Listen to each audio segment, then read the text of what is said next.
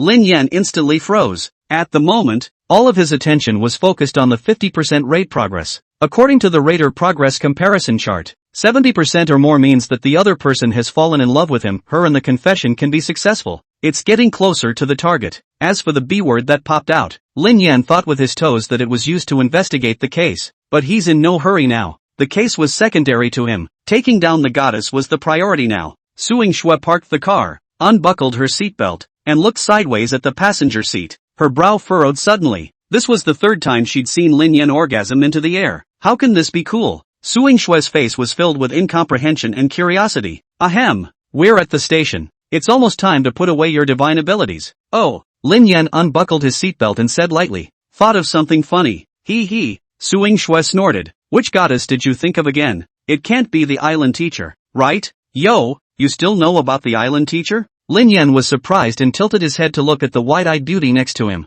Suing Shui returned. Not only have I seen it, I've also arrested a teacher's student. You want to try? Try. Lin Yan lengthened his voice. I don't mind too much. It's just that I'm too physically fit. I don't know if you can carry it. Scram. Suing Shui rolled her eyes and opened the door to get out of the car. Lin Yan looked at the tall and slender back in front of him and couldn't help but feel ripples in his heart. Who wouldn't be impressed by such a dainty beauty? If not impressed, then at least a little excited? Should I confess? Lin Yan cupped his chin, thinking as he walked. According to the system's raid progress comparison table, 50% of the raid progress can't be tabulated successfully though, but it doesn't say it's a 100% failure. For Lin Yan, confessing now has the following benefits. For one thing, it can be a declaration of sovereignty, and while it is temporarily unsatisfying physically, it is comforting spiritually. Secondly, there is a high probability that the raiders can be accelerated. However, it also seems to be a double-edged sword. Being a boyfriend and behaving well naturally boosts the progress of the raid faster. But if you don't perform well, won't the raiders' progress still go backwards? Therefore, Lin Yan felt that it was not wise for the two to finalize their relationship now. The main point is, what's the point of rushing to finalize a relationship if you don't give a damn about sleep? Doesn't that add to the risk of getting into a complicated emotional situation? Back home, Suing Shui changed clothes, took a shower, and washed up as she was supposed to. During the day, her perfect body was bound by her uniform and her charms could not be fully displayed. At this moment, after changing into a silk nightgown, Suing Shui's white skin, under the reflection of the soft light, emitted luster like sheep's fat white jade, and also seemed like tender tofu just out of the pot, so that people couldn't help but want to take a bite. Look again and I'll clasp your eyes, Suing Shui said coldly as she passed by the living room sofa with the bath towel. Of course, she knew that most men were horny, but others would at least be restrained. She had never really seen someone as blatant and unapologetic as Lin Yan. As it was, he had voiced the threat himself, and his eyes were still locked on his breasts. What's the point of buttoning your eyes? It's the brain that wants to see. The eyes are innocent. Lin Yan responded with a straight face. Humph. Suing Shui was really helpless against him. Then take off your brain. Take it. I know you envy me for being smart. You. Suing Shui was so angry that she was momentarily speechless. Then I'll take a pair of scissors and click you off. Lin Yan snapped his head up and looked at her with a horrified expression. This can't be a joke. The rest of my brother's life depends on it. An hour later, the two of them were sitting on the couch, and a movie was playing on the TV, with clips of the hero and heroine in the throes of love, kissing passionately. Lin Yan's eyes stared straight at the screen, afraid of missing any of the images. Suing Shui, however, fidgeted, her face flushed with an embarrassing blush, although she usually spoke straight, but after all, she had not yet been in love. And when she saw this kind of intimate shots, her shyness as a daughter instantly took over. Her eyes dodged, not daring to look at the TV, and her legs were together, tilting slightly to one side, as if she wanted to get away from Lin Yan.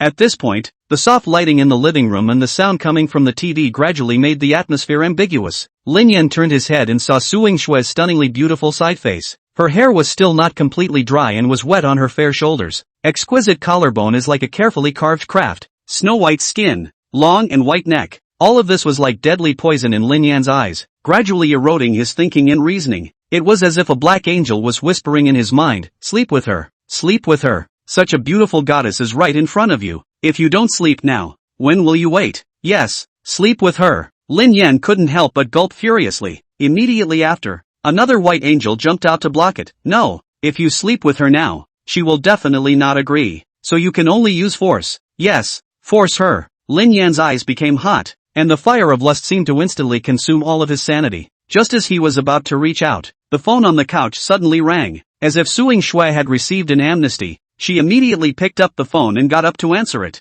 Hey, Team Lee. What?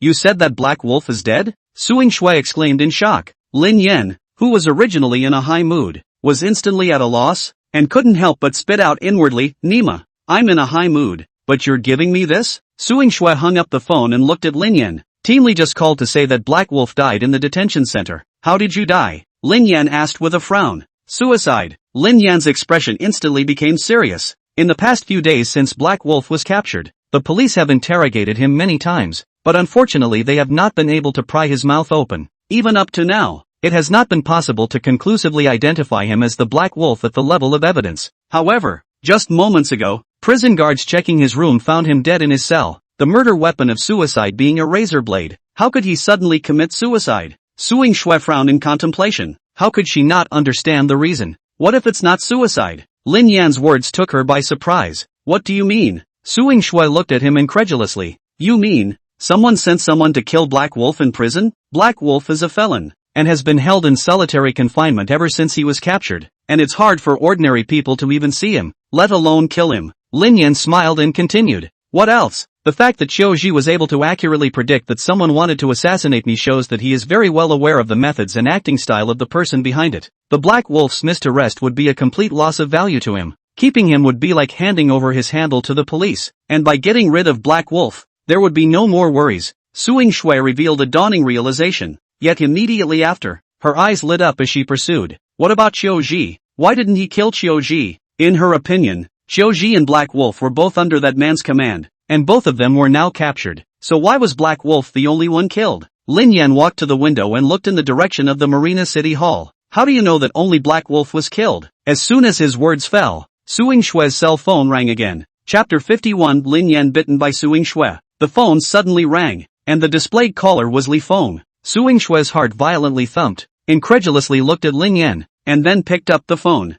Qiuji is dead. Li Feng was concise and short, just 4 words, but his voice was filled with an unspeakable feeling of powerlessness. This time, the 2 clues that were already scarce and had the potential to uncover the mastermind behind the scene were completely cut off. Is it also a suicide? Suing Shui returned to her senses and asked hurriedly. That's right, only this time the means was very cruel. Using a toothbrush to smash the throat hard. Li Feng sighed heavily. Right now, we can only wait for the medical examiner to do the death identification. Well, let's meet tomorrow and talk about it in detail. Suing Shui put down the phone and looked at Lin Yan's back. Just as you guessed, Qiuji died. The same suicide. Lin Yan sighed helplessly, looking out the window into the distance, and let out a cold laugh. Where would there be so many suicides? It's obvious that there are people who don't want you guys to keep tracking them down. Suing Shui's brows furrowed as she listened. She knew in her heart that what Lin Yan had said was most likely the truth. But what kind of skill and strength does one have to kill 2 important suspects in a detention center without a word? In Suing Shui's cognizance, the only person who could possibly have this kind of strength was standing right in front of her at the moment. But after a moment's thought, she dismissed the idea. If Lin Yan really wanted to kill these 2 people,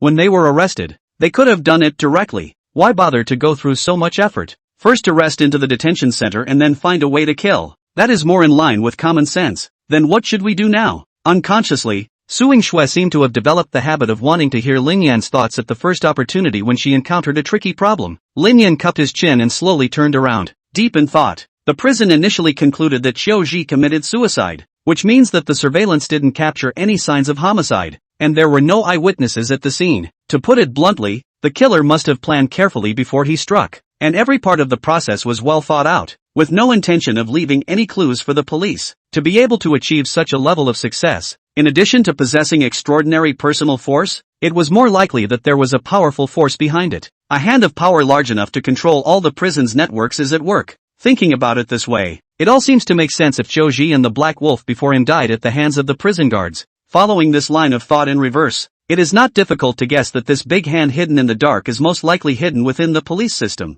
Stay put for now and wait and see what happens. Tomorrow, let's first find Wei Yuanshan and close the rape and murder case. Lin Yan gave his advice. Suing Shui heard. Curved willow eyebrows instantly twisted into a ball. Large almond eyes full of doubt. You are so sure you can find someone? To know, last night the entire Binhai city deployed hundreds of police force. All-round control and search. Froze a little Wei Yuanshan's clues are not found. What makes him so sure that he'll be able to pull someone out tomorrow? Lin Yan didn't answer directly. His nostrils flicked, and he tilted his head back and closed his eyes, as if carefully sniffing the air, and after a few moments, he suddenly opened his mouth. You used 2 kinds of body wash today, 2 kinds of shampoo, and a layer of on your body. Before the words were finished, Lin Yan violently opened his eyes and looked at Su Ying-shui with a face full of incredulity, saying in shock, "No way. It's fragrant there too?" Su Ying-shui was instantly confused, completely surprised by Lin Yan's headless words. Thinking back, I did use 2 body washes in my shower today. One of the bottles was planted by a netizen when I was swiping through Xiaohongshu 2 days ago, and it just arrived a few days ago, so I suddenly thought of trying it out today. I ended up not liking that scent too much and switched back to my usual bottle after a little use. I didn't use 2 kinds of shampoo, but I used shampoo and then applied conditioner. As for applying body lotion every day after showering, that's been a habit for years to keep your skin moisturized. Wait a minute, what did he mean when he said, "It smells good there"? 2. Reacting. Su Ying-shui's gaze instantly became sharp as a knife, looking at Lin Yan as if she could spit out fire. What do you want? Lin Yan sensed something was wrong and subconsciously took a step back. I want to. Su Ying-shui was so angry at the moment that her teeth were itching, and without even thinking about it, she directly rushed up, held Lin Yan's arm, and bit down hard. Ah! Lin Yan's screams gradually became smaller. At this moment, he slightly lowered his head, and where his eyes looked, a great landscape came into view. The rare beauty in front of him was obviously more attractive than the pain coming from his arm. Lin Yan thought in his heart, she likes to bite, so let her bite. If she did become her wife in the future, being bitten would inevitably become the norm. Just get used to it. Early the next morning, Su Ying-shui and Lin Yan rushed to Wei Yuanshan's place early. At this time, Li Feng had already arrived early. The house was a mess and had obviously been searched by the police on all fronts. The ground is full of garbage, scattered with some personal belongings that Wei Yuanshan could not take away in time. But after careful rummaging, no valuable clues were found. You guys are here. Seeing the duo, Li Feng nodded slightly inside. We sent someone to Wei Yuanshan's old home, and her parents said she hadn't gone back. Several surveillance cameras in the village we have also accessed and viewed, and what her parents say is true. As he was talking, Li Feng's gaze suddenly fell on the clear teeth marks on Lin Yan's arm, and he couldn't help but be surprised. You were bitten by a dog? Lin Yan, I'm not sure if this is a good idea,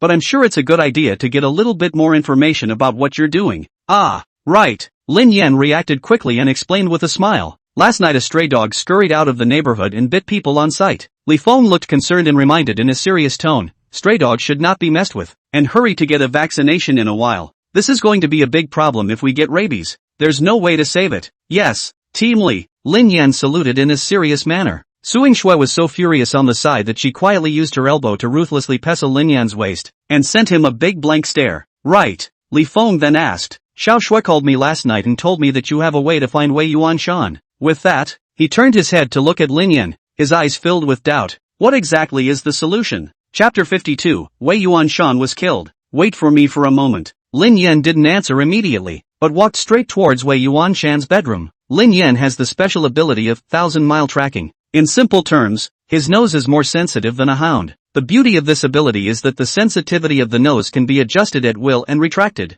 The bedroom was small, furnished with a bed and a closet. The quilt on the bed was a mess, and most of the clothes in the closet were still hanging on the hangers, untouched. In order for Lin Yan to perform 1,000-mile tracking, he first had to lock onto Wei Yuanshan's scent, which is why he rushed here, looking for the item with the strongest scent. The moment he turned on 1,000-mile tracking, Lin Yan violently covered his nose. RNM, pang stink, all kinds of mixed odors in the room. Instantly, with the effect of amplifying countless times, a brain drilled into his nose, straight to the brain, almost did not make him faint. It took a while before Lin Yan could barely get used to it. He walked to the side of the bed and approached the pillow, sniffing it carefully. Su Ying-shui and Li Feng stood in the doorway, looking at Lin Yan's series of strange actions. The two of them glanced at each other and saw deep doubts in each other's eyes. How does he even know things like tracking? Li Feng felt like his three views had been subverted over and over again since Lin Yan had appeared. It's just as well that this guy is a good shot. He's good at investigating cases, and now he's actually tracking.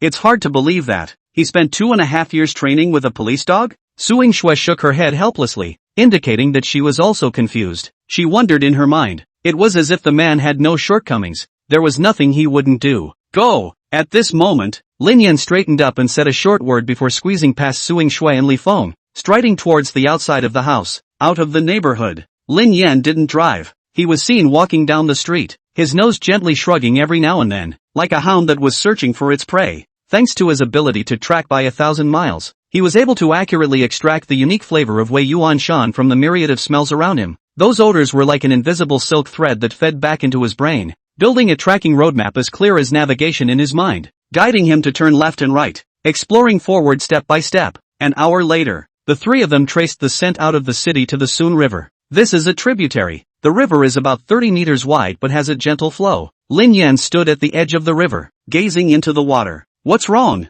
Suing Shue caught up and inquired. Lin Yan said in a deep voice, "She disappeared here." "You mean, she jumped from here?" Li Feng looked surprised. "Why did she jump from here? For good reason. Suicide? This is too unlikely. Even if Wei Yuanshan is an accomplice, he is certainly not the mastermind, and instead of committing suicide, he should turn himself in, and as long as he confesses to the crime, he may still be able to save his life." Suing Shui looked around. "Next to a bridge, to cross the river, walk on it. There is no need to swim from here." Lin Yan's face was expressionless, and his gaze stayed on the water. A few seconds later, he uttered something that made the two men's scalps tingle. "I mean, she's still under the river now." Huang Wenxuan, driving the police car, creak a sound, violently braked to the side of the road. He looked flustered, turned his head to look at Wang Wenxin sitting in the passenger seat. His face was full of uneasiness and anxiety. "Uncle Wang, we mustn't let them continue to investigate." Huang Wenxuan's voice trembled slightly from nervousness. "That Lin Yan, he's really too evil."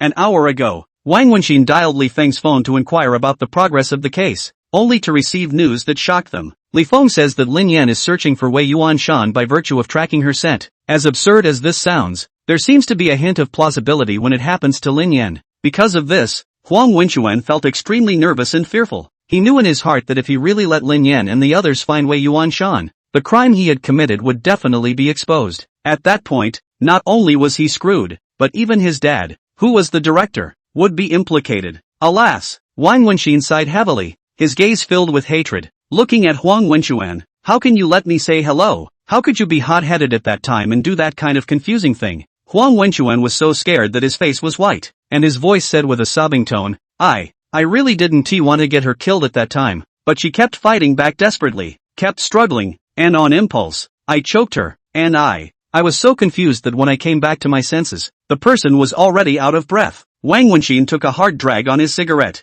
Smoke filled the car as he spoke in a deep voice. "The only way now is to find Wei Yuanshan before they do." And then, when Huang Wenxuan heard this, his face instantly became gloomy, and he asked in a trembling voice, "Uncle Wang, do you mean to kill her?" Wang Wenxin sneered, a hint of ruthlessness flashing in his eyes. "Do you have any other choice now? As long as she's alive, it's like a sharp sword hanging high above your head that could fall at any moment and make you never have any peace." Just then, Wang Wenxin's cell phone rang abruptly. He pulled out his cell phone and saw that the screen showed an incoming call from Li Feng. Wang Wenxin took a deep breath and tried to calm himself down, then picked up the phone. "Hello, hey, Bureau Wang, Wei Yuanshan has been found." On the other end of the phone, Li Feng's voice came out. "What?" When Wang Wenxin heard this, he was so shocked that he sat up straight from his seat with a rub, his voice unconsciously rising. "You said the person was found?" When Huang Wenxuan, who was sitting on the side, heard this, his face instantly became as white as a sheet of paper, his eyes filled with despair. This person called Lin Yan was simply terrifying, as if he possessed some kind of magic power beyond the ordinary, always able to do unexpected things. "Found it, but she's dead." Li Feng's reply once again shocked Wang Wenxin. Hearing the word dead, Wang Wenxin's eyes were filled with astonishment as he slowly looked sideways at Huang Wenxuan. Wei Yuanshan was dead. This news, apart from making him feel a hint of unexpected surprise, more than anything else, he was deeply shocked, because he really couldn't think of anyone other than Huang Wenxuan who would want to put Wei Yuanshan to death. "How did you die?" Wang Wenxin hurriedly pursued the question. "Li Feng, he killed." The body was put into a suitcase and thrown in the river on the outskirts of the western district of Binhai City. "Okay, I know. I'll be right there." Hanging up the phone, Wang Wenxin looked at Huang Wenxuan with a hint of disbelief in his tone and said, "Wei Yuanshan was killed." A look of surprise instantly appeared on Huang Wenxuan's face. "Really?" Wang Wenxin nodded. His face did not show excitement like Huang Wenxuan's, because, if Wei Yuanshan was killed at this time, that meant that there was another hand behind it. It seems to be secretly manipulating everything. "No." Huang Wenxuan also reacted, the joy on his face immediately disappearing as he asked, "Who killed her?" Chapter 53, Finding Wei Yuanshan's Murderer. Riverbank. Several police cars neatly parked on one side, Flashing police lights will be the scene reflected extraordinarily eye-catching. Police have quickly set up a cordon to keep onlookers far away. The coroner is crouching on the ground, conducting a preliminary examination of the body. Lin Yan, Suing Xue and Li Feng were all standing not far away, their brows all tightly furrowed. Suing Xue was the first to speak, analyzing. As of now, there are two possibilities. For one thing, after we left yesterday, Wei Yuanshan immediately contacted Wang Xiaowen's murderer, and as a result, she was viewed as a threat and tragically silenced as a result. Secondly, if Wei Yuanshan did not take the initiative to contact him, then the only possibility is that there is a mole in the police station. Think about it. Yesterday, Lin Yan and I returned to the station to retrieve the chat logs, and the whole process took no more than 2 hours back and forth. In such a short period of time, if Wei Yuanshan hadn't initiated the contact, how would the killer have known that we had gone to her? Li Feng had not participated in Suing Xue and Lin Yan's exchange before and was shocked to hear this bold speculation. There is a mole in our bureau? No way. In his perception, it was not uncommon for there to be umbrellas in the sheriff's department, but most of them were involved in some gray industry. There are very few who actually dare to act as an umbrella in a murder case, because the risk is too great for the average cop to take. There's not much point in speculating about that now, Lin Yan said as he walked forward, gently peeling away the coroner who was examining the body and slowly squatting down in front of Wei Yuanshan's body. Immediately after that, he slowly closed his eyes and turned on his 1,000-mile tracking ability. In an instant, a myriad of complex flavors burst into his nostrils. Among them were the fishy odor emanating from the river, the smell of disinfectant water carried by the forensic scientist, and the different smells of the many case workers on the scene. What Lin Yan was trying to do at the moment was to discard all those easily recognizable and traceable odors. Then, from this chaotic mess of odors, we can precisely read and isolate the killer's unique flavor. With the ability of 1,000-mile tracking, even if the killer had handled the crime extremely cleanly and left no conventional clues such as fingerprints for the police, as long as the killer had been in contact with Wei Yuanshan, Lin Yan was confident that he would be able to find him. The scene made the forensic pathologist on the sidelines look on in disbelief. Does he think he's Sherlock Holmes reincarnated? Can you solve a case by smell alone? A few minutes later, Lin Yan's eyes snapped open, and it was as if a sharp golden light flashed in his eyes. He stood up and walked to Suing Xue in large strides. His expression was grave as he said in a deep voice, "Go!" Immediately afterward, he added, "Come with me to make the arrest." Suing Xue and Li Feng looked at each other without asking any more questions and nodded their heads in tacit understanding. After this period of time with Lin Yan, they were already convinced of what Lin Yan said and no longer had any doubts. Even though the odor left behind by the killer was very subtle, Lin Yan had turned up his nose's sensitivity to its maximum limit and was still able to capture it clearly. Shortly after the three had left, Huang Wenquan and Wang Wenxin arrived at the scene of the crime. The moment he stepped into the scene, Huang Wenquan glimpsed Wei Yuanshan's corpse at a glance, and his taut nerves abruptly relaxed, unable to hold back a long breath. Regardless of who actually did this to Wei Yuanshan, to him, this was undoubtedly a heavenly good thing. Now that there is no proof of death, the secret of his rape and murder of Wang Xiaowen will be buried deep forever. Wang Wenxin's gaze was like a torch as he quickly scanned the circle, but he did not find Suing Xue and the others. He immediately recruited a police officer who was busy at the scene and opened his mouth to ask, "Where are Suing Xue and the others?" The officer responded respectfully, "Just left a short time ago." After a pause, he added, "That one." Lin Yan squatted beside the corpse for quite a while, as if he had suddenly discovered an important clue, after which he left in a hurry. Which direction did it go? Wang Wenxin's expression tightened as he asked eagerly. The officer raised his hand and pointed in the direction into town. "That way." "Okay, you go and get busy." After the police officer turned to leave, Huang Wenquan couldn't hold back his inner uneasiness and asked busily, "Uncle Wang, Lin Yan wouldn't even be able to find out clues about the murderer, would he?" Wang Wenxin's face was as gloomy as ink, and he was silent. Although Wei Yuanshan was dead, for some reason, a strong sense of uneasiness, like a tidal wave, surged through his heart. It was as if he could feel that a sword of Damocles was hanging over his head and could come crashing down at any moment. An hour later, Lin Yan, Suing Xue and Li Feng tracked their way to the entrance of the power cell. Looking at the rusty cell sign at the door, Suing Xue frowned lightly and asked, "Do you mean he went into this?" Lin Yan nodded, his tone certain. "It's in here." Li Feng's face was tense as he said eagerly, "Let's not delay. Let's go straight in." With Wei Yuanshan's previous experience, they didn't dare to waste another minute or second, and walked straight towards the inside of the neighborhood. This kind of old neighborhood, people in and out of the general no one asked. The gatekeeper just casually glanced at the three of them, and then continued to bury his head to fiddle with the beads in his hand. This time,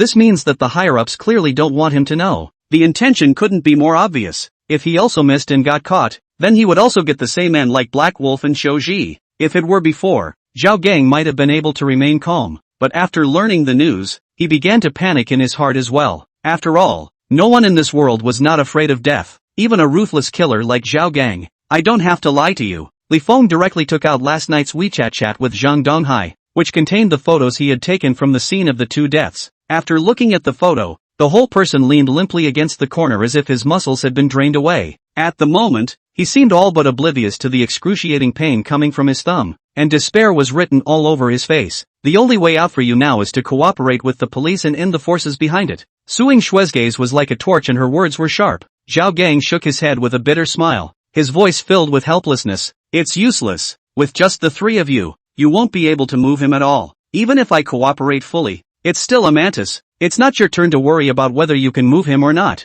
You only need to tell us everything you know. Lin Yan took a step forward, his gaze locked onto Zhao Gang. Zhao Gang looked at Lin Yan and let out a long sigh. Young man, I know you have extraordinary skills, but there are some things that simply cannot be fought by force. The three of them couldn't help but look at each other as two words power flashed through their minds at the same time. This thought just confirms their previous speculation. There is a mole inside the police station, and the position is quite high, holding a lot of power. Who exactly is he? Suing Shue's gaze was like a sword. Whether we can bring him down or not, we will only know after trying. Anyone who kills people or innocents indiscriminately cannot escape the punishment of the law. Zhao Gang lowered his head, a bitter smile hanging on his face, and after a long period of silence, he slowly raised his head and pointed his finger at the ceiling. Do you think that you can shake him? Did Zhang Donghai order you to kill people? Li Feng blurted out. Who else but him could have the ceiling in Marina? Zhao Gang sneered. He's far from qualified. Suing Shue's heart sank violently, and a shocking thought surged to her mind. You mean? Lin Yan and Li Feng also reacted instantly,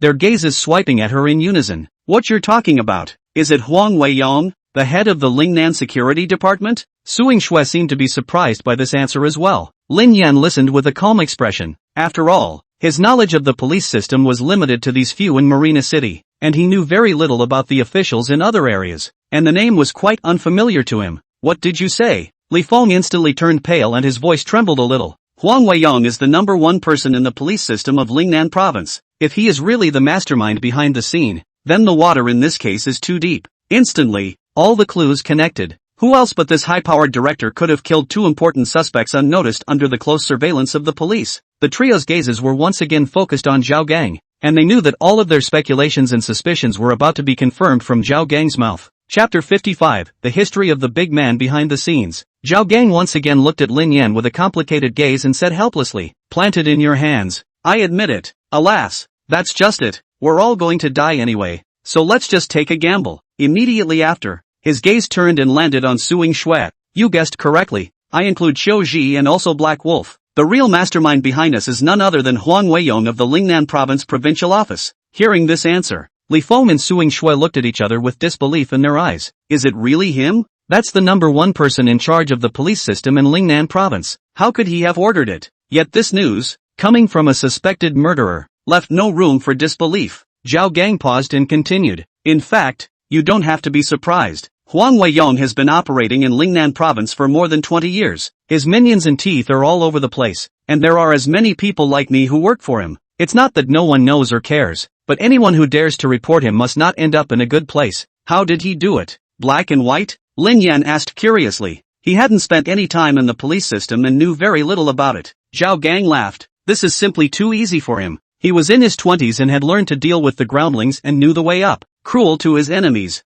generous to his men, and even more so to his superiors. Climbing step by step from the local to the provincial hall, every place, he used his authority to suppress opponents and expand his power. On the one hand, they are rewarded for meritorious service and promoted to higher positions by sweeping the black areas, while on the other hand, they are eating away at the black areas of their rivals to grow bigger and stronger. The blacks are used to support the officials, and the officials are used to protect the law. If he doesn't make it big, who will? And he acted with cunning and caution. Never in person. Aside from us full-blooded killers and the obvious local leaders, the other punks don't even know who their umbrella is at all. So, the one who raped and killed Wang Xiaowen was Huang Weiyong? Lin Yan looked grave and asked in a deep voice. Zhao Gang shook his head. He's so cautious that he wouldn't do such a stupid thing. The murderer was his indomitable son Huang Wenchuan. Are you saying that it was Huang Wenchuan who did this? Li Feng's eyes widened with shock. That's right. Zhao Gang nodded his head to confirm. Huang Wenchuan was purposely placed in the Binhai Security Bureau in order to form an in-laws family with Su Jinan, and was in the same police force as Su Jinan's daughter. But this kid is naughty and naughty by nature. Before becoming a police officer is a no-nonsense second generation. Spend the day drinking and attracting right and wrong. After becoming a police officer, he has tightened up a bit, but his nature is still unchanged. A few months ago, he met Wang Xiaowen by chance and had a bad idea. In order to ask her out, he finds Wei Yuanshan, a colleague of Wang Xiaowen, to help him out. But Wang Xiaowen refuses 3 times, which annoys him. So, Huang Wenchuan plans to take Wang Xiaowen by force when she runs away at night. He hadn't done this kind of thing before, and usually afterward, the victims didn't dare to call the police because of his threats and face. But Wang Xiaowen was so tough that she even bit him. Huang Wenchuan was so infuriated that he choked her while committing violence, only to realize afterwards that the person was already dead. The frightened Huang Wenchuan, can only he tell his old man Huang Weiyong this? Huang Weiyong explained to me again to take care of this. I dumped the body to create the illusion of a random crime, in order not to leave any loose ends. The 2 punks who took people with Huang Wenchuan that night were also disposed of by me. Suing Shue's willow brows knitted tightly as she asked suspiciously, since you killed everyone else, why did you only spare Wei Yuanshan? Zhao Gang explained, I originally thought of silencing him, but Wei Yuanshan didn't know when Huang Wenchuan took the man. Furthermore, she and Wang Xiaowen were co-workers, so if one was raped and killed and the other disappeared, it would be easy to arouse the police's suspicion and make things more difficult, so she was left behind. After hearing these words, the 3 people present looked grave. Li Feng and Suing Shui only dealt with ordinary criminal cases on weekdays, and at this moment, they were also bewildered and somewhat at a loss. The reason is simple. At present, there is no conclusive evidence. Based on the words of Zhao Gang alone, even ordinary people cannot do to convict, let alone Huang Weiyong. Striking out in the open will only spook the snakes. After a short period of numbness, the sharp pain of a broken thumb once again came at Zhao Gang, his face pale and his lips trembling slightly. We have to rush him to the hospital, Suing Shuo said. According to normal procedures, they should have dialed 120, sent Zhao just to the hospital for treatment. Only the special circumstances delayed until now. Lin Yan shook his head and denied. No, if we send him to the hospital now, Huang Weiyong will definitely send someone to silence him. When he dies, we lose our only witness. What then? Li Feng asked anxiously. Lin Yan frowned and contemplated for a moment before looking at Suing Shui. Go to your house. To my house? Suing Shui was surprised. Lin Yan nodded his head and explained. There are Huang Weiyong's people in the police force. No matter if they send him to the hospital or the police force, their whereabouts will be exposed. Going to your house instead is more private, and with me there, it keeps him safe. Team Li, stay here later and clean up the scene. Just say that the gunshots were fired by the robber. We didn't catch anyone and let him get away. Li Feng nodded his head and responded. Alright, leave it to me. Lin Yan picked up the torn sheetcloth and gave Zhao Gang a simple bandage, and took another piece of clothing to cover his injured hand. It's a good thing that Zhao Gang only has a hand injury that doesn't affect his ability to walk. When the 3 men went downstairs, there were no onlookers downstairs in the neighborhood, all having been scared off by the gunfire. After leaving the neighborhood, they directly took a taxi to Suing Shue's house. Meanwhile, on the other side, hey dad, Wei Yuanshan is dead, and now they're tracking that murderer. Huang Wenchuan pressed on and called his father. Huang Weiyong, do your own thing and leave the rest alone. Huang Weiyong spoke in a low tone. In order to protect his son, Huang Weiyong has never allowed his son to have access to the things he has done over the years, but the son is too bad, so much so that he spends his time drinking, and even caused a human life. In fact, he got the news just after Wei Yuanshan's body was recovered from the shore. What he hadn't expected was that this series of things was all caused by that young man called Lin Yan, not to mention the fact that he had lost 2 of his own generals, but now Lin Yan had pointed the finger at his own son. If he wanted to keep his son,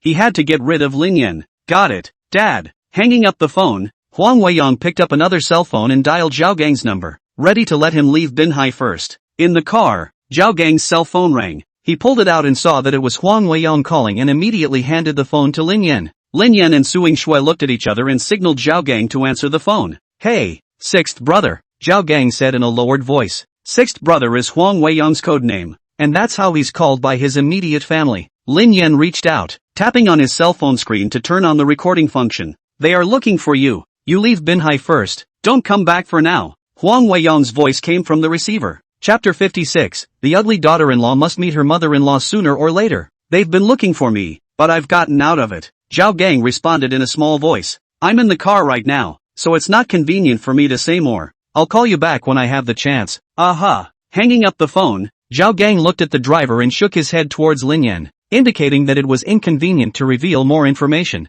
The cab drove directly into the underground parking lot of the district, and the three of them quickly took the elevator back to Su Yingshue's house. After entering the house, Su Yingxue rushed to find a first aid kit and treated Zhao Gang's wounds. At this time, Zhao Gang saw a group photo on the cabinet and was surprised. You're Su Jinnan's daughter? Su Jinnan, as a hand of the Lingnan military region and a war hero, has a name like thunder, and no one in black and white knows about it. Yes, Su Yingxue responded while bandaging Zhao Gang's wounds. Zhao Gang laughed bitterly and said, so Huang Wenquan is coming for you. It's lucky you're not with him, or else this life would be ruined. Su Yingxue snorted. He's also worthy? Zhao Gang's gaze turned to Lin Yan on the side and joked. I do think you two are quite compatible. The men are handsome and the women are beautiful. Su Yingxue has a deep background and Lin Yan has extraordinary skills, so it's really a good look for a man and a good look for a woman. Hearing this, Su Yingshue's cheeks instantly turned scarlet, and the gauze on her hand subconsciously tightened, causing Zhao Gang to almost scream out in pain. Can't talk.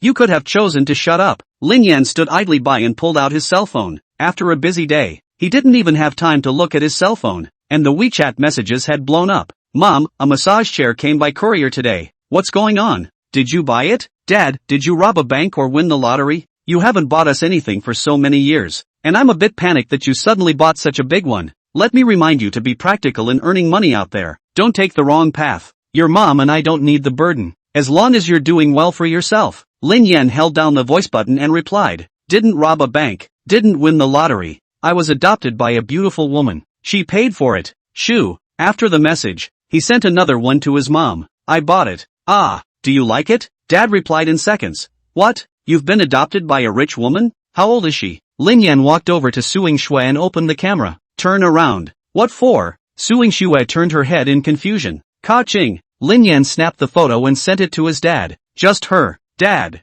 you don't know me. I've always been a hard worker. How can I be easily crushed by sugar-coated bombs? I didn't agree at first, but I couldn't help it if she begged to keep me and gave me tens of thousands of dollars a month. After several seconds, Dad's message came back. You're just bluffing, aren't you? This girl looks like this. She still needs to keep you? 2A. There is no smoke or fire in our old Lin family's ancestral tomb. Don't dream of that. At this time, Su Yingxue had already bandaged Zhao Gang's wound. Seeing this, Lin Yan directly initiated a video call to his dad. A few moments later, the video connected and a middle-aged man's face took up almost the entire screen. Dad, can you hold your cell phone away from me during the video? It's disliking your face. Oh, Lin Xingyuan pulled the camera away and asked, honestly, you kid, where did the money come from? If the money isn't clean, I don't want the rod. His expression was serious and resolute. Lin Yan took a few steps back and stood next to Su Yingxue, turning the cell phone lens around. Look, I didn't lie to you. Su Yingxue, who was suddenly in the mirror, was bewildered, only to hear Lin Yan whisper in his ear,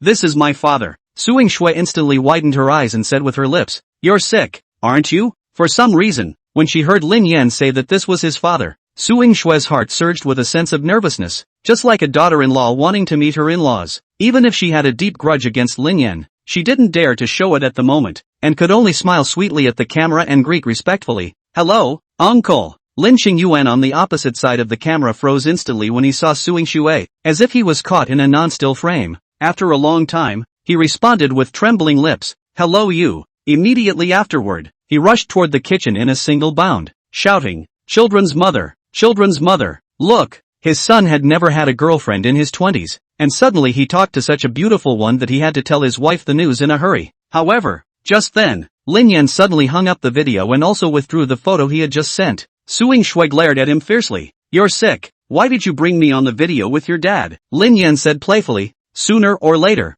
the ugly daughter-in-law has to meet her in-laws. You're the ugly one, Su Yingxue retorted, her cheeks once again crimson. Who is your daughter-in-law? Shameless. Zhao Gang, who was on the side, shook his head helplessly, thinking, will you guys at least respect professional killers? Is it really okay to show love with your face? Wait until I let you know. Marina City is dark and about to change. At that moment, Dad sent a message, bastard, why did you hang up on me? And, what about that picture? Your mom says I'm blowing smoke. Call me back. You hear me? Hey, brat talk, you're in a hurry old man. Rejection of the other party's video request. rejecting each other's voices, rejection of the other party's video request. What do we do now? Suing Shui asked as she looked at Lin Yan. Lin Yan put his cell phone back into his pocket, looked at Zhao Gang, and then said, if what he says is true. Zhao Gang raised his hand and spoke. I'm telling the truth. Lin Yan pressed his hand toward him. You'll speak when you're ordered. Continuing, he said, then with Huang Weiyang's ruthlessness, he will definitely go after me. Actually, he's already laid his hands on it once, only this time it might be stronger.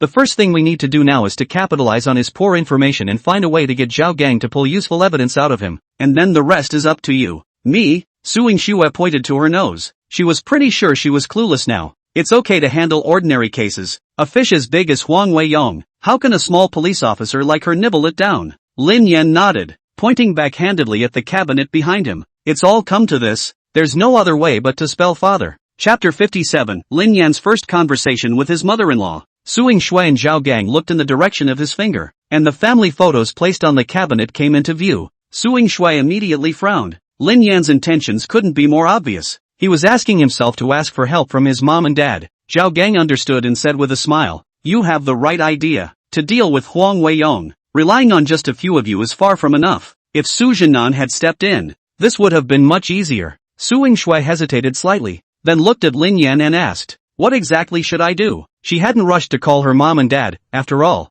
there was a lot at stake and she had to think it through. Lin Yan pondered and then suggested, I think you should call your mom first and get her opinion. Suing Shue's mother, Zhang Xiaomei, was the deputy director of the provincial department, and Lin Yan was certain that it was impossible for her to know nothing about Huang Weiyang's affairs. Had she known better and informed her of the matter first, she would have been able to give a better way of dealing with it with her experience and tact. After all, himself and Suing Shui knew very little about the circle Huang Weiyang was in. Aha! Suing Shui answered, took out her cell phone and dialed the number, then turned on the speakerphone. A moment later, a gentle female voice came from the other end of the phone. Hey, Snowy, Mom. Suing Shui paused for a moment, took a deep breath, and said, I have something to tell you. What is it? Zhang Xiaomei's voice carried a hint of doubt. About Huang Weiyang. Suing Shui's words fell, and there was instant silence on the other side of the receiver. A moment later, Zhang Xiaomei's tone became serious. Are you safe now? Suing Shui subconsciously glanced at Lin Yan beside her and replied in a firm tone.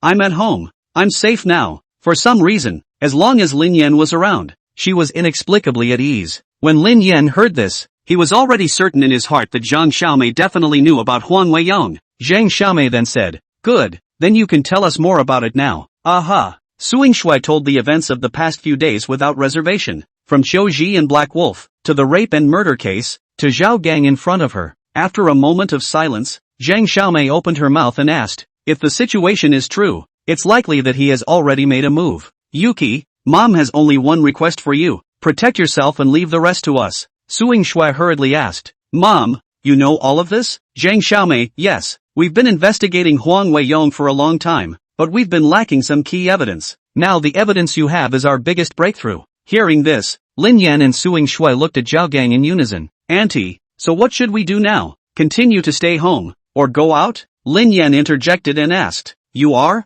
Zhang Xiaomei asked. My name is Lin Yan. Oh, Zhang Xiaomei responded meaningfully. I'm relieved to have you here. You should not leave the Sky Royal Garden. It is now more dangerous for you to go out instead. Hide yourselves well and someone will be there to protect you. Lin Yan, okay, Auntie. Hanging up the phone, Lin Yan walked over to Zhao Gang, handed him his cell phone and said, you can call Huang Weiyang now. You know what to say, right? While in the car, to prevent Zhao Gang from taking advantage of the situation to call for help, Lin Yan took away his cell phone. Zhao Gang smiled bashfully. Of course, toodaloo. Hello? Huang Weiyang's voice came from the receiver. Zhao Gang quickly pressed the record button and deliberately lowered his voice. Hey, sixth brother. I'm out of Marina now. Where to? Huang Weiyang asked. Zhao Gang responded. Took a minibus and is on the way to Qianzhou. By the way, what was that Lin Yan's deal? That he found the suitcase I threw into the river so quickly. Moreover, he captured Black Wolf and Qiu Ji alive. Huang Weiyang said impatiently. This is not something you should worry about. By the way, you make a trip to Chen County. Zhao Gang frowned slightly. To Chen County? Huang Weiyang ordered. Xinyuan Subdivision. Building 3, 401. Get those two under control. Hearing these words, Lin Yan's face instantly turned gloomy. Chen County, Xinyuan neighborhood. That's his house. Huang Weiyang actually wants to go after his parents. Zhao Gang continued to ask. Yes, sixth brother, do we need to shut them up completely? Huang Weiyong returned. No, control it, I'm useful, Zhao Gang responded. Yes, sixth brother. The phone hung up and Suing Shui and Zhao Gang looked at Lin Yan at the same time. Lin Yan's voice was icy cold as he gritted his teeth and said, Damn, how dare you hit my parents? I won't spare him. To ensure the safety of his parents, Lin Yan immediately called his mother. Hey, Mom, hey, what's up with your dad saying you have a girlfriend? Lin Yan had a brainwave and said, Oh, I was just about to tell you. I'll bring her back to see you guys, I'll be there in a while. As a sign of importance, why don't you and my dad come to the high-speed train station and pick it up? Hey, you kid, you don't know to give advance notice for such an important event, the mother complained while shouting. Lin Qingyuan, stop fiddling with your broken fishing rod. Hurry up and change your clothes and follow me to the station. Lin Yan brought his girlfriend back. Provincial office. Huang Weiyong was in uniform. His eyebrows were locked, and the atmosphere was so dull that it could crush people. At this point, the desk phone vibrated. He picked it up and then connected. Find out? I found out. The person was taken away by Suing Shui and Lin Yan. After leaving the neighborhood, they took a cab back to Sky Royal Garden. I just found that cab and asked from the driver. What did you say? Huang Weiyong unconsciously raised his voice. His eyes filled with shock. I'm pretty sure that the people were taken away by Suing Shui and Lin Yan. It's shown in several sections of the surveillance. Bang! Huang Weiyong slapped his palm on the table. How could he not expect that Zhao Gang had already been taken away by them, and just talked to myself on the phone? In other words, Lin Yan had now learned that he was going to make a move on his parents. More critically, Zhao Gang has gone rogue. The thing to do now is to get rid of him at all costs. Thinking of this, Huang Weiyong's color suddenly changed. Immediately hung up the phone, dialing another number called Old Fish. Hey, 6, Old Fish, take someone to the Sky Royal Garden and get rid of Zhao Gang and that Lin Yan. Sky Royal Garden. Sixth brother, can that place be moved? Cut the crap. If you can move or not, you have to move now. Huang Weiyong's voice carried an angry growl. Yes, sixth brother. Chapter 58. The reasons why Cho Chi chose to commit a crime. Sky Royal Garden. After Suing Shui sent the recording of Zhao Gang and Huang Weiyong to her mother, she quickly closed the doors and windows and pulled the heavy curtains, as if she wanted to isolate all the dangers in the outside world. At the moment, they were holding 2 guns in their hands. Suing Shui's gun was full of bullets while Lin Yan's gun was half expended. Suing Shui didn't hesitate to hand the gun to Lin Yan. Bullets can be more useful in your hands. Lin Yan didn't push the issue and took the gun before pointing to the door. Let's change places and go across the street from you. Suing Shui frowned lightly and asked in puzzlement, why did you change the place? Lin Yan lowered his voice to explain that even if Huang Weiyong sent someone to get rid of Zhao Gang, he wouldn't dare stay here for long. As long as they don't leave the building and are not caught on surveillance, the enemy will default to the fact that they are still inside. By choosing the opposite door, you can avoid enemy searches and monitor each other's movements at the same time. Lin Yan was aware that he was agile and precise with his gun, but Suing Shui and Zhao Gang were just ordinary people, and he had to ensure their safety, especially Suing Shui. Zhao Gang sniffed and gave Lin Yan a thumbs up with his intact hand. What a hero! Good hands, good shooting, and such a brilliant mind. We're not wronged at all to fall into your hands. Lin Yan smiled coldly. This is what you deserve. Zhao Gang cooperated with them, but it was just to save his life and get credit, trying to buy himself a chance at life. But the crime he committed was unforgivable. A few moments later, the trio arrived at the opposite door. Suing Shui raised her hand to knock on the door. Knock, knock, knock. A short while later, the door opened. The one who opened the door was the hostess Lu Shuoqin. She recognized Suing Shui through the cat's eye and opened the door dryly. Yo, Xiao Shui, what's the matter with looking for auntie? In this neighborhood, almost no one does not know Suing Shui. She not only has outstanding appearance, but also has a deep background. Suing Shui pulled out her police officer's license and said, Aunt Lu, we need to take temporary shelter in your home right now. Lu Shuoqin froze. Her eyes crossed Suing Shui and saw Lin Yan and Zhao Gang. Her expression instantly tensed up. We are all decent businessmen. We haven't broken any laws. Suing Shui hurriedly explained. Aunt Lu, it's not that you're breaking the law. It's that we encountered an emergency in handling the case, and we need to borrow your place to take shelter for a while. Oh. Lu Shuoqin then sidled up to let them in. Lu Shuoqin was the only one in the room. Suing Shui simply explained that she was on a mission. Lu Shuoqin put her heart down and did not ask any more questions. After all, Suing Shui was Su Jinnan's daughter. How could she be a bad person? Lu Shuoqin enthusiastically served tea and poured water, and also took out a variety of fruits and snacks. As if entertaining guests, Lin Yan and Zhao Gang stood by the window, closely watching the cell door. Suing Shui, on the other hand, stood guard at the door, keeping an eye on the movements outside the door. The enemy might come up from the underground parking lot. Lin Yan looked at Zhao Gang and opened his mouth to ask, "Why are you willing to sell your lives for Huang Weiyong?" In his opinion, people like Qiu Ji, who came from the special forces, have many legitimate ways out and should not embark on this criminal path. Zhao Gang let out a long sigh and smiled bitterly. It's a long story for a child without a mother. I used to have a happy home, with a wife and children, and I worked as a laborer in a fertilizer factory. Although I didn't earn much, I had something to look forward to, but God forbid. One day at work, I suddenly became unwell and went home early, and when I got home I found my bed, lying with another man. Speaking of this, a trace of pain and anger flashed in Zhao Gang's eyes. In a fit of rage, I exterminated both of those dogs and men. After that they fled into the mountains, eating wild fruits when they were hungry, drinking spring water when they were thirsty,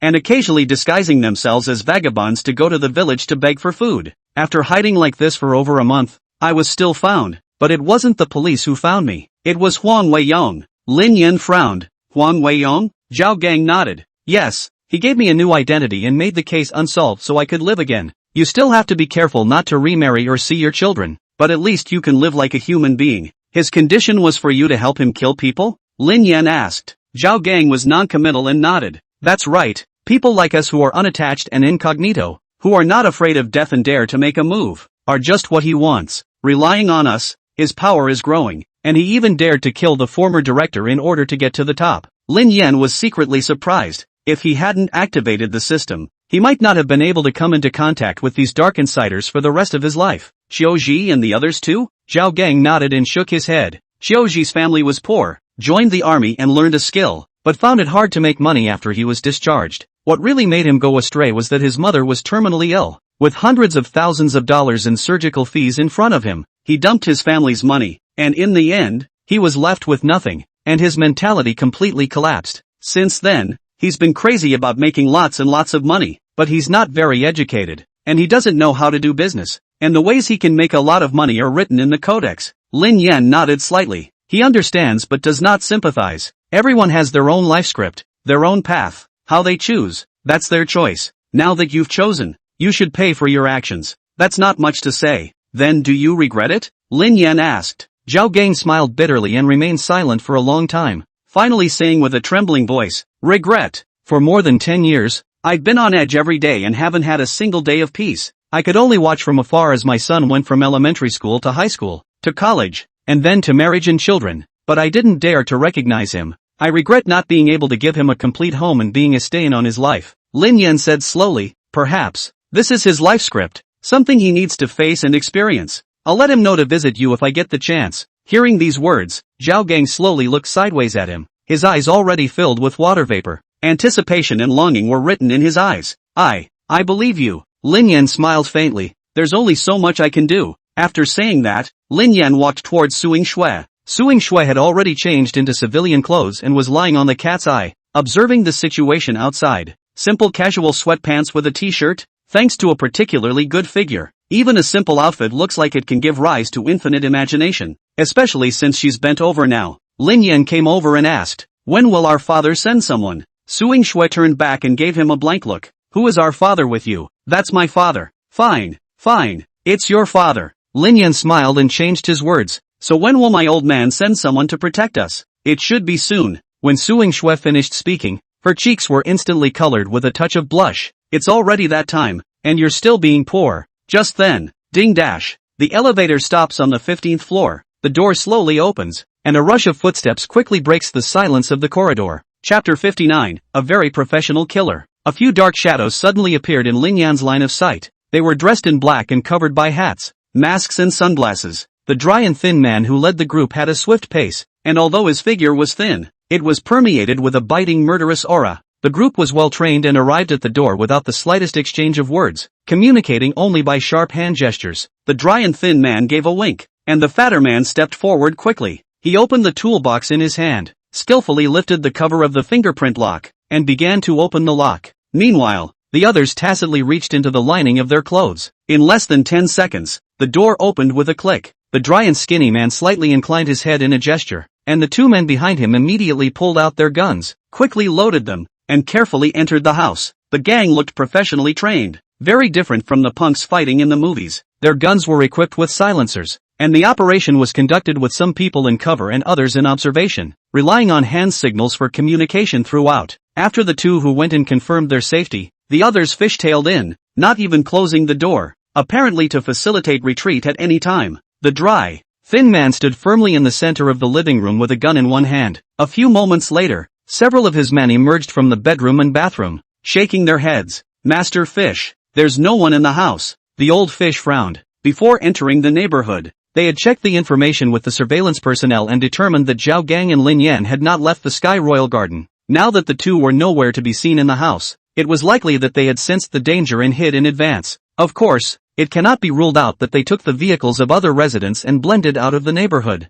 As an experienced killer, the old fish would usually make a decisive withdrawal when encountering such a situation. Since the other party had been alerted and hadn't been able to find the target in the first place, it was likely to fall into the other party's ambush. But this mission is different. Huang Weiyong gave a deadly order that Zhao Gang and Lin Yan must be eliminated. After following Huang Weiyong for many years, Old Fish had never seen him so flustered, which indicated that things had reached an extremely critical point. If the mission fails, I'm afraid my own life will be in jeopardy. Search for me. The old fish lowered his voice and said in a deep voice, knock on the door if you can, and break in if you can't, and don't let go of a single layer of this building from top to bottom. Yes. The crowd led the order and were about to set off when Old Fish suddenly shouted, wait! Everyone stopped and looked at him suspiciously. Without saying a word, the old fish headed straight for the door. Search across the street first. Lin Yan hid behind the door, his breathing steady but his eyes like a torch, and saw the group coming this way. He turned to Su Ying-shui and quickly gestured for her and Zhao Gang to hurry into the room. Lu Shuichen's face was tense. Lin Yan lowered his voice to appease. Auntie, you go in too. Don't worry. Su Ying-shui frowned. What if they recognize you? The corner of Lin Yan's mouth hooked up into a subdued smile, but the bottom of his eyes were filled with a biting coldness that could not be underestimated. Then it's just their bad luck. Don't worry, I'll be fine. He gave Su Ying-shui a firm look, and Su Ying-shui bit her lower lip before she turned around and walked quickly towards the bedroom. She knew in her heart that now they only had 2 guns and a few bullets, and that she would only be a burden to Lin Yan if she stayed here. Zhao Gang took a big step forward and patted Lin Yan's shoulder. Be careful. Lin Yan responded with a slight nod. Knock, knock, knock. A sharp knock on the door came suddenly. Lin Yan slipped the loaded pistol into his pocket and slowly walked towards the door. The moment the door opened, a dry, thin face came into view. The visitor's cheeks were deep, his body was straight, and his hawk-like sharp gaze seemed to be able to penetrate the hearts of the people, and ordinary people were afraid that they didn't even have the courage to look at them. Who are you looking for? Lin Yan looked calm, with just the right hint of doubt in his tone. The old fish's gaze was like a knife as he looked him up and down, then asked in a deep voice, has anyone been here? Lin Yan shook his head. No, I'm the only one at home. Seen anyone across the street? Old fish followed up. Yuki? A natural smile appeared on Lin Yan's face. Haven't seen her in a few days. Through this trial and error, he was basically sure that the other party did not know what he looked like. Get out of the way. The old fish reached out violently, pushing Lin Yan out of the way as he took a big step into the house. In a flash, 7 or 8 black-clad men with guns fishtailed down the hallway. Alarm alert! Danger 1 meter ahead! Danger! Alarm alert! Danger 1 meter ahead! Danger! The system alarm suddenly went off. Lin Yan frowned. Immediately afterward, a man in black came over and pointed a gun at Lin Yan. Don't move if you want to live. Lin Yan's eyes instantly turned cold, a dangerous aura emanating from his body, but he did not say anything. The old fish stood in the center of the living room, his eyes like a torch, directing the others to launch a search. Of the 4 rooms, 3 had open doors, except for the innermost master bedroom, which was locked. Master Fish, this door is unlocked. A black-robed man twisted the door handle a few times with force, found that he couldn't open it, and hurriedly shouted towards Old Fish in the living room. When the old fish sniffed, his brows instantly tightened and he ordered in a vicious voice, open up. The black-clothed man with the gun immediately pushed Lin Yan and walked quickly to the bedroom door. Open the door. Lin Yan nodded, his hand slowly reaching into his pants pocket. Just then, a panicked shout came from another bedroom. Master Fish, it's bad. There are a lot of military vehicles coming downstairs. What? The old fish's face suddenly changed as if he had been struck by lightning. Fearing what was coming, he knew that the longer he delayed, the greater the variables would be, but he didn't expect the military to come so quickly. He rushed to the guest bedroom and peered down through the window, his face instantly becoming more somber. There were 5 military sluggers neatly parked downstairs, and more than 20 heavily armed special forces soldiers came down from the cars in a line, surrounding the entire building in the blink of an eye. With this weapon in hand, It couldn't even penetrate the other side's helmet, let alone break out. Rushing out hard would undoubtedly be asking for death. Rush upstairs and take more hostages. Now that trying to escape is impossible, the only chance of survival is to rely on the hostages to force the other side to compromise. Yes, a few black-clothed men were like startled birds and quickly rushed out. The old fish didn't leave because there happened to be a ready-made hostage in the house. However, as soon as he stepped out of the bedroom, a gunshot rang out, and the old fish only felt a sharp pain in his fingers. The fingers holding the gun then fell to the ground along with the pistol, and blood sprayed out like a fountain. It was Hayashi Yen who fired the shot. The old fish reacted, not caring about the drilling pain, and subconsciously bent down to pick up the gun. 2 shots rang out, and he was shot in the leg and the other hand in quick succession. The old fish could no longer support, flopping on his knees, grimacing in pain, turned his head and stared at the handsome young man in front of him. You are Lin Yan? It wasn't that he hadn't thought that Zhao Gang's few people might be hiding here, though hiding here is nowhere near as stealthy as hiding elsewhere. It's just that the old fish never expected that this young man would be bold enough to open the door and respond alone. This extraordinary courage and calmness is by no means something that ordinary people can possess. Careless. No, I should say that he had underestimated this young man called Lin Yan. Previously, when he heard that Black Wolf and Xiaoji were planted in his hands, the old fish was still a bit disdainful. In hindsight, they weren't wrong at all. You guessed right. Lin Yan sneered, his eyes as cold as frost. Don't move if you want to live. My bullets have eyes. Just then, there was the sound of cluttered footsteps at the door. The next moment the shots rang out again. This time, Lin Yan didn't even turn his head back, and the black-clothed man who had rushed in the first place had already fallen into a pool of blood. The old fish's eyes were wide with disbelief. What kind of shooting is this? Chapter 60 The Final Battle, 500 Special Forces, Soldiers at the City's Battlefield. It's me. Lin Yan did not kill the old fish. With the old fish alive, there is hope that he will be a key witness in the matter of bringing down Huang Weiyong. One more piece of evidence is one more chance of winning. Every lead must be clutched and not a single witness must be spared. Just then, the killers who had originally rushed towards the upper floors turned back when they heard the gunshots. However, what awaited them were the merciless bullets fired by Lin Yan. In the blink of an eye, 3 people fell in a pool of blood, and the remaining killers completely lost the courage to resist. Lin Yan in the room was like the god of death. They didn't even have a chance to aim and shoot. The other party's bullets had already whistled. Continuing to be recalcitrant is undoubtedly suicidal. We surrender. Don't shoot, the killers shouted in terror. Lin Yan coldly ordered, throw your guns at the door and get down. Anyone who dares to make a move will be shot on the spot. The sound of metal touching the ground came immediately afterward. 4 pistols were pushed to the door. Lingnan Military Region. Inside the commander's office, Su Jinan was in a straight posture and was writing. He had dragon brows and tiger eyes. His eyes were hale and hearty, and his body exuded an aura of rigidity. Commander! A young colonel looked so flustered that he forgot to knock on the door and rushed straight into the office. Guns are going off in Tian Royal Garden. What did you say? The pen in Su Jinan's hand snapped on the table. Rising abruptly, he asked eagerly, where is Xiao Shui? The school officer shook his head and spoke in an urgent tone. Battalion Commander Shen reported that gunshots came from the 15th floor. The shooter's identity is unknown, and the condition of Xiao Shui is also unclear. They're on their way upstairs. Asterisk. Su Jinan's eyes widened in anger, and his thunderous roar resounded through the office. Huang Weiyong, you've eaten bear's heart and leopard's gall. How dare you use a gun in front of my house? Immediately, he ordered in a stern voice, Tiger Teeth Special Warfare Battalion and Red Fox Special Warfare Battalion, urgently assemble in full armor and attack the Provincial Security Office directly. Yes, Commander. The school officer saluted and hurriedly left. Tiger Special Operations Battalion. Battalion Commander Su Maosheng was on fire when he received the call. What? That bastard Huang Weiyong. How dare he lay hands on Xiao Shui? Su Maosheng is Su Jinnan's old subordinate, watching Su Yingxue grow up. In his heart, Su Yingxue is like his own daughter, not to mention shooting. If anyone dares to say a big word to her, Su Maosheng will never agree. At the moment, he was so distressed that he couldn't wait to rush to the provincial hall immediately and beat Huang Weiyong violently. Hanging up the phone, Su Maosheng shouted angrily at his correspondent, blow the emergency rallying call immediately. In just a few minutes, more than 200 Special Forces members quickly assembled, boarded the military vehicle fully armed, and sped toward the provincial hall. Red Fox Special Operations Battalion. Battalion Commander Meng who received the order and walked out of the instrument room with a big stride, cursing under his breath. Damn, Huang Weiyong, this dog, even dares to touch Xiao Shui. If I don't tear down the provincial hall today, I won't be called Meng. Battalion Commander, what happened? A company commander saw this and rushed over to inquire. Emergency armed assembly of the entire battalion. Manhwa roared. Yes, the company commander pressed. With ammo? Manhwa glared at him and scolded. Nonsense. What's an armed assembly without bullets? Blanks? The company commander asked again. Testily. The old boys are going on a mission, not a fight. Bring live ammunition. Manhwa's roar shook one's eardrums. There's only one mission that can get them out there with live ammo. That's counter-terrorism. And this time the target is the Lin Yan Provincial Security Department. Marina del Rey Sheriff's Department. Deputy Director's Office. There was a thud as the door was thrown open and slammed against the wall. Zhang Donghai appeared at the door.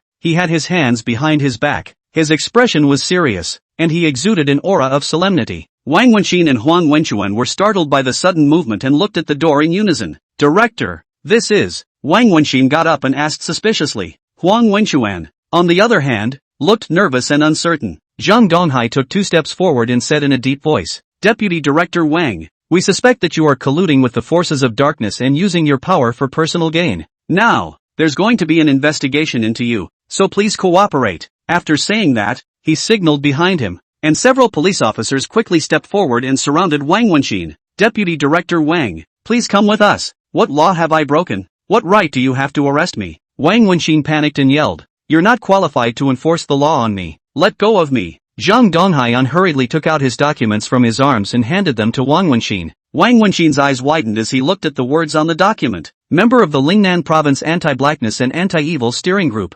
Zhang Donghai? He looked up at Zhang Donghai incredulously. When did you join the steering group? How come I don't know anything about it? Zhang Donghai sneered. If you know, how can we still investigate? Wang Wenxin panicked and shouted. I want to call Director Huang. You guys let go of me. Wenchuan, what are you waiting for? Make the call. Oh, Huang Wenchuan was also shocked by the scene and hurriedly pulled out his cell phone. However, Zhang Donghai did not block it. Hey, Dad, they want to take away Uncle Wang. Huang Wenchuan's voice trembled as his phone was connected. Zhang Donghai picked up. Not only him, but also you. You are suspected of multiple rape cases, rape and murder cases. Now, on behalf of the Marina City Security Bureau, I'd like to formally inform you that you are under arrest. What?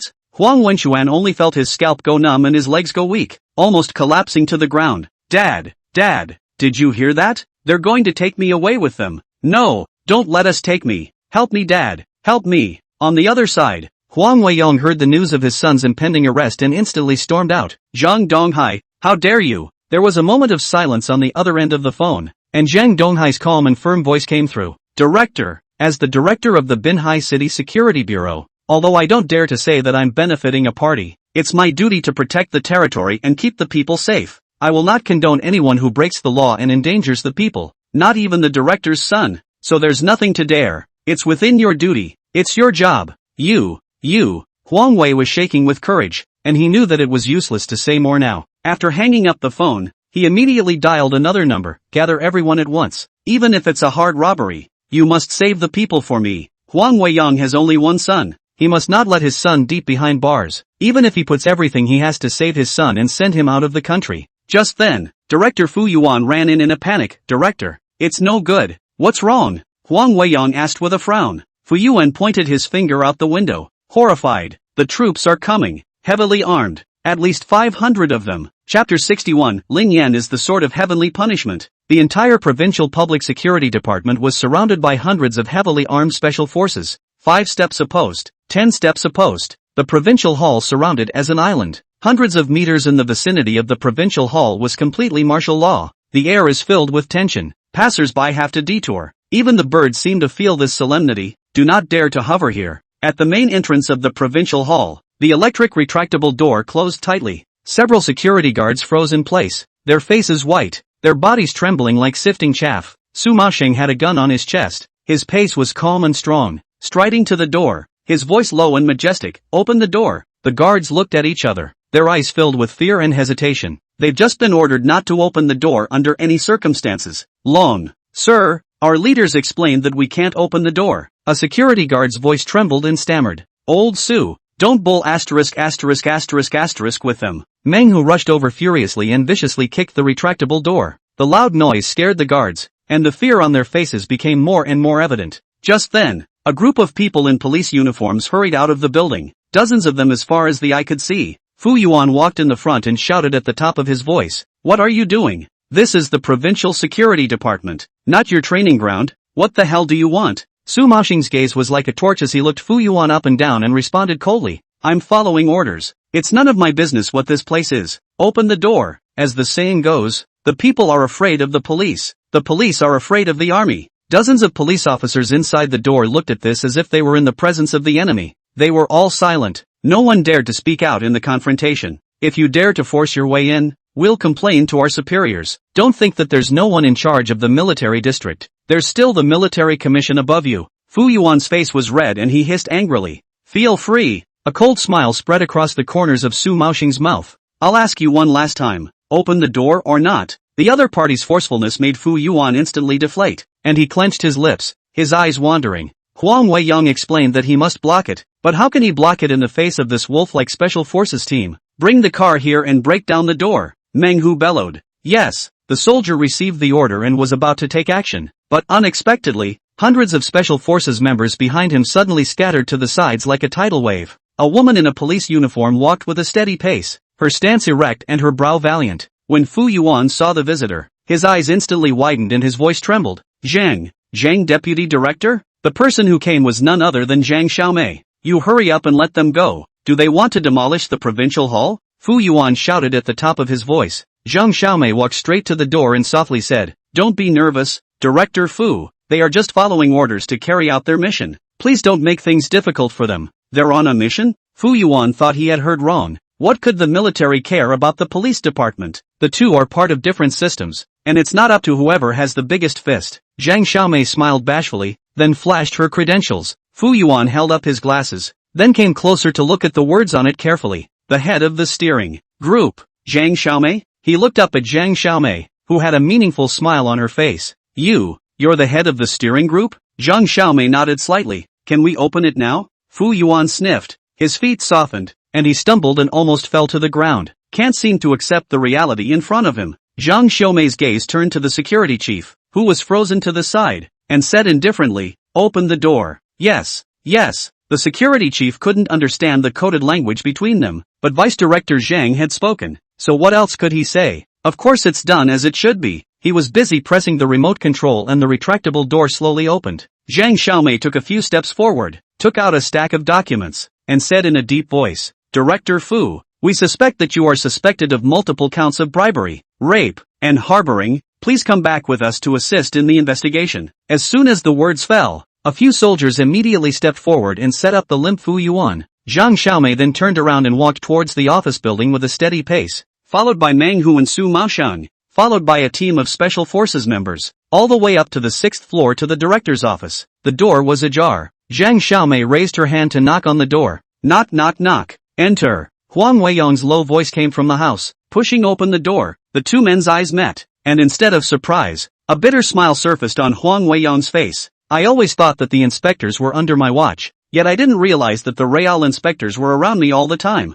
How many big storms and waves he had experienced in his journey from grassroots rebellion all the way to this position, he could no longer remember. The moment he saw Zhang Xiaomei walk in, he knew he had completely failed. There's no need to struggle, and there's no need to struggle, because what stood before him was not some leader or some powerful competitor. Rather, it was the big ship he'd been trying to get on, the mountain he couldn't cross no matter how powerful he was. Huang Weiyang stood up, lit a cigarette, and slowly walked to the window, smoke exhaling from his mouth and drifting out the window. At this moment, it was as if a heavy burden had been lifted from him, and his entire being was much more relaxed as he slowly said, Over the years, a number of inspectors have come to Lin Yan, and they have either been bribed by me or played into my hands. It is really worse than God's plan. How could I not expect? This time, the explicit supervisory group is only a front. The real supervisory group is actually hidden in my side. High, really high. I was even more surprised that you guys didn't draw from the top to lower my guard, but instead enlisted the assistance of the military,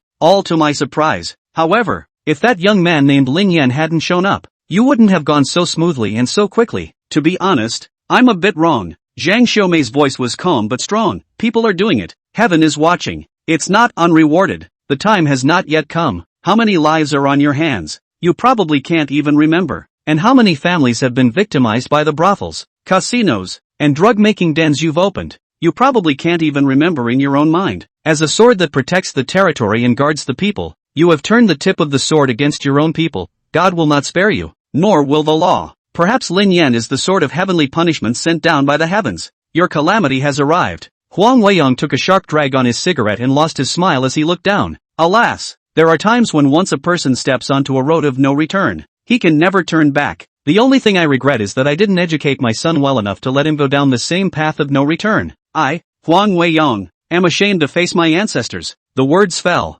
Huang Weiyang threw the cigarette in his hand and leapt down without any lingering or hesitation. Chapter 62, bringing Suing Shui home to meet her parents. Sky Royal Garden. Arriving military personnel quickly dealt with the scene. The living killers were escorted away and the injured were taken to the hospital, including the old fish. A tall and sturdy man, after entering the house, looked around until he saw Suing Shui. Then he heaved a sigh of relief. Suing Shui said, "Uncle Shun." Everyone in the army was her father's equal, so she had to call everyone she met an uncle. Although Shenlong looks to be in his early 30s. It's good that it's okay. It's good that it's okay. Shenlong nodded and folded his hands as if returning a wish. Then he took out his phone and dialed. "Hey, tell the commander that snow is fine." Hang up the phone. Shenlong saw Lin Yan on the side, and he frowned for a moment before asking, "Did you take out all these people?" Lin Yan nodded. "Good shot." Shenlong's huge palm slapped him on the shoulder. "If only you were on my team. I promise to take you to the next level." Lin Yan smiled and didn't say anything.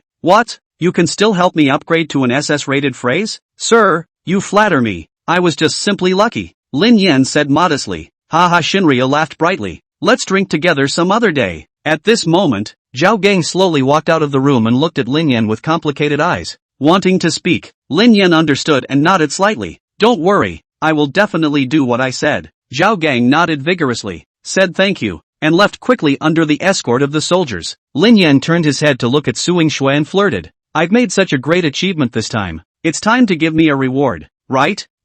Suing Shui put her hand on her forehead and stammered. "Reward? You haven't been converted yet, but it should be soon. I know you're in a hurry, but don't be in a hurry. How about, you privately give me a little reward?" A flash of cunning flashed across Lin Yan's face. "Private?" Suing Shui asked curiously. "What kind of reward do you want?" "Be my girlfriend for a day and accompany me home," Lin Yan said. "Be a girlfriend for a day? Why?" Suing Shui was puzzled. Lin Yan explained. "I have never brought a girlfriend home. Mom and Dad always read for heart. It's just that the case is closed and I have time to go back to see them, and I want you to pretend to be my girlfriend to make them happy. For the elderly, one more day of fun is one more day, and we can't keep them in our thoughts." Suing Shui hesitated. She didn't want to agree to it, but Lin Yan was so kind and reasonable, and gave reasons that she didn't seem to have any way to refuse. "But I have to work tomorrow." Suing Shui spread her hands, indicating that she couldn't help. Lin Yan said anxiously, "You took a vacation. I'm the backbone of the team. I'm sure the chief won't approve of me taking a leave of absence." At this exact moment, Suing Shui's phone rang, took it out to see that it was actually Zhang Donghai calling. "Speak of the devil," she muttered, then picked up. "Hey, chief, Xiao Shui, Wang Wenxin and Huang Wenxuan were also taken away. This case is considered to be over for the time being. You've been tired enough during this time. I'm going to give you a few days off. By the way, the matter of Lin Yan's transfer is almost implemented. When you come back from vacation it will almost be done." "Oh." Suing Shui seriously suspected that Lin Yan had conspired with him too, although she didn't turn on the speakerphone. Lin Yan, who had a bright ear, still heard it. "Well now, you have time. Come home with me tomorrow to meet Mom and Dad." "Wait, what does pretending to be a girlfriend even entail?" "I won't do anything that goes too far. Don't worry, absolutely green, healthy and positive energy. There is no juvenile misbehavior, even if there is, that is after going home. Get out of here." Early the next morning, Suing Shui dragged Lin Yan out of bed. "It's not even dawn. What are you doing?" Lin Yan's sleepy eyes. This period of time used to sleep until he woke up naturally. Waking up early made him very uncomfortable. "Didn't you say you were going home to see Mom and Dad today?" Suing Shui stood by the window with a grumbling face. Obviously he was the one who was going home to see his parents, making it seem like he was more attached than he was. "Right." "Oh." Lin Yan instantly woke up and picked up his pillow phone to see that it was just after 8 o'clock. "Isn't it still early? Chen County is just over 30 kilometers from Binhai City, less than an hour's drive." Suing Shui huffed and puffed. "You asked me to pretend to be your girlfriend, so I mustn't prepare some gifts for my uncles and aunts?" Although it is only pretend, but Suing Shui heart apprehensive, last night's sleepless night, nervous as if really want to go to meet the in-laws. Only then did Lin Yan get up from the bed. An hour later, Vientiane, Suing Shui walked in front of her, and Lin Yan carried a large bag with food, clothes, and supplies. Today's Suing Shue carefully put on light makeup, dressed in a small dress with flowers, a long hair naturally hanging down, high heels, beautiful attention, as if the entire shopping mall lost color because of her. Walking out of the mall, he came to Chopped Fish Head and opened the door to the car, which also contained a box of thatch. This is his father's wine that Suing Shue stole. Lin Yan said he didn't want it, and Suing Shue forced it into the car. Say yes, and no money was spent on the counter. He wondered why Suing Shue was so attached to the fact that she was obviously pretending to be his girlfriend, and insisted on paying for things herself when she bought them. Lin Yan instantly felt that raising a daughter might not necessarily mean a little jacket, but also a bulletproof undershirt. After getting on the car, Suing Shue took a deep breath. Her chest rose and fell violently. Lin Yan saw this and flirted. Fake it. What are you panicking about? I'm not panicking, so you're panting so hard? I'm trying to think of lines and how to act in front of your parents. Air, Chen County, Taiyan's Huayuan neighborhood. Lin Qingyuan and Wang Xiufang carried large bags of groceries and hurried towards home on their feet. Xiufang, buying so many dishes, you want to treat yourself? In front of the neighborhood, several older women gather early in the morning for an exchange of information. It is well known that every time the Murakuchi intelligence station conducts a meeting, someone is bound to be ruined. See Wang Xiufang couple look in a hurry. The sharp women instantly realized that there is a melon to eat. Yes, Auntie Lu, there are honored guests in the house today. Wang Xiufang replied with a smile on her face. Your guest? Who is it? Lin Yan's girlfriend. Wang Xiufang couldn't help but laugh out loud, looking as if she had finally waited for someone to ask. Yo, Xiao Linzi has a girlfriend? Which girl? How old is she? What do you do? A series of questions were thrown out, and Wang Xiufang's smile stalled. She had forgotten to ask about this when her son called. However, from her husband's description, her daughter-in-law was as beautiful as heaven. Wang Xiufang mysteriously lowered her voice. The city, good looking. Well, I won't talk to you guys anymore. I have to hurry home to cook. Lin Qingyuan, let's go. We still have to go back and stew the pork ribs. If we're late, we won't be able to make it. The two had just disappeared down the stairway when a few of the older women started talking. From the city? Or a big beautiful girl? How come I don't believe it so much? Why? Who doesn't know that kid of theirs? He delivers in the city and doesn't have much money a month. Can a pretty girl marry a delivery boy? Dream on. She said that. We just listened to her. We can't really believe her. Don't tell me. It's been a while since I've seen Lin Yan back. I heard that the kid owes a lot of money outside. As if he was cheated by an anchor and took out hundreds of thousands of dollars in online loans. That's why he doesn't dare to come back. Possibly. Which young people nowadays don't want to go home and show off when they've earned money? Only those who haven't earned money don't dare to go home. Just as the crowd was talking, a pink chopped fish head slowly drove into the neighborhood. There is no underground parking in the old neighborhood, and vehicles can only be parked on the surface. This strange car immediately attracted the attention of the Amazons, who are far more sensitive to melon than normal people. The Amazons had their eyes fixed on the car, watching it pull up to the stairway where Mr. and Mrs. Wang Xiufang had entered. Everyone held their breath, waiting to see who was getting out of the car. Chapter 63, Lin Yan, the sainted in front of people. The main car door opened with a click, and a white, slender leg was the first to come out, with a soft sheen on its simple heels. Several of the older women looked at each other. Based on the beautifully shaped legs alone, they could conclude, this was definitely a beautiful woman. Immediately afterward, the door was pushed fully open and a well-built woman stepped out of the car. When the crowd saw her true face, for a moment it was as if they had been cast a spell of immobilization, and subconsciously they all tactically leaned back. The woman's skin was snowy. Her eyes were as bright as stars under her curved willow leaf eyebrows. Her nose was high and straight. Her lips had soft lines, and she exuded a charming charm between her hands and feet. Beauty is obviously not enough to describe the shock. This is simply a big star. The big star actually showed up at their old raggedy house. Rare. Just then, the passenger door opened, and the eyes of the crowd looked over as if attracted by a magnet. They wondered what kind of man would be worthy of such a beautiful girl. A well-built man stepped out of the car, dressed in a slim-fit t-shirt that outlined his sturdy frame.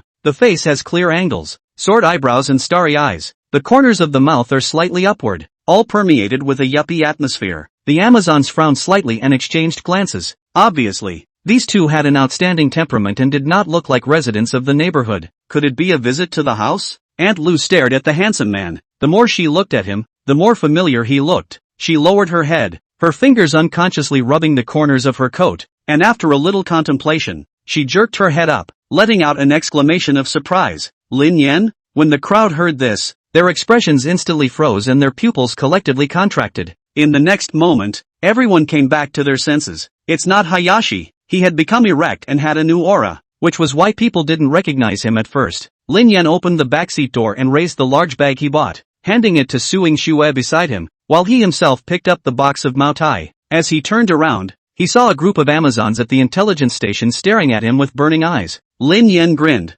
revealing a mouthful of white, neat teeth. Auntie Lu, out so early to gather intelligence. Aunt Lu smiled awkwardly. Back. Hiko is back. Suing Shue was as nervous as a rabbit in her heart. She had never been to the man's house before, and when she saw Lin Yan greeting others, she was afraid that she would not behave politely enough. So a sweet smile bloomed on her face and her voice was crisp. Hello, aunts. Hearing this, Aunt Lu almost didn't stand still and subconsciously raised her hand to cover her chest. She had often bragged in front of Wang Xiufang before about how pretty and capable her daughter-in-law was, but now it seemed that her daughter-in-law was worlds apart compared to the girl in front of her. It's over. It's over. Let's not talk to Xiufang about this anymore. She's definitely going to show off in front of us. With such a beautiful daughter-in-law, I'd show off if it were me. The light in the hallway was dim and soft as you went up the stairs. Suing Shue's heartbeat involuntarily accelerated, and the hand tugging on the bag had long been drenched in sweat. Along the way, she had gone over and over in her mind how to greet Lin Yan's parents, and had even made a mental note of what to say in the first sentence of the meeting. But the more she got to the door, the more nervous she became, even forgetting the words she had thought of before. Knock,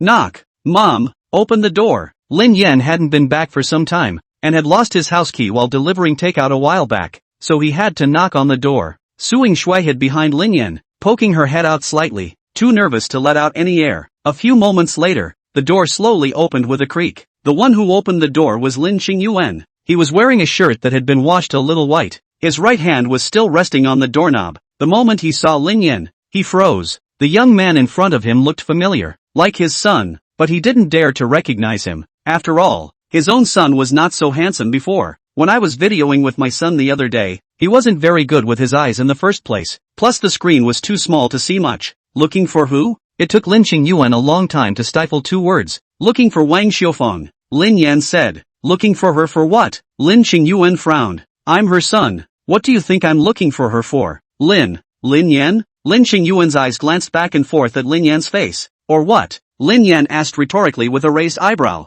Lin Qingyuan still couldn't believe it, and after scrutinizing Lin Yan's body for a while, he asked with a suspicious face, You kid, you wouldn't have gone for plastic surgery, would you? Ah yes. He was glad that his dad had actually thought of a reason for him. At this time, Suing Shui stood out from beside Lin Yan and bowed obediently, her voice clear and pleasant. Good day, uncle. Lin Qingyuan's eyes instantly lit up, and his originally serious face revealed a smile like a blooming flower. Hello, welcome, come in quickly. With that, he turned and ran quickly toward the kitchen, shouting at the top of his lungs, Come out quickly, someone's coming, go! Lin Yan took a big step into the house. Wang Xiufang heard the shouts and rushed out of the kitchen, her hands still covered with flour. The moment she saw Suing Shui, her entire body froze in place, and it was as if 10,000 rays of haze had been shown into her eyes. Hello auntie, Suing Shui greeted again with a sweet smile on her face. Mom, her name is Suing Shui, my girlfriend. Lin Yan changed his shoes while introducing.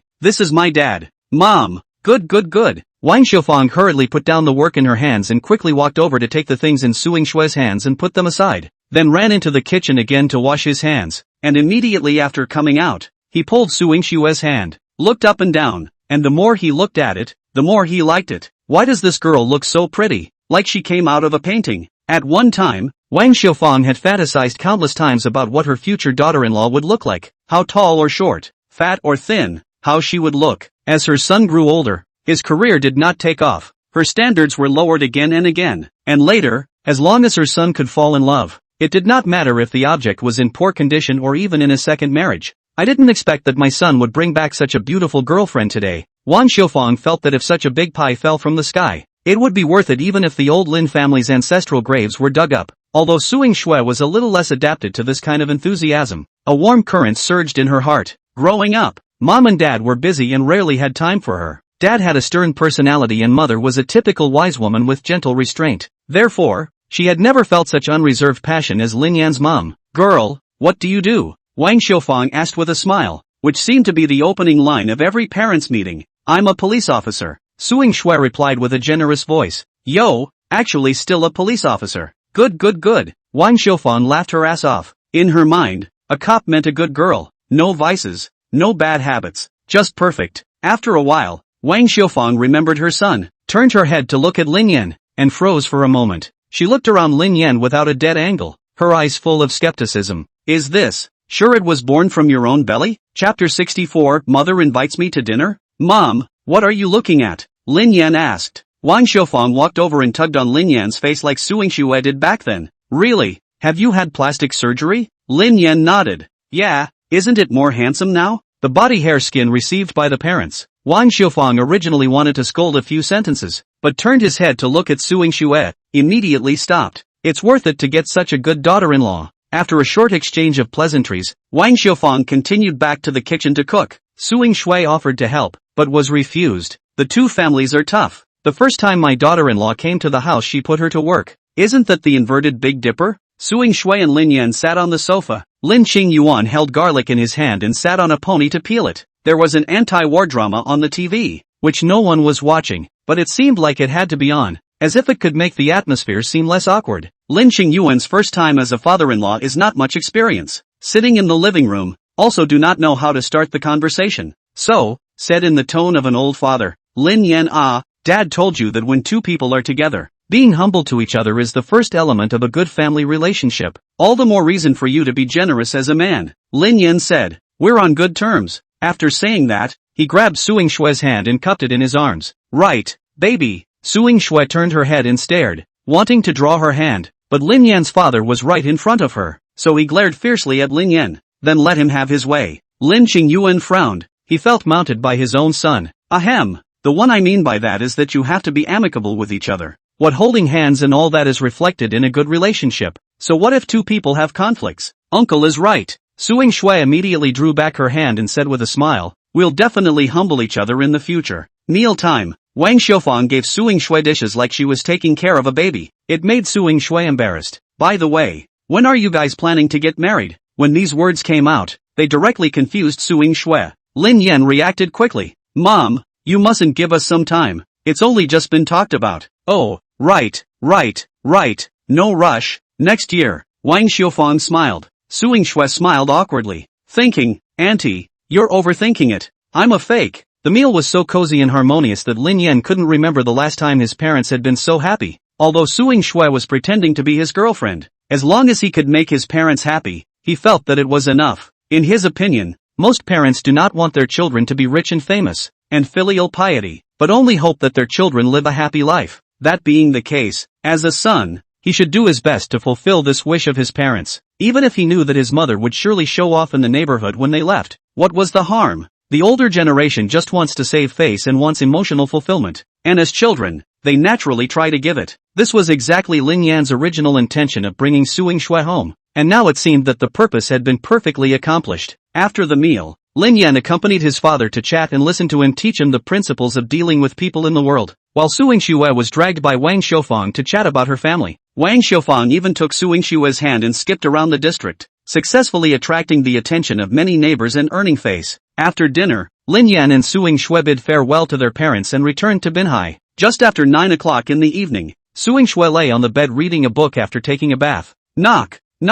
What for? She frowned slightly. The one who knocked on the door was definitely Hayato. Something. Get yourself in here. Suing Xue was still a bit relieved. As explained before, without permission, Lin Yan was not allowed to enter her bedroom, and he knows to knock. Lin Yan opened the door and came in, an impish grin on his face. What is it? Suing Xue raised her eyebrows at him. Lin Yan smiled and said, what do you mean why? Our deal was a one-day girlfriend. You're only halfway through the day, and it's not even over yet. When Suing Xue heard this, her eyes widened and she subconsciously raised the quilt upwards.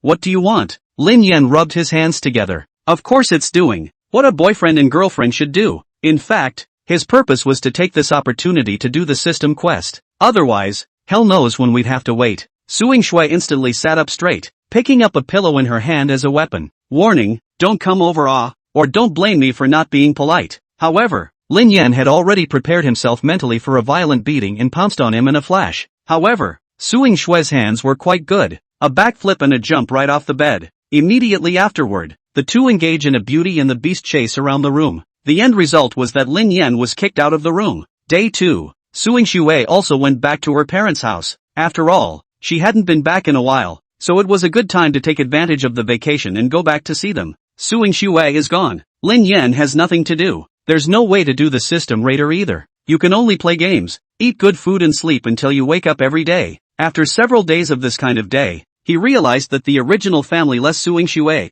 It turned out to be such a boring thing. However, a week later, Lin Yan swiped a news item in a short video. Former director of the security department of Lingnan province, Huang Weiyang committed suicide in fear of committing a crime. The confirmed charges include homicide, drug production, organizing and leading a triad society, unlawful detention, forcing a woman. In all, more than 30 counts. Of course, some of these were early crimes that were taken to the bottom. Huang Wenchuan is guilty of intentional homicide, rape. Wang Wenxin is guilty of harboring, bribery, and many other offenses. In addition to some of those already captured, there are other officials implicated with Huang Weiyang who voluntarily surrendered. The Lingnan Provincial Anti-Blackness and Anti-Evil Steering Group has opened a province-wide inventory. Lin Yan hadn't seen Huang Weiyang before, but it felt as if the two had already exchanged blows. It's a strange feeling. It was also after reading this news that Lin Yan had a deeper understanding of his crimes. Honestly, a dog duel wouldn't even be an exaggeration. In the afternoon,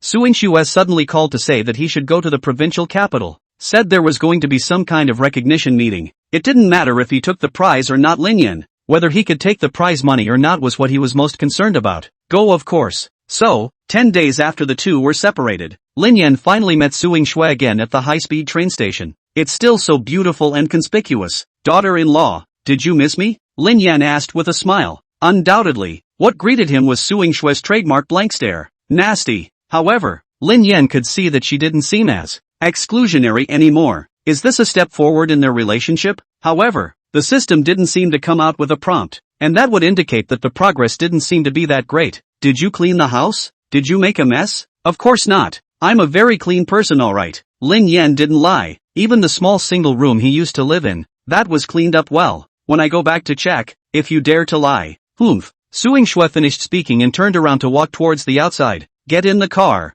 Hayashi Yan asked. Does the recognition assembly give out money? Suing Shui turned her head to look at him in disgust. How come you only have money in your eyes and no honor? Lin Yan said in a serious voice. Money can buy good food. Honor can't. Suing Shui was speechless. What about the money is definitely there. Your current status is a commoner. There is no qualification for meritorious awards. You can only use it as an encouragement. But exactly how much? I don't know. Hearing this, Lin Yan's face was delighted. No amount is too much. As long as I can see the bank card numbers rubbing up. Then let's hurry. What's on your mind? The recognition meeting is tomorrow morning. Then wouldn't it be better if I came tomorrow? Lin Yan asked with a frown. Suing Shui sighed and turned her head to look at him, saying seriously, my mom invited you to my house for dinner. What? Lin Yan was stunned. Chapter 65, Mother's shocking words. His mother-in-law actually wanted to buy him dinner. No, this concept of his mother-in-law. Only know that she is a powerful figure in the provincial hall. Do not even know what she looks like. Why would you suddenly want to invite yourself to dinner? You don't want to go? Suing Shui's gaze was like a torch as she stared at him closely.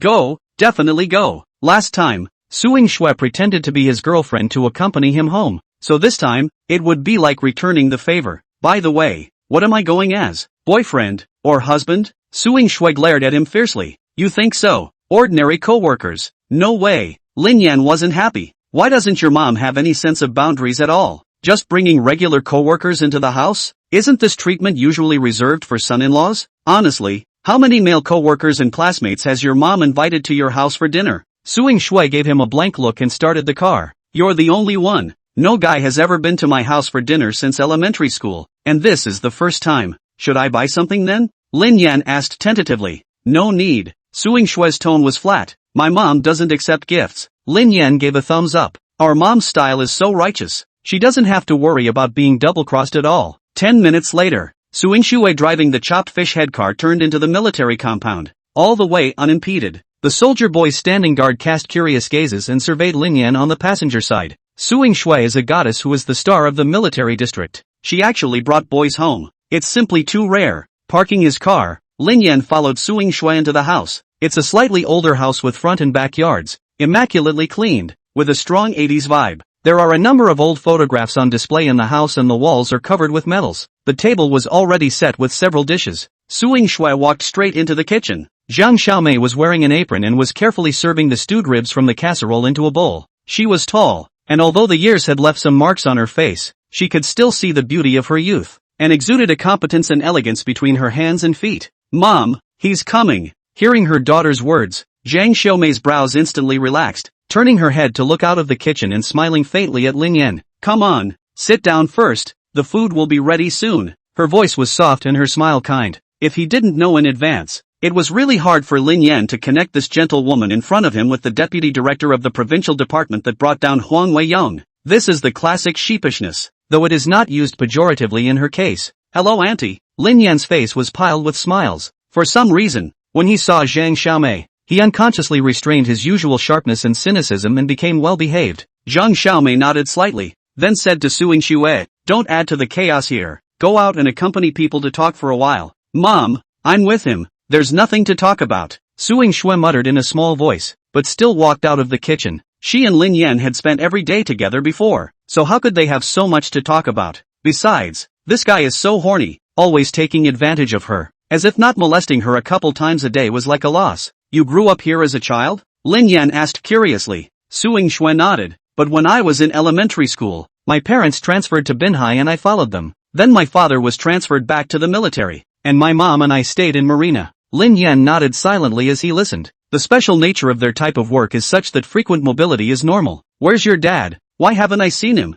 Lin Yan continued to ask. Suing Xue, "He went to a meeting up there. It'll be a while before he comes back." "Oh." Lin Yan sat on the sofa, inexplicably feeling a little uncomfortable. "How? It is as if there is a positive energy in this house holding you up invisibly, standing as you stand and sitting as you sit." A few minutes later, Zhang Xiaomei took off her apron and warmly greeted Lin Yan at the table. "Xiao Lin, do you drink?" Lin Yan quickly waved his hand. "Auntie, I don't drink." He didn't drink well and had few friends, so he didn't make a habit of drinking. Zhang Xiaomei asked again. "Then what kind of cigarettes do you smoke?" "Your uncle is not at home. I don't know much about it, but he has them here, so I'll get them for you. Whichever you smoke." Lin Yan waved his hand again and politely refused. "Auntie, thanks, I don't smoke." With a small allowance as a child, these types of spendy hobbies were out of his league. Now that we have money, these hobbies don't seem to be necessary to cultivate. Zhang Xiaomei revealed a satisfied smile and sat down, chucking a piece of ribs into Lin Yan's bowl. "Don't be polite, just treat it as if you're in your own home. Feel free, as your own family." Lin Yan was slightly stunned, pondering in his heart, "This is treating me as a son-in-law? Thank you auntie." He ate the ribs his mother-in-law had pinned down beautifully. "I heard from Xiao Xue that you have learned martial arts?" Zhang Xiaomei asked. Lin Yan nodded. "Yes, by chance I met a master teacher who taught me." His resume of more than 20 years could easily be checked out, and if he made it up too outrageously, a slight check would reveal it. Conceptual master. Check no one. Anyway, Zhang Xiaomei nodded her head slightly, a gentle smile always hanging on her face. "What a hero. Very good, very good." Next, the three of them ate while making small talk about their family. It wasn't until everyone put down their chopsticks that Zhang Xiaomei suddenly asked a meaningful question. "Xiao Lin, do you really want to be a cop?" This question came unexpectedly. Lin Yan froze for a moment, his gaze subconsciously looking at Suing Xue next to him. To be honest, being a cop wasn't his first idea. In the beginning, he had gotten the idea of becoming a police officer in order to more conveniently raid Suing Xue, but after some experiences, his thoughts began to waver. Punishing the wicked and upholding justice. These words gradually gained weight in his mind and he found himself becoming cynical. "Why are you looking at me?" "Asking you," Suing Xue reminded. Lin Yan took a deep breath and said seriously, "Auntie, I won't hide it from you. At first I didn't think about actually becoming a police officer." Upon hearing this, Zhang Xiaomei did not show surprise, and with a smile still on her face, she nodded. "You are an honest child. What about now?" "Now, Lin Yan is in a tangle." Zhang Xiaomei suddenly got up, walked to a nearby cabinet, opened the door, took out a file bag from it, and returned to the dining table. "This contains the paperwork for your transfer." She put away her smile and her expression became serious. "Before you answer, I have something to tell you first. What choice you make in the end is all up to you." Lin Yan raised his head and met Zhang Xiaomei's firm gaze. Zhang Xiaomei looked grave and said slowly, "Your ability is obvious to all of us. It's condescending to make you an ordinary criminal police officer. If you are truly willing to be a police officer, then the stage that belongs to you is never the small, trivial cases, but the cases that matter." "What do you mean, auntie? I don't quite understand," Lin Yan asked with a frown. Zhang Xiaomei nodded and explained. "Nowadays, on the surface of China, the country is at peace, but in reality, there are dark currents. Much is at stake not for the benefit of an individual, butt of a group of people. So, this sharp sword of yours should be used where it is most needed. Lin Yan still shook his head. I still don't quite understand. Zhang Xiaomei simply got right to the point. If you are willing to become a police officer and become a sharp blade guarding one side, we will give you an important task. What mission? Lin Yan pursued. Chapter 66, Does drinking really mess you up? Zhang Xiaomei shook her head. I can't tell you yet, because in terms of ability and status, you're currently the best person for the job. Just know that this case, once solved, can save countless families. Sorry, Auntie. Hearing this, Lin Yan tried to refuse without thinking. He was originally just a grasshopper who didn't think he'd become a superhero.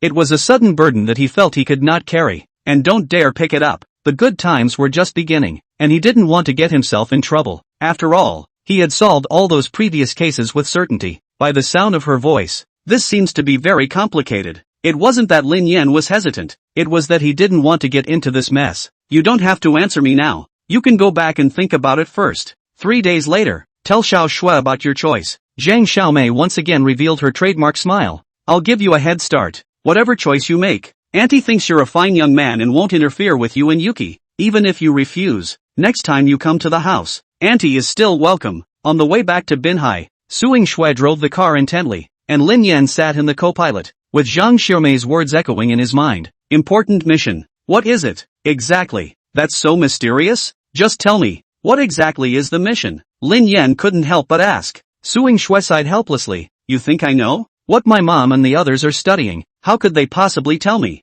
A small police officer. She wasn't lying. Some things were classified and could not be disclosed even by family members. Suing Shui grew up in such a family and had long been accustomed to it, and at the age of 8 she was able to skillfully recite the code of secrecy. But don't put too much pressure on yourself. My mom said it's all up to you. Even if you end up just wanting to be a regular police officer, that's fine. After all, you earned the transfer on your own merit, and she's not going to hold that against you. I know. Lin Yan nodded. In fact, he had a good impression of Zhang Xiaomei. Zhang Xiaomei is sensible, generous, reasonable and wise, and it is like a spring breeze to get along with her. To be in a high position, one's ability should not be underestimated. After returning to Marina, the two did not have a gap because of this incident, and still play like usual. Suing Shui commuted to work as usual, while Lin Yan didn't go to the police station. After all, he was still hesitant to become a police officer. 2 days later, Suing Shui suddenly called and asked Lin Yan to go to the city office, saying that there was something good.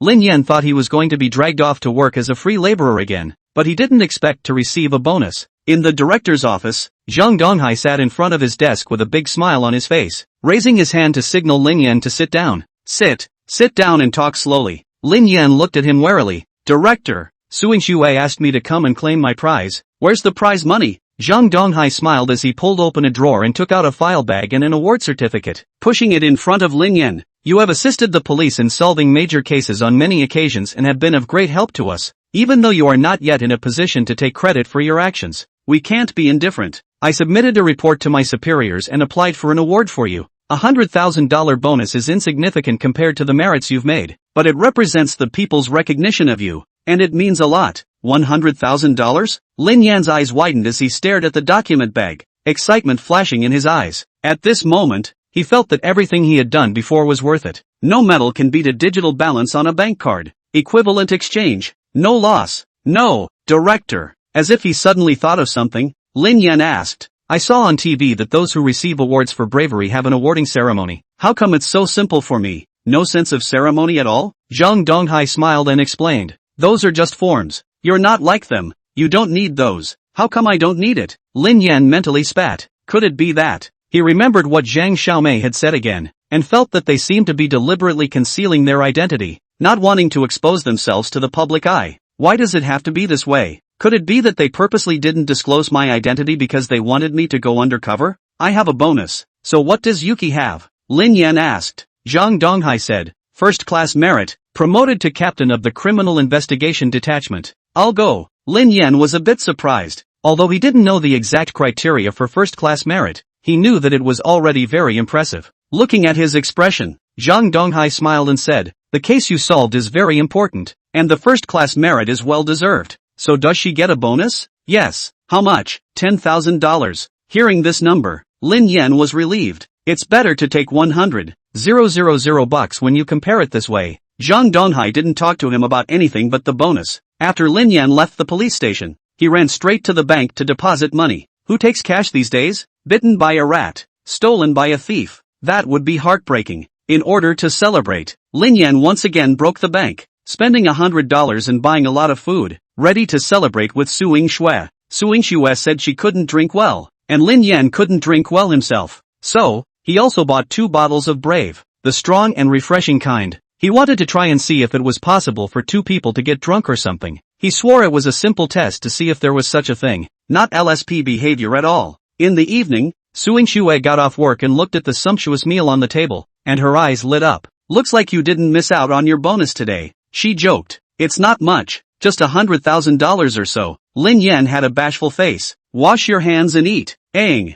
Su Ying-shue answered obediently and ran into the bathroom to wash her hands. Today is indeed a day to celebrate. She also felt more and more that Lin Yan was still very nice besides being a little stingy and a little colorful. The 2 men raised their glasses and clinked them. Lin Yan said, "May you become my wife soon." Shameless. Su Ying-shue gave him a blank look. For some reason, she seemed to have gotten used to Lin Yan's mouthiness by now. And sometimes, it's a little sweet. It's such a wonderful feeling. She's never had one before. By the way, today is the 3rd day. How are you considering it? P.S. Considering that 7 little fishes might not fit into the plot of this book, I've been revising the plot of chapters 18 to 40 recently. In a big way. After the change, the whole plot will be better and tighter, and it doesn't interfere with subsequent episodes. It should be just the next couple of days before the change is done, and I'll let everyone know when it's done. You can rewind and watch it then, and you won't be disappointed. I hope that all the righteous fathers and mothers will bear with me. I'm not going to suck and break when I have this determination. Chapter 67, The First Time I Kissed Su Ying-shue. Hearing this, Lin Yan froze for a moment. Have you thought about it? To be honest, he didn't. He envisioned a life not as a hero, but as a free-for-all, with money to spend and beautiful women. I don't want to, Lin Yan replied dryly. Oh. Upon hearing this answer, Su Ying-shue's expression seemed slightly disappointed, but then she spread a smile. It's fine. We respect your decision, Lin Yan said as he ate his food. I'm not as great as you guys think. I don't want to make choices against my will. Su Ying-shue nodded. I understand. In fact, she didn't have a problem with this decision that Lin Yan had made. The reason may be that the 2 do not share the same values. There is no right or wrong in this kind of thing in the first place. Everyone has their own way of choosing. By the way, I'm going to study in the province in a couple days. About 2 months, Su Ying-shue said. 2 months? Lin Yan asked in surprise. What the hell square root it takes 2 months to learn? Hearing this, it reinforced his idea of rejecting Zhang Xiaomei. To join the system is to be bound to freedom. He was a man who wanted to conquer the world. How could he be seduced by the system? Aha! Su Ying-shue's tone carried a different emotion. There's no way. I've just received a merit award. The organization arranged for me to go to lectures and further studies. There's no way. She picked up her glass and forced a smile. Come, celebrate our progress. Lin Yan clinked glasses with her and then drank it all in one go. 2 months. Not long ago, he and Su Ying-shue were separated for 10 days and it felt like years, but now they were actually separated for 2 months. Lin Yan expressed his unhappiness. So you'll miss me? Ah? Su Ying-shue raised her head in surprise, her beautiful eyes flickering with complexity, as if she had completely not expected Lin Yan to suddenly ask this question. Will I miss him? Su Ying-shue asked herself rhetorically in her mind. This horny and stingy guy, who would miss him? But in the deepest recesses of the heart, a kind of couple's impending journey of disenchantment and lingering spread quietly. Then will you miss me? Su Ying-shue ghostly asked the same question, and as soon as the words left her mouth, even she herself was shocked for a moment, not understanding why she would ask this. Of course I want to. You're my daughter-in-law.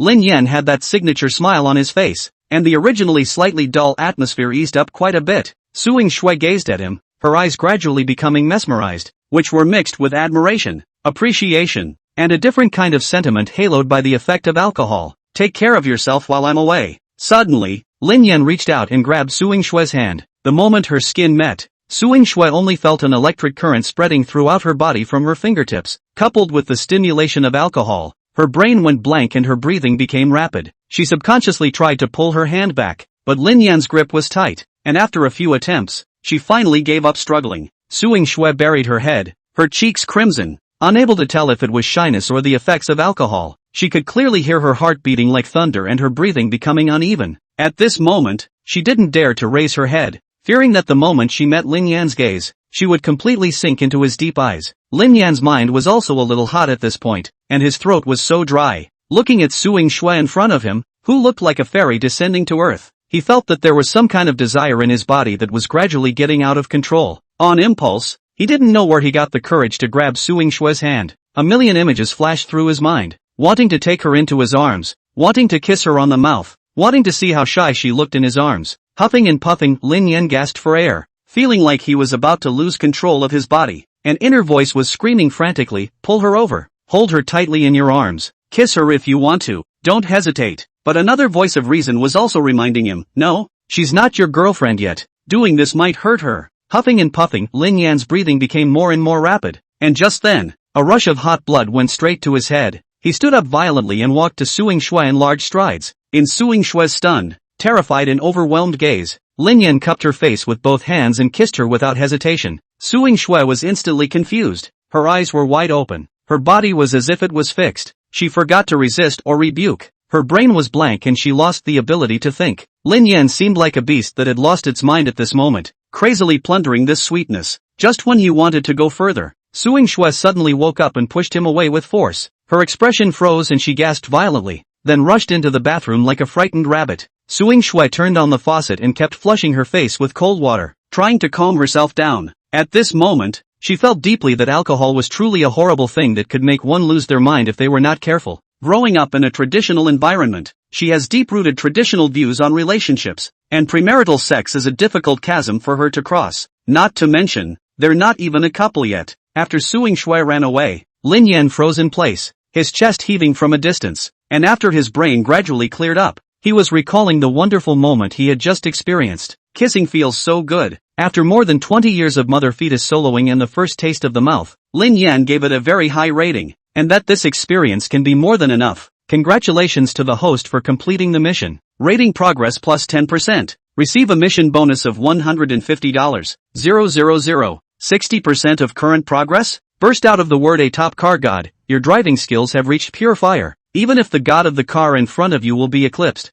Wuling Hongguang at your feet, it is no longer a van, but the Wuling god car. Mission, confess to Su Yingshue and get her to agree to be your girlfriend. Lin Yan looked at the mission and instantly frowned. According to the cheat sheet, you have to reach at least 70% of the cheat progress to be able to confess successfully. Now it's only 60%. What is this mission if not a bug? Hey, system, you're on the wrong mission. The system mission is correct. The mission has entered the second stage. Please think of ways to raise the raid value by yourself. Only then did Lin Yan notice that the word novice was no longer in front of the quest. That is to say, even if you complete the mission, the system will not raise the raider value any further. Going from 60% to 100% is entirely up to him? Lin Yan instantly had the feeling of losing his father's love. However, it was good that an A-ranked phrase had popped up, and Lin Yan was slightly relieved. Although he has a driver's license, he has essentially never driven a car. Now well, with this phrase, he'll be able to experience fun in a way that no one else can. It's a good thing the bank card message arrived in time to get him into the happy part. Tale number 8238 of the ICBC card. At 16:05 on September 9th, transfer income, 10,000 yuan. The balance of 410,732,00 yuan. ICBC, the money rewarded by the sheriff's department, plus the money given by the two missions. Lin Yan's savings had come to over $400,000. Sure enough, the further the raid progresses, the more it gives. That's only 60%. If it goes to 100%, it's going to be millions. Lin Yan had fallen into a flawless reverie. A few moments later, Su Yingshue walked out of the bathroom. Her hair was wet, her pretty face was red like a ripe apple, and she didn't dare to look up at Lin Yan the whole time. Lin Yan was about to open his mouth when he was interrupted by Su Yingshue. I'm fine. Just now it was just alcohol. Don't think too much. Chapter 68, Lin Yan's mission. As the words fell, the air instantly quieted down, and an awkward atmosphere spread between the two, as if even the sound of each other's heartbeats could be clearly heard. Don't look at Lin Yan's usual oily tongue. In terms of feelings, he was as inexperienced a rookie as Su Yingshue, and this was likewise his first kiss. I can consider your mom's offer. Lin Yan suddenly broke the silence. What?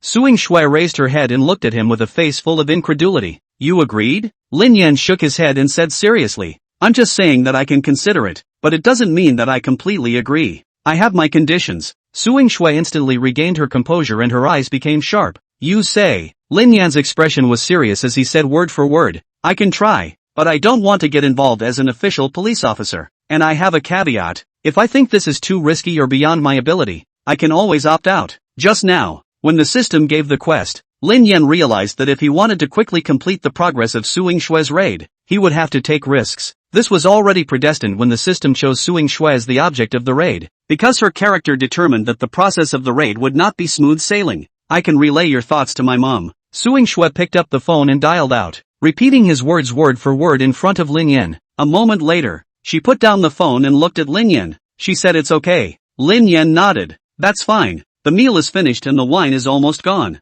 That's enough for today. Wash up and go to bed together. Yes, Suing Shue subconsciously replied, but just as she exited, she felt something was wrong. What do you mean? Wash and sleep together? This LSP is immodest again. This night, neither one slept soundly. Lin Yan tossed and turned, repeatedly wanting to get out of bed to see if the next door was unlocked. If not, one more kiss? Suing Shue, on the other hand, tossed and turned and couldn't sleep. Closing her eyes, her mind was filled with the humiliating image of being forcibly kissed by Lin Yan. The next day, Lin Yan and Suing Shue once again came to the military compound. Zhang Xiaomei was still hospitable, and she had the advantage of never talking about business at the table, so as not to affect everyone's dining mood. It wasn't until the crowd put down their chopsticks that she opened her mouth and stumped her daughter. Xiao Shui, go to the entrance of the compound and buy a pomelo for me. I haven't eaten it in a long time. It's weirdly gluttonous. Suing Shue naturally understood her mother's intentions, and without asking more questions, she got up and walked out. It wasn't until Suing Shue's figure disappeared into the courtyard that Zhang Xiaomei slowly spoke. This is a rule.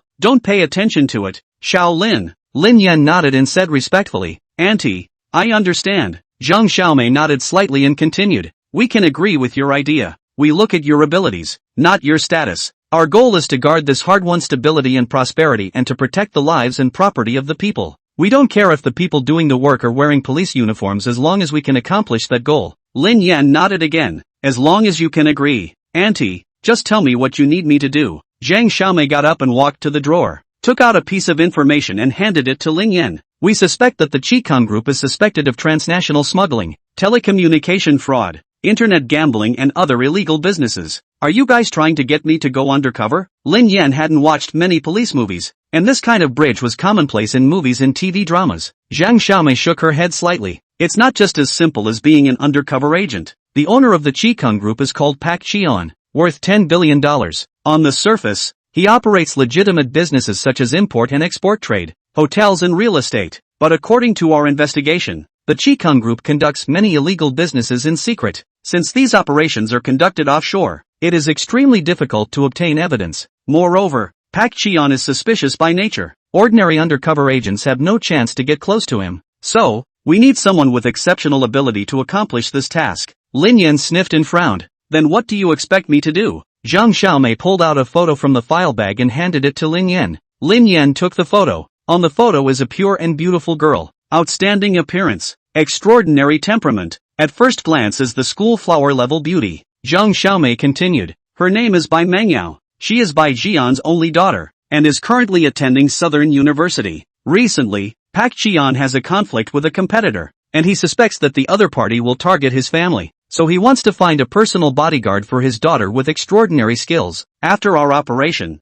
you're now clean, good with your hands, and short of money, so you're perfectly suited to Bai Jian's requirements and won't arouse suspicion. You guys want me to go work for her as a bodyguard, then gain Bai Jian's trust and thus get the evidence? Lin Yan asked. Zhang Xiaomei looked grave. Bai Jian has been in the shopping mall for many years. He is cunning and suspicious. Just being a bodyguard is far from enough. Moreover, their illegal businesses are all outside the country. Even if we catch Pak Qian, these businesses may be continued by other partners. You should know that most of the people they victimize are our Chinese citizens, and the loss is the country's property. Then, Lin Yan was puzzled in his heart. This matter was far more complicated than he had imagined. Zhang Xiaomei opened the door and said, our plan is for you to approach Bai Jian through Bai Mengyao. 3 days later, Nandu, the capital of Lingnan province. In Jiqiang Group's horse farm on the outskirts of the city, a dozen or so strapping men gathered, each with their fists pumping, waiting for their interviews. Lin Yan was among them. Among these men are retired military kings,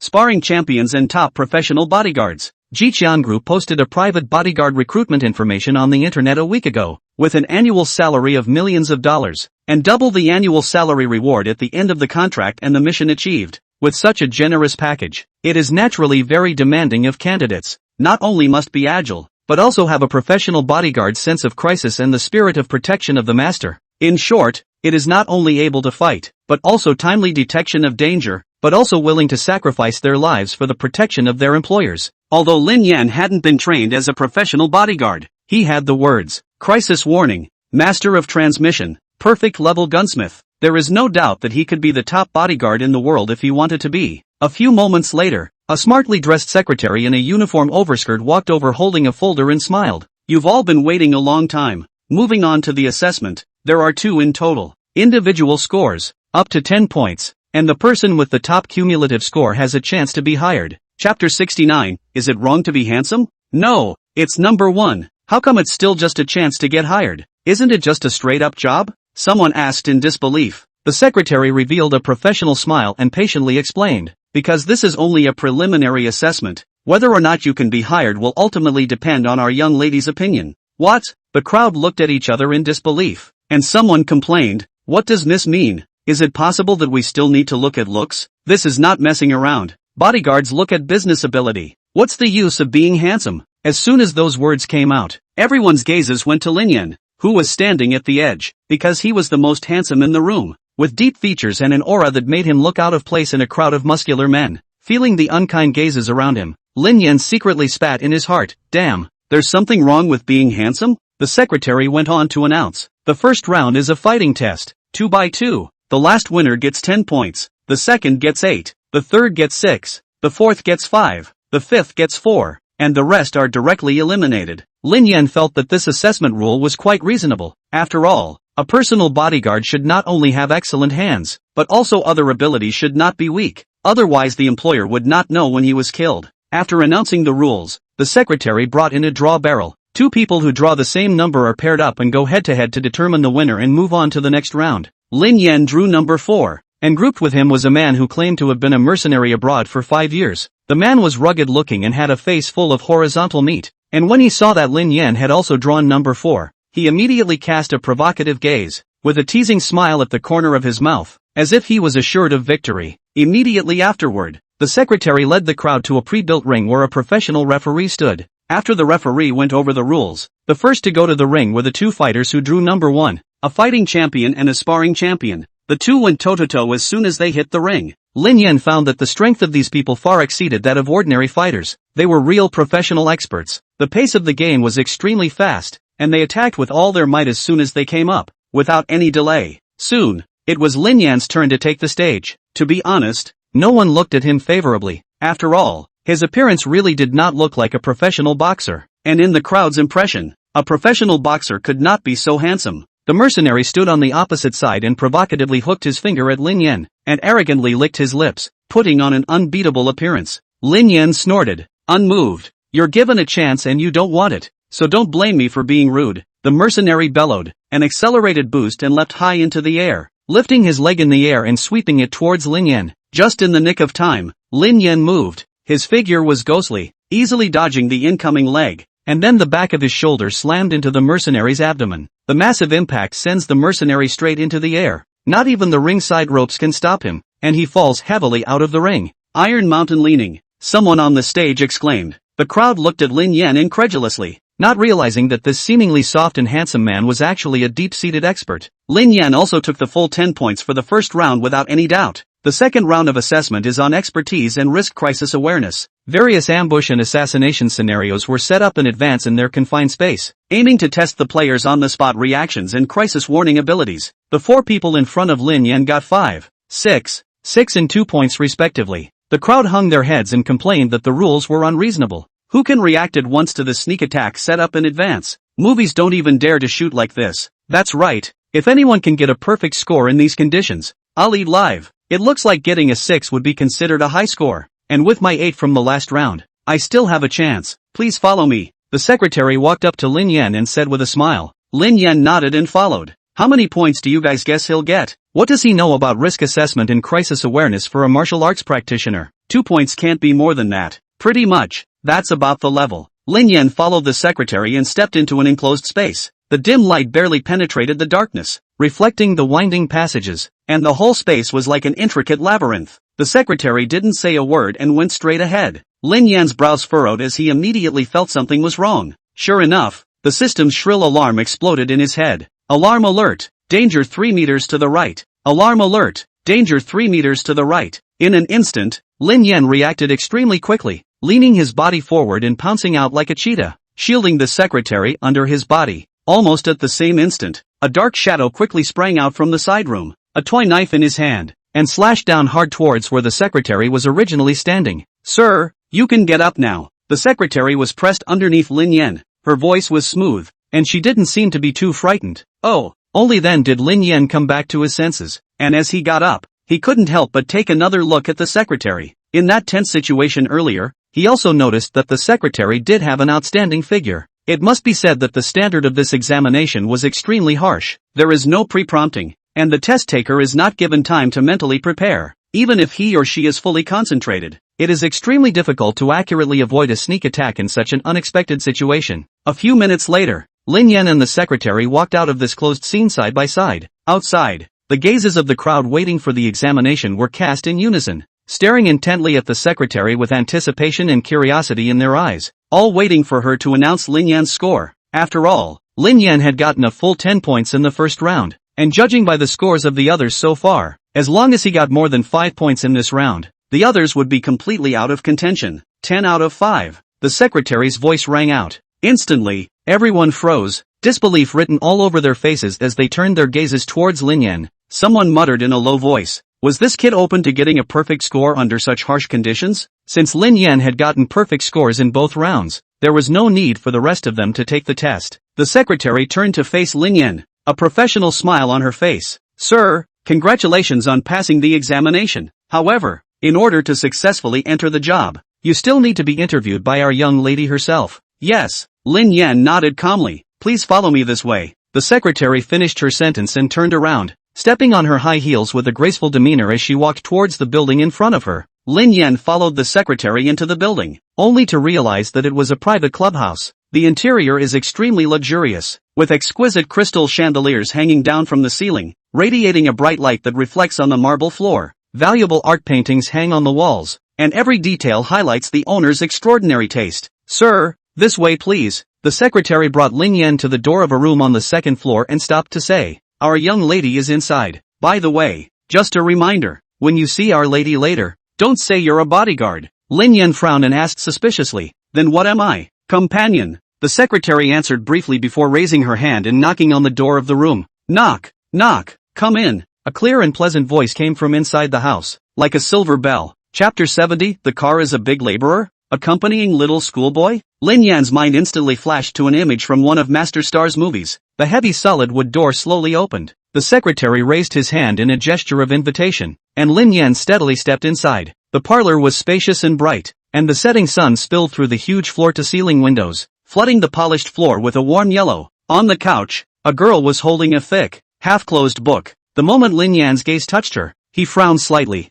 The image in the photo overlapped with the person in front of her, and the person in front of her was far more stunning than the photo. The girl wore a corseted gown that skimmed her figure just right. The afterglow kissed her hair lightly, making her skin increasingly fair. The features are small and delicate, and the nose bridge makes the sidelines three-dimensional and unique. Unlike the flamboyance of the hybrids, there are a few more points of the oriental euphony. Eyes bright and clear, just like the deep mountain spring, through the pure and untainted by the world. There was no doubt that she and Suing Shue belonged to the same level of beauty, but they had very different temperaments. Suing Shue combines both classical beauty and Englishness, while this girl exudes the aura of a princess who has been raised since childhood. Quality radar objects detected. By Meng Yao, 20 years old, 165 centimeters, 45 kilograms, C+, campus belle of Nanda University. Family background, father is a 10 billionaire, mother was a top popular actress. Mission, enhanced by Meng Yao's favorability. A bonus will be triggered for every 10 points of favor.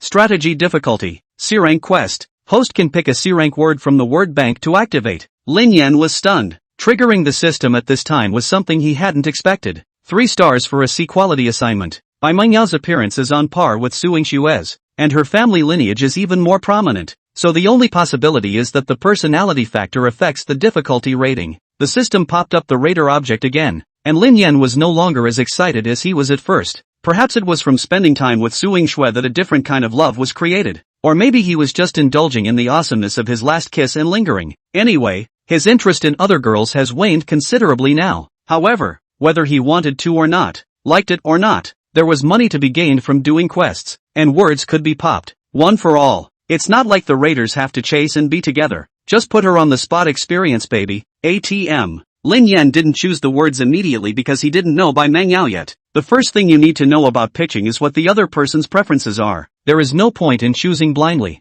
He introduced himself graciously. Hello, my name is Lin Yan. I'm your book boy. Not a book boy. Your chaperone. With the system boost, not only did Lin Yan's ability become stronger, but his heart also had more confidence and self-assurance. He is able to face people in high positions of power or rich families with ease, maintaining respect without losing dignity. With today's looks and temperament, it's hard to be offended, except for men. He is now the public enemy of men. The reason is simple. Handsome and capable. Who wouldn't be envious? Who wouldn't be jealous? You are good. Bai Mangyao put away the book and stood up, her hands slightly clenched into fists at her sides, her expression slightly formal. Those who didn't know better thought that Lin Yan was the boss and she was the applicant. Lin Yan frowned slightly, somewhat puzzled. Before he came, he had even mentally prepared himself for having to compete with a bratty princess. Fancy, it's amazing how she's so polite. It's even a little bit sociopathic. No need to be nervous. Lin Yan graciously walked over to sit next to her and reached out to pat the seat next to him. Sit and talk. Bai Mangyao didn't respond, but her body honestly sat down.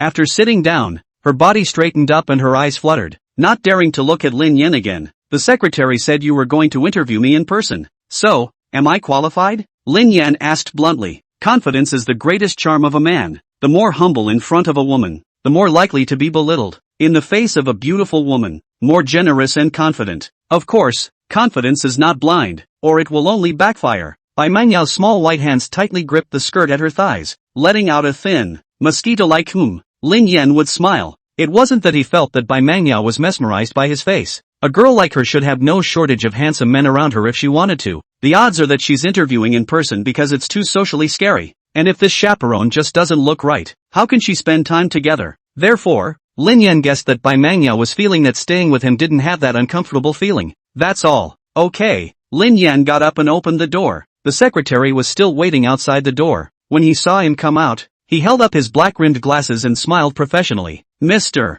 Lin, are you through? Lin Yan bristled. That's for sure. The secretary smiled and nodded. Okay, hold on. She went inside and quickly folded back out, saying, Mr. Lin, next we need to sign an agreement that includes your treatment, stipulations, and a non-disclosure agreement. No problem. Lin Yan nodded and answered. The secretary took out the agreement from the folder. Lin Yan's main job was to protect Bai Mangyao's personal safety 24 hours a day, and was responsible for transporting her to and from school and her daily life. In addition to the regular salary, food, accommodation and transportation expenses during the working period will be reimbursed, except for some personal expenses, and the contract will be for a period of 1 year. Lin Yan didn't hesitate and put his pen to sign his name. The secretary put away the contract and took out another form. This is Mrs. Daily Schedule and Work and Rest Timetable. In general, it may change temporarily. If the young lady changes her itinerary at any time, you will need to contact me and I will report it to the boss. Lin Yan didn't answer immediately, but instead looked up at the contents of the form.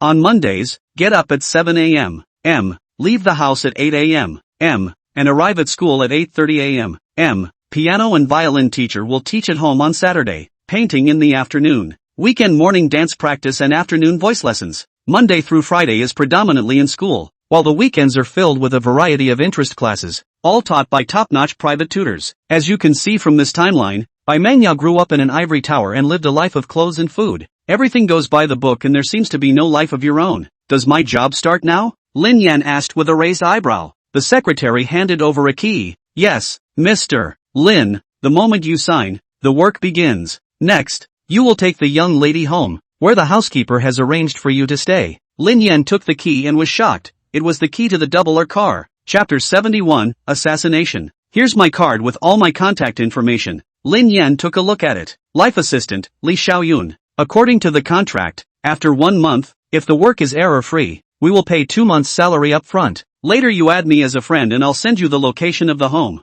The car. It's parked outside. Okay. Lin Yan turned around and returned to the room, tilting his chin towards Bai Mangyao. Let's go. Oh, Bai Mangyao hurriedly got up and jogged 2 steps behind Lin Yan, like a good little white rabbit. Walking out of the clubhouse, what met his eyes was a row of luxury cars. Porsche, Big Ben. The star of the show is, of course, the black Cullinan. Lin Yan huffed. It's a car with a starting price of at least $8 million.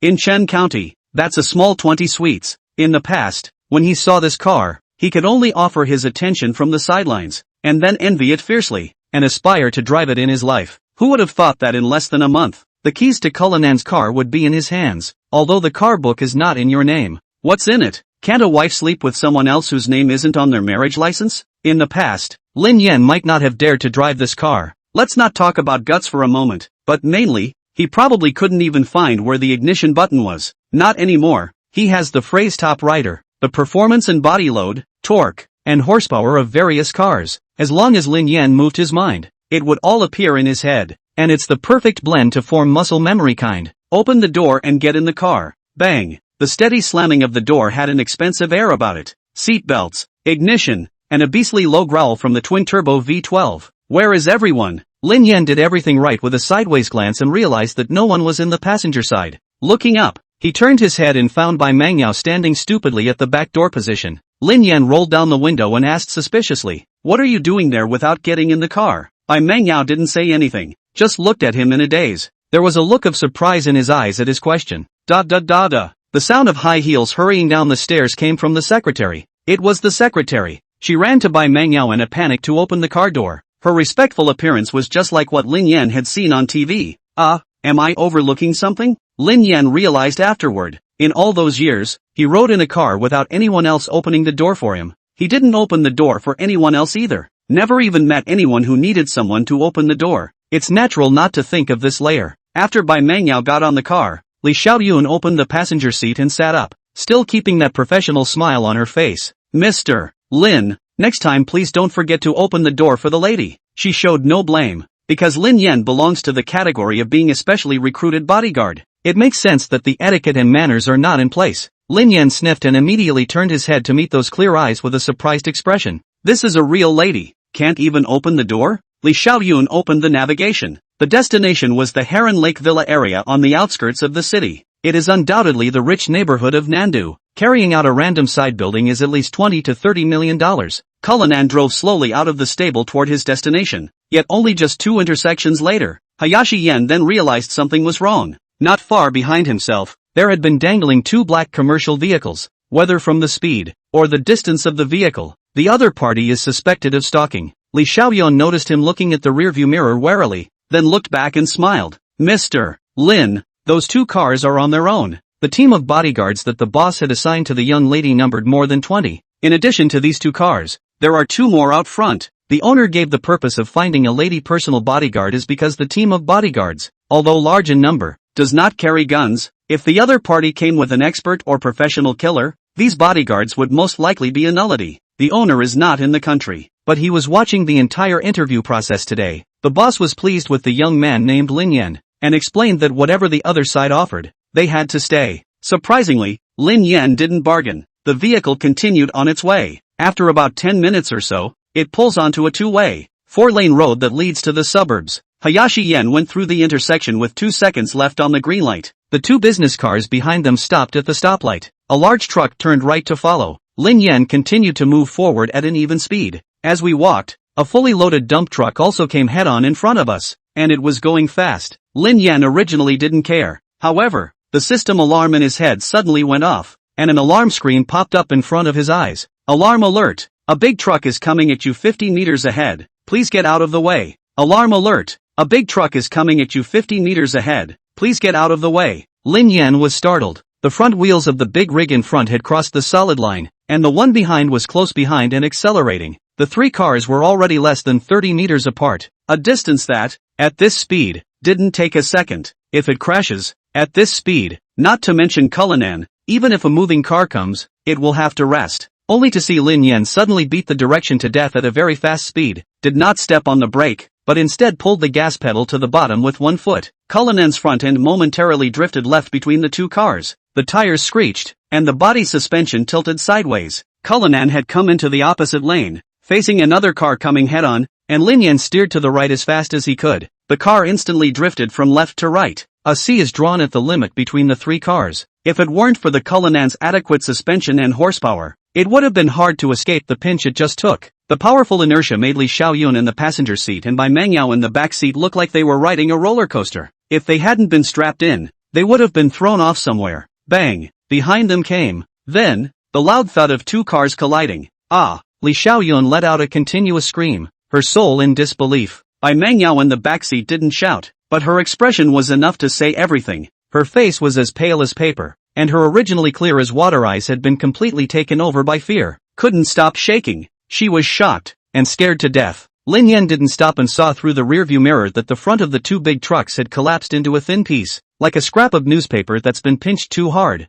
There's no way the driver could have survived a crash of that magnitude, but if there's a Cullinan sandwiched between the two cars, that's another story. It's clear that this was a deliberate murder that was intentionally staged. Only, they didn't expect that someone would react in such an extreme way to such a sudden situation. Lin Yan held the steering wheel with one hand, turned his head to look at the dull-eyed Bai Mangyao, and comforted. "Don't be afraid. I'm here." Hearing these words, it was as if Bai Mangyao realized that she was still on Earth, and when she met those deep and determined eyes, she suddenly felt that her fear was slowing down, as if she could feel a sense of solidity from Lin Yan. At this time, Li Xiaoyun's phone rang. Her chest was still heaving violently. She picked it up and saw that it was the captain of the bodyguards in the rear car. Hey, Ru, two trucks just crashed together. Did you see it? Old tragic. I guess the driver is hopeless. Li Xiaoyun sniffed, took a deep breath, and roared with rare fury. That's a ING killer. A bunch of idiots. Chapter 72, Good Suing Shui Flirting. What had just happened was unmistakably real to her as she sat in the passenger seat.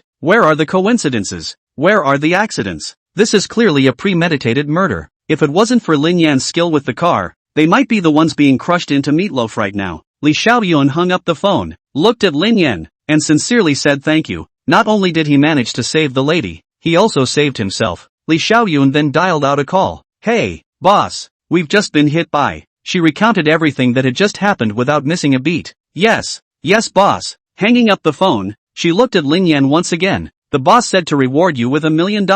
You'll give me the card number later. 1 million. Hearing this figure, Lin Yan's eyes widened even more than when he heard the system alarm. The system is so barren and stingy. Lin Yan spat in his mind. But so what? System quests can pop words. Rich bosses can't. And the words are priceless. For the rest of the journey, Lin Yan was quick, not getting too close to any of the cars. Super if you can. Avoid it if you can. Li Xiaoyun, on the other hand, had been psychologically calming Bai Mangyao. 10 minutes later, Cullinan turned into the Loon Lake Villa area. The security guard instantly stood straight and saluted respectfully. Lin Yan honked his horn in response. Arriving at a large villa located at the lakeside of the villa area, the automatic door opened and the butler servant was already waiting there. The moment he parked, the butler stepped forward to open the door. Seeing Bai Mangyao with a dull expression, he froze and then asked, "What's wrong with Miss?" Li Xiaoyun hurriedly got out of the car. "Miss is in a bit of shock. Hurry and send her back to her room." The group hurriedly brought Bai Mangyao into the villa. Lin Yan parked his car in a space. A servant approached him and bowed. "Greetings, please follow me." The servant brought him to a guest bedroom on the 3rd floor, just a wall away from Bai Mangyao's room. This is a reasonable arrangement. There are emergencies he can protect in time. We can't arrange to share a room, can we? If this really stayed for a year, Bai Jian estimated that he would have to hold a big grandchild. The room's arrangement and decoration are all reflective of the owner's honorable status. Not rustic style, but extremely luxurious. This in turn made Lin Yan, who was used to living in the slums, a little uncomfortable. Soon, the psychiatrist came, and in this case, psychological intervention was to be carried out on Bai Mangyao. For his part, Lin Yan lay on his bed playing with his cell phone. Although he was a personal bodyguard, he had to be more liberal than other security. It was obvious from Li Xiaoyun's attitude. Not to mention, he had just saved Bai Mangyao. Her life is worth a lot more than $1 million. Suing Shue went off to study the day before yesterday. Earlier in the day, for some reason, the two rarely messaged to make small talk. It was the same when she came home for 10 days or so. It's just that Suing Shue occasionally sends messages urging him to clean up, and tells him about the Qianzhou side and the progress of Huang Weiyang's case. Although they talked less, the two always stayed in touch. Now suddenly disconnect. Lin Yan's heart was empty, especially after the last time they kissed. It's like he's addicted to it, and every now and then he comes back to it, and it will be chagrined. Why didn't you do this and then that at the time? I'm sure I'll play better next time or something like that. Snow Pig, what's going on? Laughing, JPG, Lin Yan didn't need to hide his identity at all times like other undercover agents, because there is nothing in the terms of the contract that prohibits him from using personal communication tools. There's no way anyone could have that ability to check his cell phone without his consent. That's why he dared to boldly send a message to Suing Shui. It was actually best not to send it, but Lin Yan couldn't help it. It's like a little other couple that is always on your mind. A few minutes later, Suing Shui returned. You're the pig. She didn't ask anything. Wherever Hayashi was now, what he was doing, he was probably on a mission. Even if her heart wanted to know, she wouldn't ask. It's out of order. Hayashi, what's going on? Susu, just finished my speech and ready to eat. Have you eaten? Lin Yan, kind of hungry. Want to eat, but can't. Sighs. JPG, Susu, can't eat? What do you want to eat? Lin Yan, want to eat you. Ha ha ha. JPG, on the other side, when Suing Shui saw this message, her face swished to the root of her ears. The last time she was forced to kiss the battle she had not yet come to count. I did not expect. This guy even got an inch. The guts are getting bigger and bigger. Get out of here. However, against a scoundrel like Lin Yan, her methods were limited. Rolling. It has even degenerated into flirting. Lin Yan, okay, I'll immediately roll myself into a ball and roll it to you. Susu, don't be poor. Seriously, wherever you are and whatever you're doing, make sure you stay safe. You hear me? Seeing this message, Lin Yan had an anti-smile on her face. The beauty of words is that different people can say the same thing and make you feel completely different emotions. Suing Shui was caring for him. Irrelevant tasks. Mere concern. Woman, you're getting better and better at pleasing master. Lin Yan muttered under his breath and sent over a know-it-all emoticon. At this time, Li Feng walked over to Suing Shui and said, Xiao Shui, go eat. As the chief of the Binhai City Criminal Police, he took a second-class merit in the light of Lin Yan. Huang Weiyang was too big a fish to fry, and after bringing him down, almost all the police officers involved in the case received commendations, including Zhang Donghai. As a member of the supervisory team and director of the Marina Sheriff's Department, he took first-class honors. Oh, Suing Shui looked flustered and put away her cell phone, because what Lin Yan said was just too revealing. What would happen if others saw it? When the experienced Li Feng saw this expression on her face, he immediately sensed that something was wrong and joked. Chatting with your family's Lin Yan? Hot couples are like that. Your sister-in-law and I back in the day. We couldn't bolt each other around the waist. Normal. No, Captain, don't talk nonsense. Suing Shui denied 3 times as if she was poked in the heart. Li Feng would smile and didn't say anything. Suing Shui hurriedly explained again. Captain, it's not what you think. Li Feng smiled and said, I get it. Go. Eat. His mouth said he understood. But Suing Shui knew by looking at his expression that he understood it crookedly. Lin Yan's heart was happy after sending a message with Suing Shui. I was in danger today, but I also got $1 million in rewards, plus a couple $100,000 on the card. He's kind of rich now, over $1 million. Save up enough to get mom and dad a new suite. Knock. There was a knock on the door and Lin Yan got up to open it. Li Xiaoyun stood in the doorway and handed over her cell phone. The boss wants you. Chapter 73, How dare Lin Yan talk to his boss like this? Lin Yan subconsciously frowned and hesitated for a moment before reaching out to take the phone and slowly put it to his ear. On the other side of the handset, a low and majestic voice came from the other side of the handset, bringing with it a sense of oppression that made it difficult to ignore. I'm Bai Jian. I'm Lin Yan. As soon as the words fell, the figure of Li Xiaoyun by the side stiffened, and a hint of surprise flashed in her eyes. If she or anyone else had received the call, they would have immediately changed their tone to one of respect when they heard the words Bai Jian. Hello, boss. May I ask what your orders are? But he turned out to be, dared to respond in the same tone. It's so newborn. There was silence on the other side of the receiver for a split second, and then Bai Jinan's voice came again. Hello, Lin Yan. I'm Bai Mingyao's father. Thank you very much for saving her today. Of course, not a penny less than what you deserve to be paid. Yes, Lin Yan answered cleanly. Bai Jian continued. I'm calling you because I want to give you a promise. As long as you can guarantee that Meng Yao won't be harmed in the slightest, later on, I will give you unexpected rewards. When Lin Yan had come out on top in the 2 examinations, Bai Jian had sent someone to investigate him. Born in a small county, both parents are ordinary people. After graduating from college, delivered food. Not long ago, Hayashi Yen defeated a retired player in a live webcast ring match by a landslide. He's clean, he's good, and he's in desperate need of money. Isn't this exactly the person Bai Jian has been looking for so hard? Bai Jian had a little doubt in his mind. According to his men's reports, Lin Yan had previously been nothing more than an ordinary bottom-feeding youth. Why did you suddenly become so powerful? For this reason, he also accessed the car recorder, repeatedly watching the process of Lin Yan limit rescue. without warning. A normal person could not have predicted that it was an intentional murder, much less that the dump truck on the other side of the road would suddenly change direction. But Lin Yan not only sensed the danger in advance, but also responded in a very short period of time.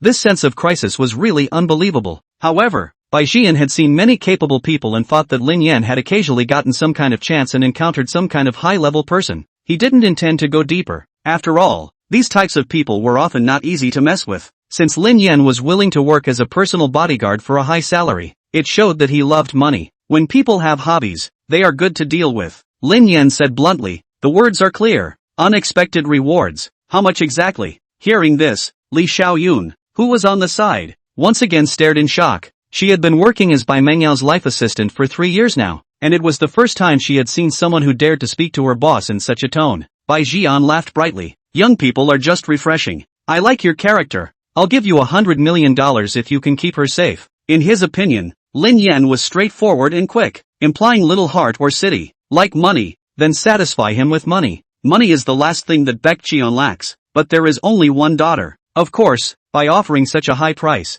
Bai Jian had another layer of consideration. He wanted to completely incorporate Lin Yan under his command. Such a talent was too rare to miss. Lin Yan was unambiguous. Mouth talk is no proof. You have to make a note. No problem, Bai Jian answered dryly. Lin Yan returned the phone to Li Xiaoyun and turned around to go back to his room. Playing iron needs to be hard. This is the key to keep his bottom line in front of Bai Jian. Furthermore, Bai Jian was sophisticated and had read countless people, so even a simple conversation could be seen through by him if he was not careful. The only way to make Bai Jian relax his guard was to be unassuming, pose as an expert, and act like he was bent on wealth. At dinner time, Lin Yan was put on the main table. There were only 2 dining seats at the main table. One was his and the other was empty, so there was no need to guess that it was Bai Mengyao's place. Mr. Lin, Miss doesn't want to eat for the moment, so you'll have to eat by yourself first. Li Xiaoyun walked over and said in a respectful tone. After the phone call, her attitude towards Lin Yan had obviously changed. Before it was just polite,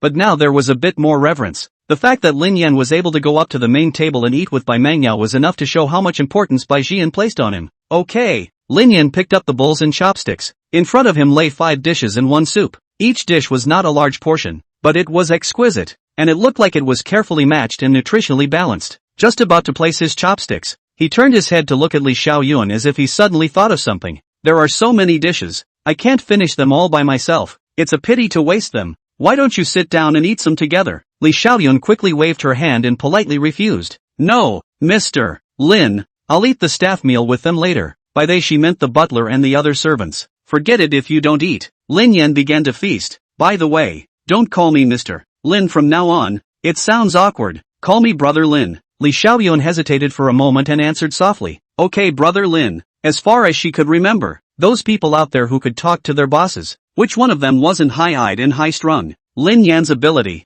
and deeply respected by the boss, but also handsome, but not at all frame, how can not let her heart feel good? Brother Lin, I'll serve you a bowl of soup. Brother Lin, if you need anything, feel free to order. Ringo. After dinner, Lin Yan asked Li Xiaoyun to accompany him to walk around the villa's garden to kill some food. Miss is much better under the psychologist's counseling, and is asleep right now, Li Xiaoyun said. Lin Yan nodded. It's unavoidable for a little girl to be frightened after something like this, not to mention Bai Mengyao as a young lady. If anyone else had run into this kind of thing, they would have been scared to death. Li Xiaoyun was already considered to have a very good mental quality. By the way, what does Bai Mengyao like to do in her spare time? What are your hobbies? Lin Yan asked. Li Xiaoyun answered without thinking. Miss likes to read books, and her academic performance is especially good. If it were not for the accident at the college entrance examination, it would not be a problem to get into Qingbei. Other than that, she loves music, instruments and dancing, her favorite being jazz, but her teachers rarely let her do it, usually practicing Latin and international standard dances. The lady sings beautifully too.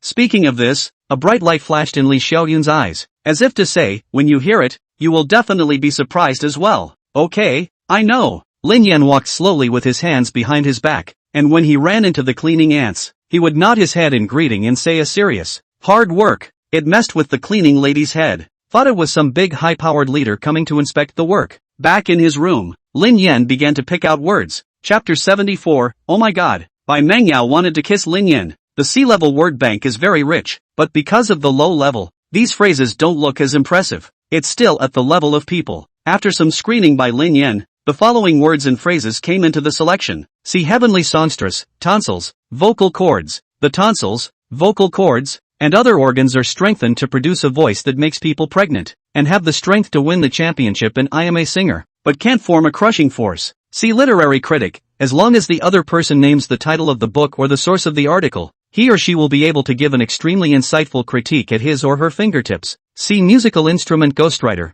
proficient in all musical instruments, and each has a master level. Active, a kind of all, kind of loose, do not have the momentum of crushing. See small town question maker, fighting chicken among cows and horses, rolled up all the livestock, 100% entered Qingbei, study all the way through, every time in the school's top 3. From what Li Xiaoyun revealed, the above few are relatively in line with Bai Mengyau's erotic preferences. However, Lin Yan was in a tangle, choosing a heavenly singer to duet with Bai Mengyau? Or do you choose the small-town do-it-yourselfers to roll her to death? Small-town do-it-yourselfers are passed over first. The reason is simple. He's just a companion reader, not a real reader. And with the system he's still a cowboy and rolls livestock. How boring that would be. Literary critics were also ruled out. A phrase that was almost useless other than being able to pretend to be something when Bai Mengyau was reading a book. After a heavenly battle, Lin Yan finally chose instrumental ghostwriter. Mainly, he thinks playing an instrument is more handsome than singing. Putting away the system, Lin Yan took out his cell phone and sent a message to Suing Shui. Baby, what's up? Suing Shui replied in a second. Asterisk asterisk asterisk asterisk your sister. Don't call me that. Anger. JPG. Lin Yan, you haven't answered my question yet. Daughter-in-law. Susu, just got out of the shower. No daughter-in-laws either. Hayashi, so look at the legs? Susu, roll. Suing Shui finished typing, looked at the screen, and smiled. And I don't know why, but I don't seem to resent Lin Yan making jokes like this. Even found it particularly amusing. From the time Lin Yan appeared until now, Suing Shui realized that her mindset had changed a lot. To be honest, she used to be more than a little misogynistic. The reason may be that when I was little, I belonged to the cute group. I wanted to hug this one and rua that one. She grew up and became what others would call a great beauty. Whether it was high school or the police academy, there were countless guys after her. There are different identities and all kinds of means. Gradually, she became immune to boys and rarely spoke to them or interacted with them, not to mention falling in love and all that. So, she felt the same way when she first met Lin Yan in the first place. But then, she gradually realized that underneath the man's gangly exterior, he also had a kind heart. The ability is even better. Suing Shui didn't know when she started to get used to this kind of molestation from him. The image of the last kiss still pops into my head from time to time. In the days of separation, she felt empty inside. After being busy, the first thing I would do was pull out my cell phone to see if Lin Yan had sent any messages. Both of them tacitly didn't mention any topic related to the mission. Just chatting for a while, Suing Shui went offline to sleep. The next morning, Lin Yan was woken up by Li Xiaoyun and looked at the time. It was only 7:30 in the morning. He rubbed his sleepy eyes, got up and washed up, and when he came to the dining room, Bai Mengyau was already sitting at the table. Seeing Lin Yan walk over, Bai Mengyau immediately got up, her hands nervously cupped together as she bowed. Thank you for saving me. It was clear to her that those people were coming for her, and if it wasn't for Lin Yan, she might not be alive anymore. The scene was vivid in her mind. She was so scared that she didn't know what to do, until Lin Yan cast a comforting look. Her panicked heart found a support. Whether he was hired by Dad or not, Bai Mengyau was grateful to him. No need to thank me. Your father has already paid. Lin Yan swaggered over and pulled out a chair, pointing to the stool in front of her. Sit, don't stand. Aha, Bai Mengyau answered, then gathered her skirt and sat down. The butler's servant next to him looked at each other. Who's the boss, anyway? After breakfast, Lin Yan drove her to school. According to the arrangement, he needed to follow Bai Mengyau into the school. As for the identity, Pak Qian has already arranged it. The vehicle slowly drove out of the villa's gate, and Li Xiaoyun and a group of respectful people watched them leave. Your family is so rich, why do you still go to school? Lin Yan asked casually. It was a question he had actually wondered about before. Cows and horses roll in life and death because they want to be the man of the hour, to have endless money to spend and endless chicks to pick up. Those rich and powerful people, obviously born with a golden spoon in their mouths, lying on their backs, have endless money. So what is the jigsaw puzzle? Bai Mengyau sniffed, and was silent for a while before she said softly,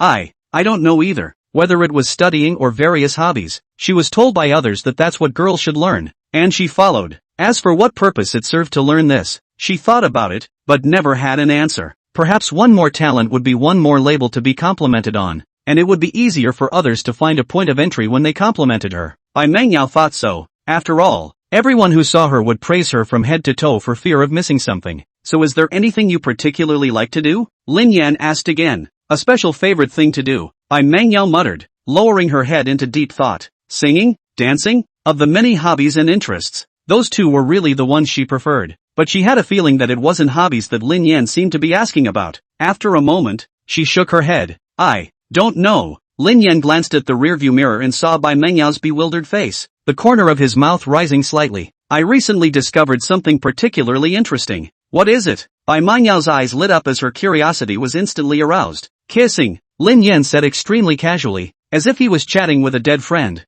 I've never tried it before, but after I tried it the other day, man, I feel addicted. I've been thinking about kissing all the time lately, and it's hard to hold it in. Manhwa's eyes widened at once, her sandalwood mouth slightly open, her face full of incredulity. It was the first time she had ever heard someone speak so bluntly about such a personal subject. In all her life, she had never even heard the word kiss from anyone. At this moment, she felt like her three views were turned upside down. Really? Driven by curiosity, Manhwa asked this question. Lin Yan nodded sincerely. That's quite true. Since the last time I kissed, I feel like I've been living the last 20 years for nothing. Men and women should kiss. Manhwa arched her eyebrows and pursed her lips slightly, seemingly summoning up a great deal of courage, asking a sentence that made Lin Yan all froze. That, I, can, try.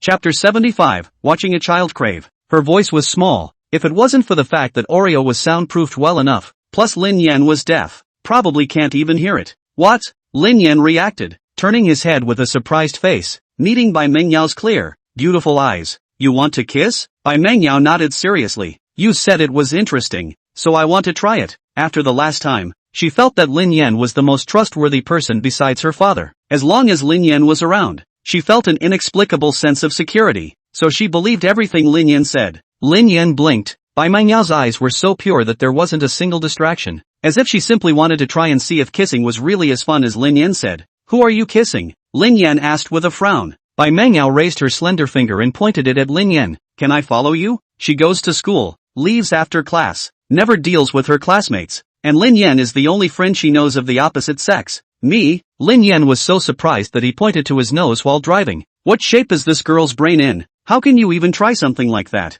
He kissed Suing Shui because the two of them had a relationship foundation, and Manhwa had only known him for a few days.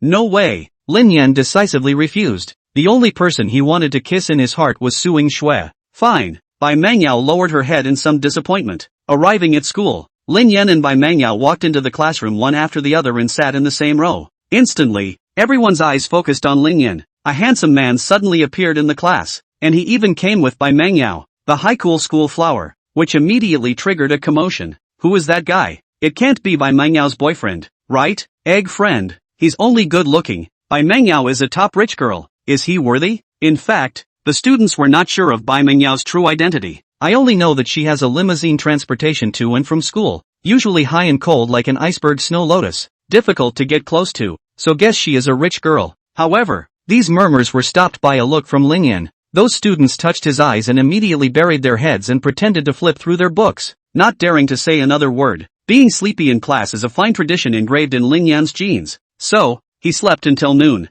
We should go. It was only when he felt someone shaking his arm that Lin Yan sleepily got up from his desk. Class is over? Manhwa nodded. We should go eat. Instead of going home for lunch, there was a White's restaurant not far across the street from the school. So, in the old days, there would be someone who would wait for her specifically in front of the school, drop her off to eat, and then bring her back. The two walked out of the classroom, one in front of the other, about 4 or 5 meters apart. While walking, a girl ran over and said excitedly, "Senior, can I add your VX?" Lin Yan stopped and looked up and down. The female growth was not bad, but it was far from both Suing Shui and Manhwa. Lin Yan's stony eyes lingered on the girl's clothes for a moment and said icily, "Sorry, no A's in my circle of friends," and then walked away without looking back, leaving the girl messy in the wind. After getting into the car and bolting on his seatbelt, Lin Yan opened the address of the restaurant sent by Li Xiaoyun. Western food. He frowned. That meal alone last night was a little hard on him. The ingredients were good and the cooking was advanced,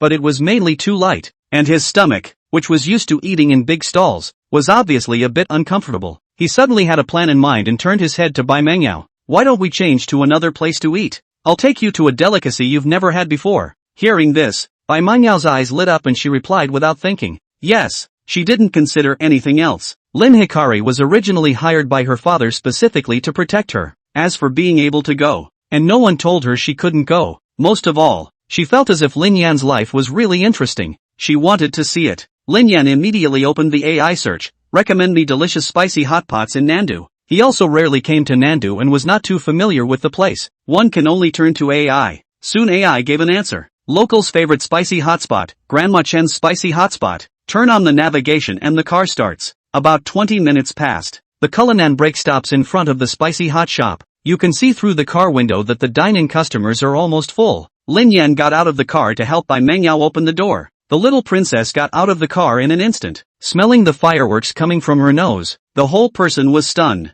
In the past, she would not have thought at all that she would have come here to eat. It was a new and unknown experience for her. The heart has begun to live in hard anticipation. Go! Aha! The two entered the store and immediately drew a crowd of stares, mainly because the handsome men and women are so dazzling. Lin Yan picked up the basin and brought Bai Mengyao to the pickup area. What do you want to eat? Bai Mengyao's eyes were blown away as she looked at the wide array of dishes. There are only a few recognizable ones, like cabbage, tofu, whatever. A lot of things she couldn't name. She pointed to the corned beef and asked, "Can I have this?" "Can." Lin Yan chucked up a few slices. "Take whatever you want. Here, no one cares." Aha! A rare sweet smile surfaced on Bai Mengyao's face. After picking up the food and weighing it, the total was $78 including rice. "Can you eat spicy food?" Lin Yan asked. Bai Mengyao shook her head. Lin Yan looked at the boss. "Medium spicy." Then he turned his head to Bai Mengyao and said, "If you've never eaten it, then you must try it." Bai Mengyao nodded her head obediently.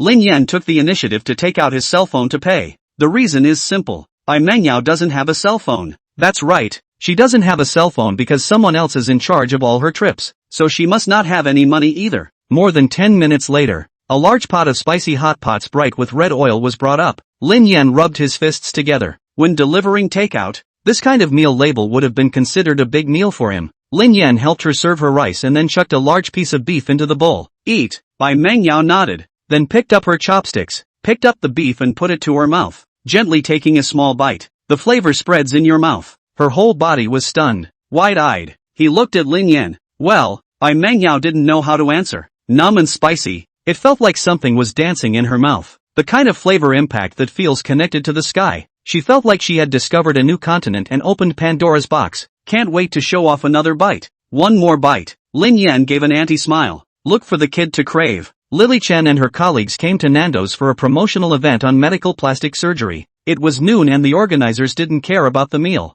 They had to work it out on their own. "So, I heard from other co-workers that Granny Chan's spicy hot pot in Nando's tastes great, and it wasn't far away. So Lily Chen decided to come and try it." From a distance she saw a Cullinan parked in front of the hot and spicy restaurant. The average girl is not interested in cars. Except for Lily Chen. How to judge whether a man has strength and taste? In addition to from the dress, there is the famous car watch. The Cullinan, valued at over $8 million, was a car she had dreamed of getting into all her life. "I'll go." Chen Lily quickened her pace and walked over. And when she reached the car, she deliberately slowed down again. Eyes went to the interior of the car, eyes filled with longing. "Lily, don't look. Your stomach is starving," a co-worker urged. Chen Lily said, "Go get the dishes first. I'll be right there." She wanted to stay a moment longer in case she met up with the owner. It's the kind of opportunity that you never pass up when you can take it. Yet just then, Lin Yan and Bai Mengyao, who had finished eating, walked out of the store. Chapter 76, Flick of the Finger.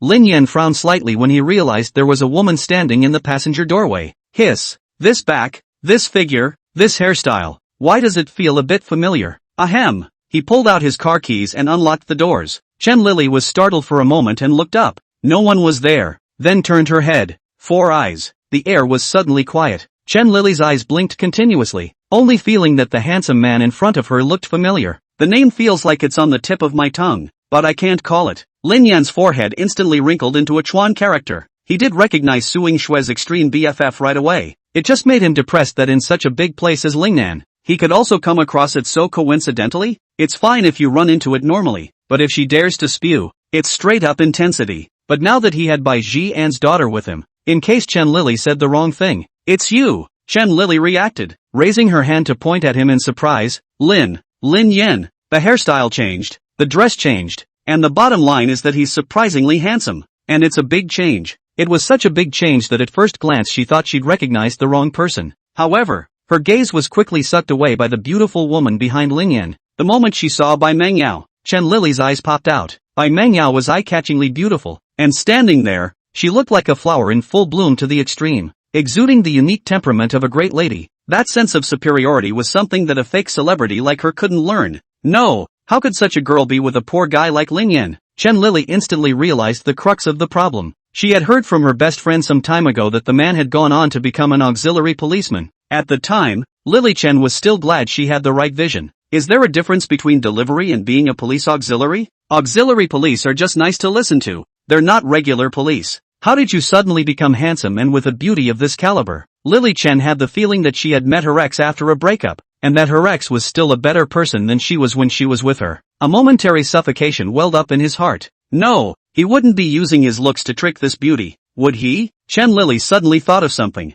There are a lot of scammers these days, especially online, that create a perfect persona for themselves and then start trolling for all kinds of rich women. That must be it. So she spoke up. Lin Yan, you're not going to be an auxiliary. Lin Yan knew it was going to be a bad dish, but luckily she had prepared in advance and crumpled up the toilet paper she had been wiping her mouth with. And the word police hadn't even come out yet as soon as her words had left her mouth. A snap of the fingers. Bayou. The paper ball shot into Lily Chen's mouth with precision. Her expression stalled momentarily. Cough cough. Woo woo. Get out of the way, get out of the way. Lin Yan then walked over, pushed Chen Lily away, opened the car door, and looked at Bai Mengyao. Get in. Aha! Bai Mengyao answered like a kitten, then obediently got into the car. Lin Yan returned to the main driver, opened the door and got in the car, ignited and started, and took off with a kick of the gas. This car is his? Chen Lily felt her brain buzzing, such an intense shock and impact that it almost made her, who had a paper ball stuffed down her throat, see too much milk.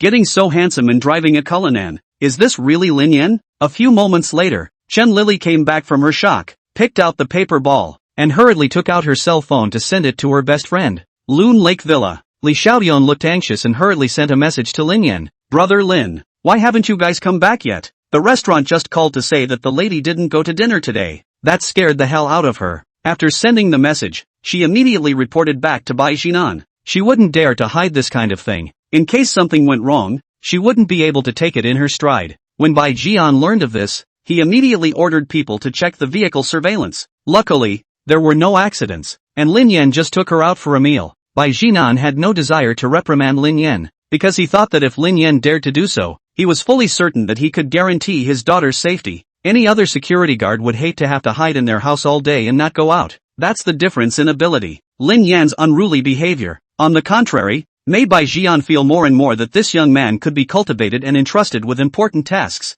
The reason is simple. This kind of person has all the skills but no heart and no city. As long as he is satisfied with what he wants, he can willingly do things for himself. Bai Jian grassroots step by step climb to this position. Has this family business, the means of enlisting people, has long been perfect. So, in addition to letting him protect his daughter, Bai Jian was also going to let him do a great thing. The two didn't speak on the way back to school. However, Lin Yan noticed a hint of something wrong. Bai Mengyao sat in the back seat, her face flushed, pursed her lips tightly, and her body was taut and straight, as if she was controlling something. You're not feeling well? Lin Yan asked curiously. Bai Mengyao gave a small shake of her head, with a hint of embarrassment on her face. I have a stomachache. Lin Yan immediately reacted that it should be eaten by eating spicy hot food. This $1,000 lady has not eaten this kind of roadside stall and her intestines should not be able to adapt. It's okay, just take it a couple more times. Aha. Bai Mengyao nodded her head first, then said in an aggravated voice,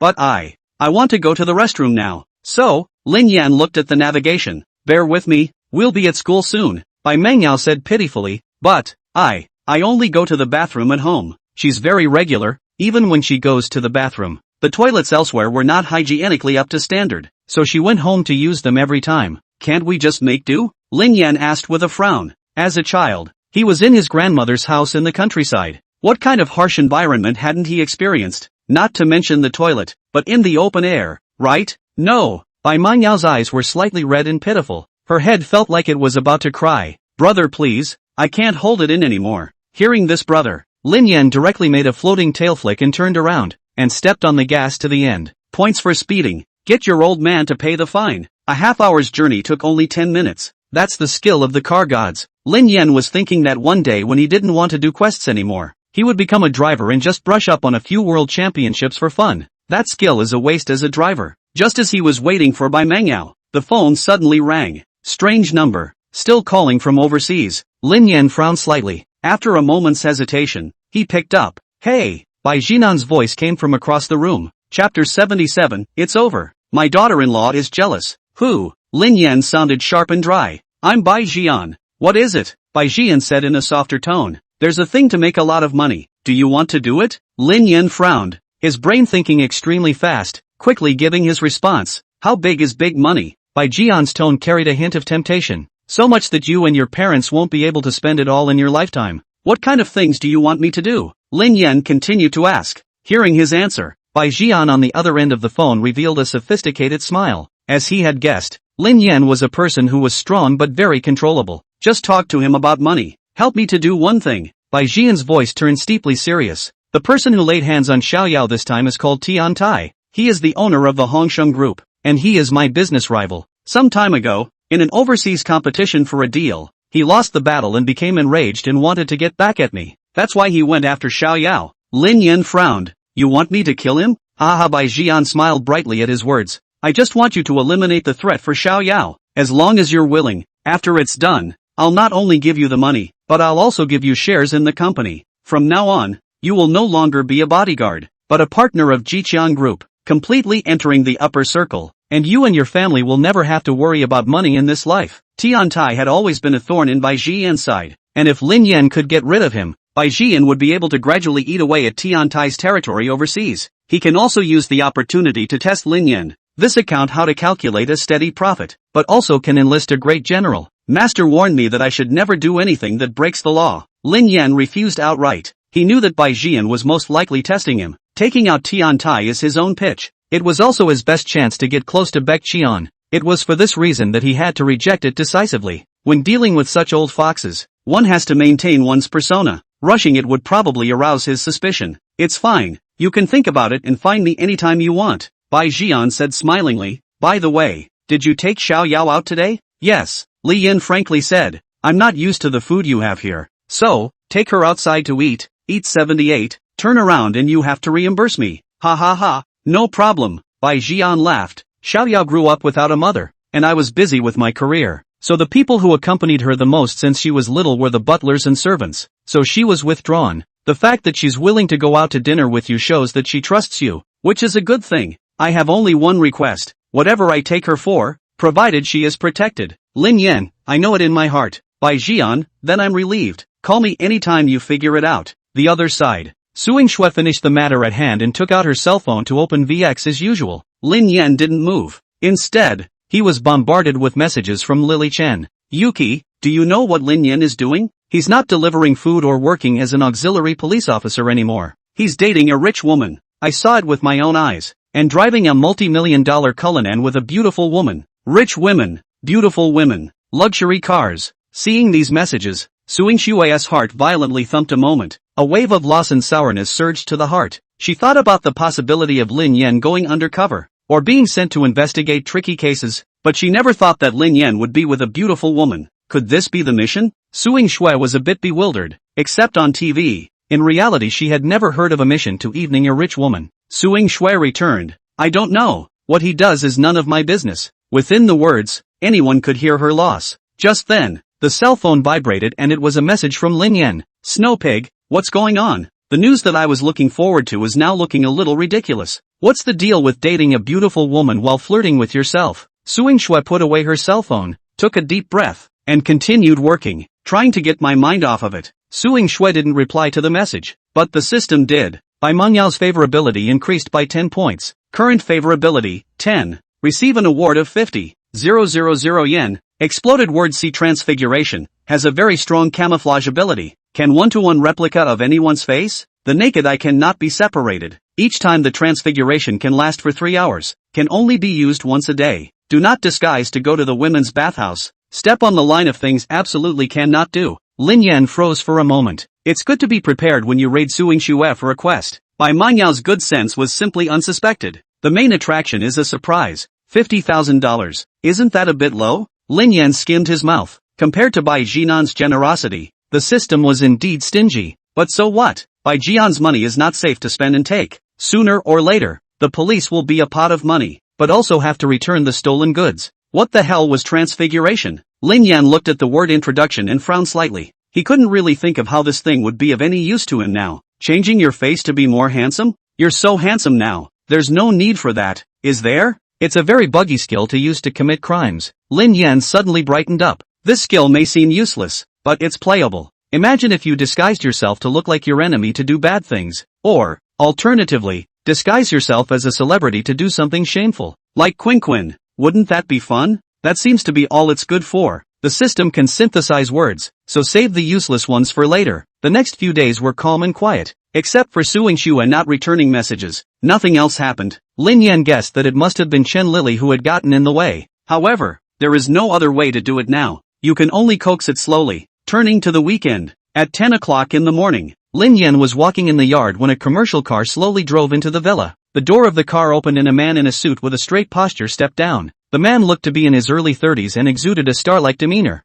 Li Xiaoyun walked over quickly with a professional smile on her face. Hello, Mr. Wu. Miss is already waiting upstairs. The man's expression was cold, and he didn't even look at her in a condescending manner. Stride toward the villa. Li Xiaoyun deflated her mouth, clearly displeased with the man's attitude. Lin Yan walked over and asked, "Who is this person?" Li Xiaoyun sighed. Who else could it be? Mrs. Piano Teacher. Lingnan's famous pianist. Wu Qian. Wu Qian, the one who teaches piano? Lin Yan looked at Wu Qian's back and frowned. Li Xiaoyun did not mention the piano. He forgot that he had a musical instrument ghostwriter phrase. How much does he teach once? Li Xiaoyun stretched out 5 fingers. 5,000? Li Xiaoyun shook her head. $500,000 a year. Rating the young? Lin Yan's eyes widened. Isn't this a damn money grab? After saying that, he quickly followed. Chapter 78. I'm sorry, I'm a piano ghost. In the villa, there is not only a special dance room, but also a separate piano room. Dressed in a long white dress, Bai Mangyao had long been waiting in the piano room. The shimmering light of the morning sun poured through the glass on her, beautiful as a fairy coming out of a painting, pure and flawless. Upon seeing Wu Qian, Bai Mangyao immediately stood up from the stool, folded her hands in the small of her back, and bowed slightly. Mr. Wu. The etiquette was just right and not at all redundant. Wu Qian nodded slightly, changing his indifference from just now. A gentle smile appeared on his face. Good morning, Xiao Yao. How's the tune I asked you to practice last week? Play it for me. Bai Mangyao answered and sat back down on the stool, her slender white as scallion white fingers resting on the keys of the piano, the melodious melody instantly spreading out in the piano room. Lin Yan leaned against the doorway and watched the scene in front of him. It had to be said that aside from her simple personality, Bai Mangyao was extremely talented in other areas. In the past, when Lin Yan listened to the sound of the zither, at most, he could only distinguish whether it sounded good or not, and he could not judge the technique or the sense of sound at all. Not anymore. With the instrumental ghostwriter phrase, he can easily tell the difference between good and bad.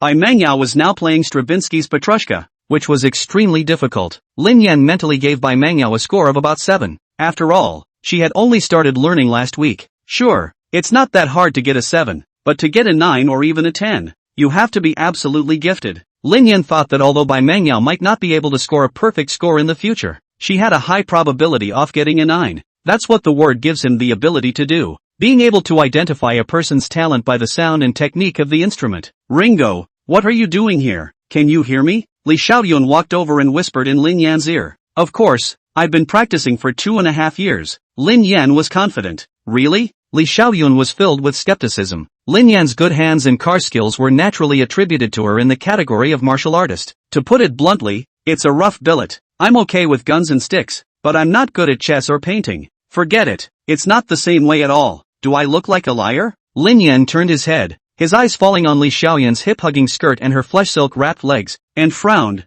Change to a black pair next time. What? Li Xiaoyun looked puzzled. Lin Yan raised an eyebrow and smiled. Ringo loves black silk. Li Xiaoyun instantly ahead of black line. Lin brother is really straightforward. After the song was finished, Wu Qian applauded and praised. Xiao Yao, your progress is getting bigger and bigger. The moment Bai Mangyao turned her head, her gaze crossed over Wu Qian and landed on Lin Yan in the doorway. There was a hint of surprise in his expression, and a hint of anticipation, as if he wanted to hear him say something. Wu Qian followed her eyes and his smile instantly disappeared. He had come to the villa so many times and it was the first time he had seen this person. Moreover, This person seemed to be able to walk around the villa at will, which inexplicably caused a sense of crisis to rise in Wu Qian, which then transformed into disgust and rejection. He turned his head to Bai Mengyao and asked with a smile, "Xiao Yao, do they want to learn piano too?" These words seemed like an inquiry, but they were actually an expulsion order, the meaning of which could not be more obvious. "Idle people, hurry up and leave." Bai Mengyao shook her head.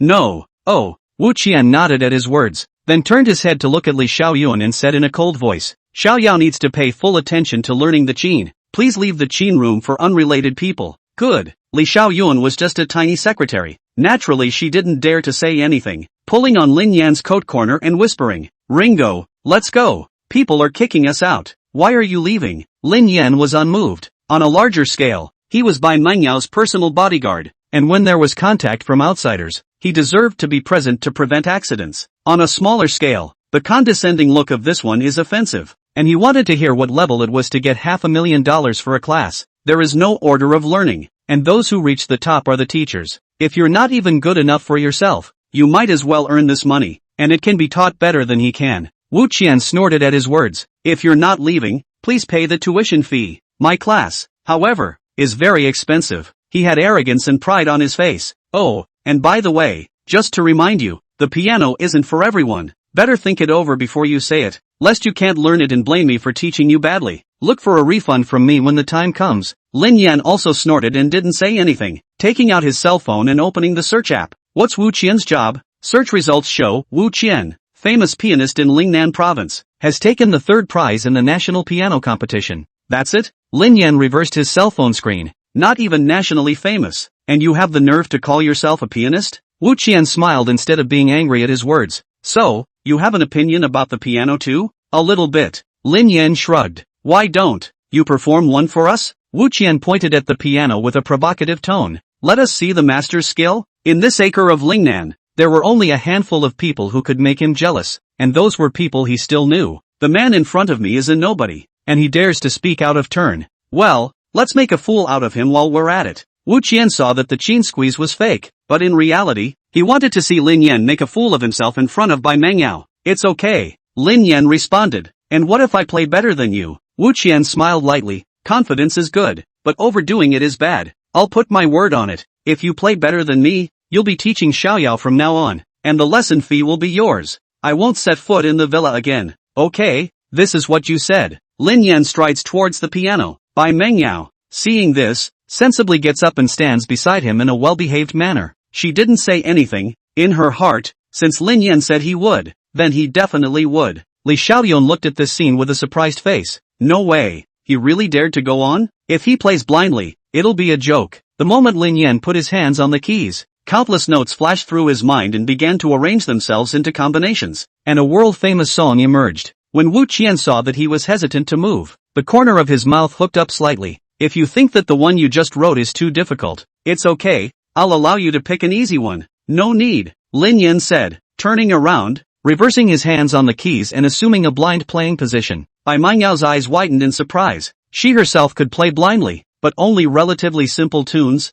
like the Petrushka song just now. She hadn't seen anyone who could play blindly. Although Li Xiaoyuan didn't know how to play the piano, she knew that the operation was awesome. Backhand, and backside. Isn't that harder than a blindfold? When Wu Qian saw this, he couldn't help but frown as well. The heart began to fizzle. Could he really? There's no reason for that. He had just dared to boast and make a bet with Lin Yan. It's because he's never heard of this guy. If it's really at that level, it wouldn't be so bad that it wouldn't have any fame at all, would it? Just then, Lin Yan slowly closed his eyes. The next moment, his 10 fingers began to dance across the keys. Chapter 79, Master, can I sit in? Lin Yan's fingers tapped rhythmically, and the intricate notes of Petrushka flowed into the crowd's ears like a babbling brook. Wu Qian instantly tightened his brows. A connoisseur will know if there is one or not. To determine whether a person is proficient at the piano, you need only look at the moment he presses the keys. You can tell the difference between blind and real playing at first hearing. As it turns out, Lin Yan didn't brag. He not only plays, he plays blind. The repertoire is the even more difficult Petrushka.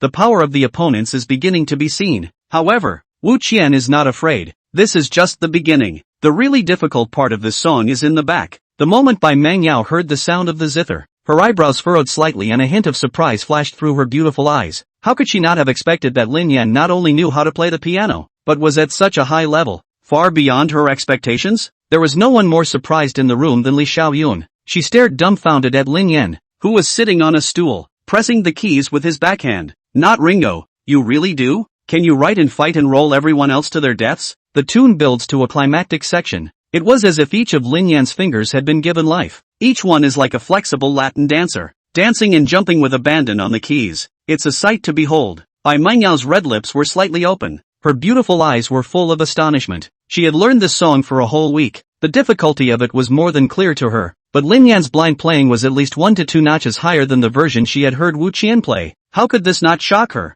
At this moment, Wu Qian had completely frozen in place. The look of surprise was as if they had seen the national soccer team win the World Cup. Is this something an ordinary person could do? No, it won't. There's no such thing. Just the zither skills Lin Yan had just displayed were at least at the level of an international master. There are no more than 3 people in the country who can currently arm wrestle with him. How can such a person be unknown? How could it suddenly appear here? Besides, he had just clearly seen the shocked expression on the secretary's face. Apparently, she didn't know Lin Yan could play the piano before either. Grassroots? Self-study? Haven't competed in any tournaments? Is it true what they say, the best of the best? Wu Qian didn't believe it. How in the world can someone be so low-key? There was nothing left for Li Xiaoyun at such moments, and she couldn't understand anyway. There are only 4 words left in my head, unknown. Just stand in the doorway and be the toolman in charge of the shock. Lin Yan's hand speed was much more perverse than when she played QQ Dazzle Dance back then. When the song ended, Lin Yan's right hand dashed across the keys,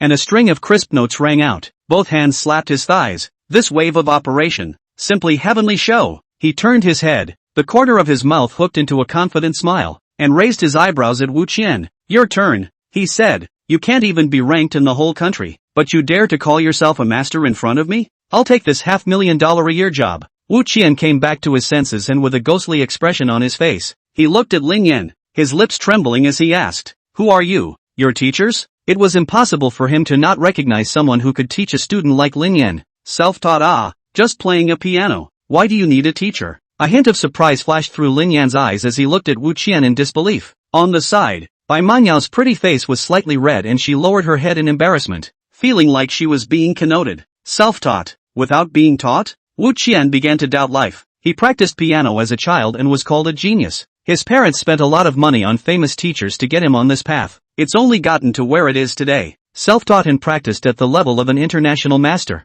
How horrible must his talent be? Unbelievable. Can't imagine. What are you waiting for? Lin Yan nudged toward the piano. Your turn. Wu Qian looked at the piano and his gaze returned to Lin Yan once again. Is that even a comparison? Apparently not. Because he couldn't play the complete Petrushka blind. The winner is already decided. No more competitions. I've lost. Wu Qian's face flushed red as he powerlessly uttered these words. Lin Yan sniffed and turned his head to Bai Mengyao who was standing there dumbfounded. Did you hear that? He admitted defeat. I'll take the job of teaching you piano from now on. Later, remember to ask your old man to pay for it. He wanted to take the job, but not just to make money. Nor was it simply to raid Bai Mengyao to increase her favorability. Because he wants to continue to strengthen his money-loving persona. Getting back to consistently let his guard down is the only way to gain trust. Sui. These were the last words Zhang Xiaomei instructed him. Master. Wu Qian suddenly opened his mouth with a hint of currying favor on his face. Can I stay here to observe? Don't worry. I promise I won't affect your class. For Wu Qian, it is a rare opportunity to observe a master's lecture at close range, and he doesn't want to miss it. Lin Yan frowned slightly, his strange gaze scrutinizing him as he faintly said, the average person doesn't deserve to listen to my lessons. Wu Qian sighed in relief. That's just right. Although I'm not considered a master, I'm still a little famous. I shouldn't be considered an ordinary person. Then you misunderstood. I was referring to you. Lin Yan spread his hands, then said towards Li Xiaoyun, Xiaoyun, close the door and send the guests away. Okay. Li Xiaoyun has always been unhappy with people like Wu Qian who think highly of themselves, and when she heard this, she didn't mention that she was not positive. Taking 3 steps, he walked to Wu Qian and raised his hand towards the door, no longer having the previous respect in his voice. Ms. Wu, Lin is going to class. Please get out. Wu Qian's face suddenly changed, like a pig's liver fresh from the kill. Wu Qian's face instantly turned iron blue as he looked towards Bai Mengyao and said eagerly, Xiao Yao, I'm the one who's your teacher. The bet we just made was just a joke. I've brought you up for so long. You shouldn't have chosen him, right? Wu Qian came to be a private tutor. Close to Bai Mengyao is his real purpose. So beautiful and background of the rich girl. If you can chase to hand, he is bound to get a bigger platform for development. Before, he dared to make a bet with Lin Yan because he thought he wouldn't lose. Now, even though he had lost, he naturally wouldn't be foolish enough to give up the chance to get close to Bai Mangyao just for the sake of a mouthful of some kind of bet. Originally, I wanted to whore out Lin Yan before breaking the contract. Since he doesn't agree, it's better to just roll with the punches. He had this confidence that Bai Mangyao wouldn't choose Lin Yan as a teacher. As the words fell, everyone's eyes focused on Bai Mangyao, waiting for her to give an answer. Chapter 80, Bai Jian's Plan. Bai Mangyao froze for a moment. Her gaze then looked towards Lin Yan and softly inquired, "Brother, are you willing to be my piano teacher?" This statement was made. Wu Qian was directly confused. Brother? What the hell? Bai Mangyao was clearly Bai Jian's only daughter. Where did she get a ghost brother? Lin Yan raised his eyebrows. If you're obedient, I'll reluctantly teach you. When Wu Qian heard this, he was dumbfounded. Begrudgingly teach if you listen? Does he know who he's talking to? That's the princess of the Jiqiang group, the owner of this villa. It was only after half a year of classes that Wu Qian dared to open his mouth and call Xiao Yao. However, more outrageous things are yet to come, only to see that when Bai Mangyao heard these words, a sweet smile unexpectedly surfaced on her face, and she nodded her head obediently and responded, "I'll listen to my brother." Even Li Xiaoyun was shocked this time. "No, Ringo, you are more or less good at some evil magic, right? How can you make a lady so obedient?" She had been a personal assistant for so long and had never seen Bai Mangyao have such an attitude towards anyone, not even her own father. Seeing the bad situation, Wu Qian hurriedly said, "Xiao Yao, a temporary change of teacher needs your father's consent. You can't just change." Unexpected. Bai Mangyao instantly put away the smile on her face and turned her head to look at him, uttering a very strong sentence in a gentle voice. "I just agree. I don't need to ask my dad." Indeed, although her father was the one who helped her make up her mind on most things, as long as she decided on something on her own, Bai Jian would not stand in her way. Wu Qian was completely dumbfounded. He didn't expect that he would lose so completely. A wave of anger shot straight to his head as he turned his head to glare fiercely at Lin Yan. "Why are you staring at me? You still want to make a move?" Lin Yan took his hand out of his pants pocket. After activating the system, he had also specifically studied the law of self-defense. With a smile on her face, Li Xiaoyun kindly reminded, "Mr. Wu, not only does Lin play the piano, he's also in charge of the young lady's safety. You know what I mean? You mustn't be impulsive. Our villa's medical conditions may offer limited help." Humph. Wu Qian turned around with a mouthful of resentment and quickly walked out of the piano room. Li Xiaoyun followed suit. After watching Wu Qian get into the car and leave, she then pulled out the phone and called Bai Jian. She must report every move of the lady in a timely manner. That's the rule. "Hey, boss."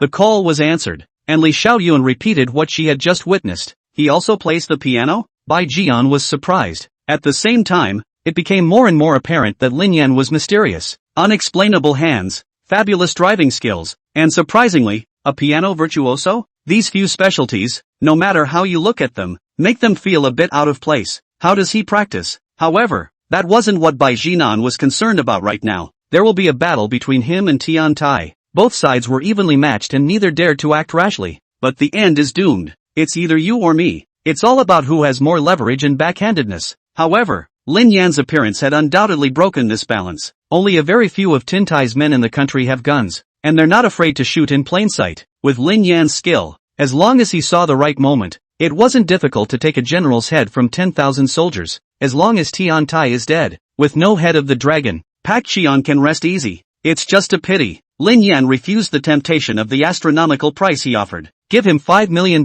for his lessons. Hearing Bai Jinan's words, Li Xiaoyun froze for a moment. The boss went so far as to give him a tenfold increase straight away. However, none of this was for her, a small secretary, to comment on, and she hurriedly answered and ran back to the piano room. Bai Jian sat on the living room couch and slowly put down his cell phone. His brow furrowed deeply. At this point, a middle-aged man with an inch head and a sharp look in his eyes walked over and said, "Big brother, since his division has a training not to kill, there's no need for us to have to get rid of Tian Tai by silencing him." The man's name was Hu Wei, and he was the head of Bai Jian's overseas operations. It was also considered half of his military advisor. "What do you have in mind?" Bai Jian asked. Frowning, Hu Wei sat on the sofa and lit a cigarette. "According to reliable sources, Tian Tai can be leaving the country this month." Bai Jian nodded. "That's why I'm in such a hurry. Once he leaves, this won't be easy. Like him, Tin Tai's main manpower forces are abroad and there is no gun control out there. Those of them can't even be considered security personnel anymore.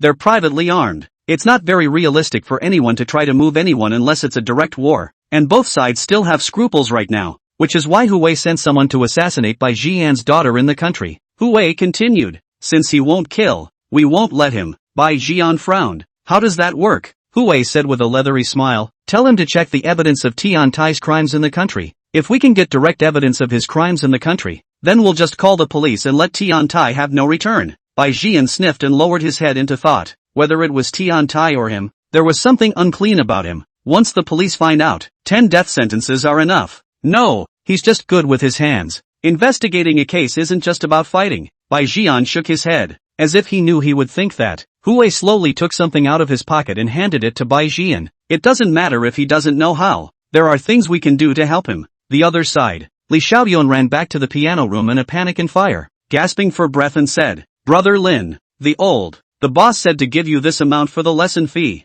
After saying that, she stretched out 5 fingers. Lin Yan turned his head and frowned slightly. 50,000? Li Xiaoyuan shook her head. No, it's $5 million.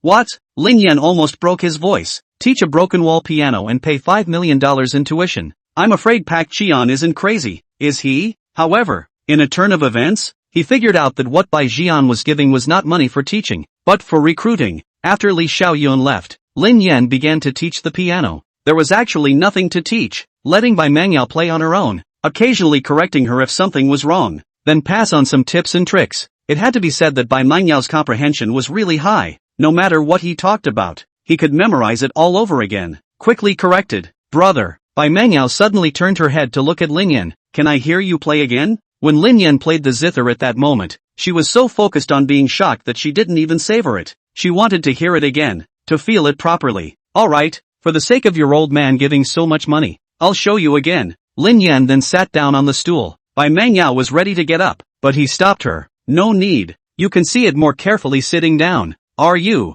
very short of money? Seeing that he was so interested in money, Bai Mangyao opened her mouth and asked. Lin Yan looked at her sideways with a very strange look. Nonsense. What kind of bodyguard would I be if I didn't lack money? Hearing his words, Bai Mangyao hesitated, pursed her lips, and said, I can give it to you. Chapter 81 Suspect, Lin Yan. You gave it to me? Lin Yan was filled with surprise. His gaze turned to Bai Mangyao. Where did you get the money? Bai Mangyao had neither a cell phone nor a wallet. For a long time, everything she needed to live had been carefully arranged by someone else, and there was no chance of spending her own money. Bai Mangyao nodded with certainty. Brother, wait a moment. With those words, he got up and walked quickly towards the outside of the piano room. A few minutes later, Bai Mangyao folded back with an extra bank card in her hand. Here, she handed the card straight to Lin Yan. The password is my birthday. How much money is in the card? Lin Yan raised an eyebrow, his eyes filled with curiosity. Bai Mangyao shook her head. I don't know. This was given to me by my father on my 18th birthday, and he told me to keep it well, saying that if I ever needed money urgently, I should take it out and use it, and not tell anyone.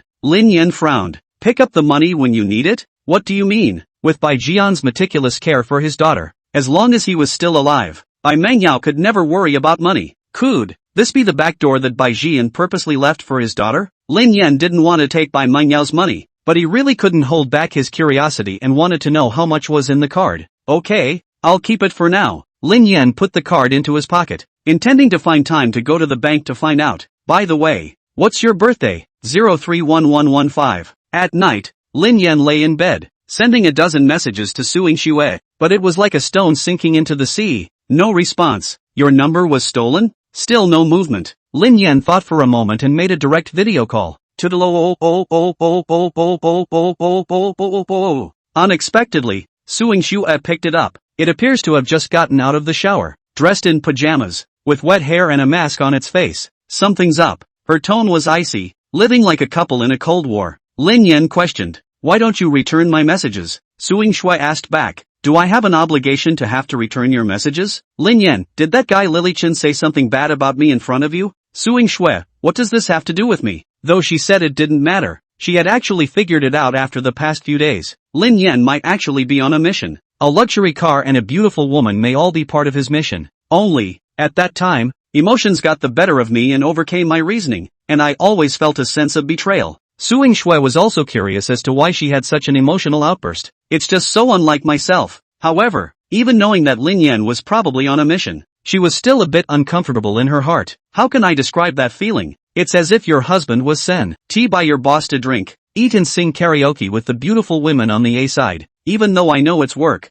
I still can't be honest about it. Lin Yan said with a straight face. How does it have nothing to do with you? Everyone in our neighborhood knows you're my girlfriend. Do you still want to deny it? Suing Shui denied it. False. Lin Yan, that won't do. My reputation is ruined by you. You have to be responsible. Suing Shui snapped. Shameless. Hearing this, Lin Yan smiled. He knew that Suing Shui's anger had subsided. It seems that coaxing girls isn't as hard as it seems. Lin Yan generously sent out a red envelope. I'm not here during this time, so buy yourself some good food. Suing Shui, don't. You earn so hard. Keep it for yourself. Just don't be stingy with yourself. I earn hard money? Lin Yan couldn't help but want to laugh. He can't make money too easily now. Lin Yan teased. Ha, I've heard that wives like to manage money. Don't you want me to turn in my paycheck card? Suing Shui didn't even think about it and blurted out. I don't want it. I can earn my own money and spend my own. Lin Yan grabbed the words. So you admit to being my wife? Only then did Suing Shui react, her cheeks burning. Go to hell. After that, he hung up the video decisively. Lin Yan looked at the chat box and smiled her aunt's smile. Judging from Suing Shui's reaction, he was not far from completing the system mission. Cheer up. Just then, the phone rang. Lin Yan frowned slightly. It was Bai Jian calling. Hey, Lin Yan, have you rested yet? Not yet. What is it? There's something I want to discuss with you. Don't worry, this time it's not for you to kill someone. A week later, on October 15th, Suing Shui took this day off and returned to Binhai. Once she arrived home, she first put Lin Yan's messy slippers in order, and then took down the bed sheets and covers to wash them. A layer of dust fell on the dining table. Suing Shui carefully cleaned the house before leaving, although he still had more than a month to finish his study mission. But in case Lin Yan suddenly came home and saw that the house was dirty, he would definitely live uncomfortably. Suing Shui drove to Huangfeng town under the jurisdiction of Marina. After some inquiries, a single yard was found. In the yard, 2 half-grown children were laughing and playing,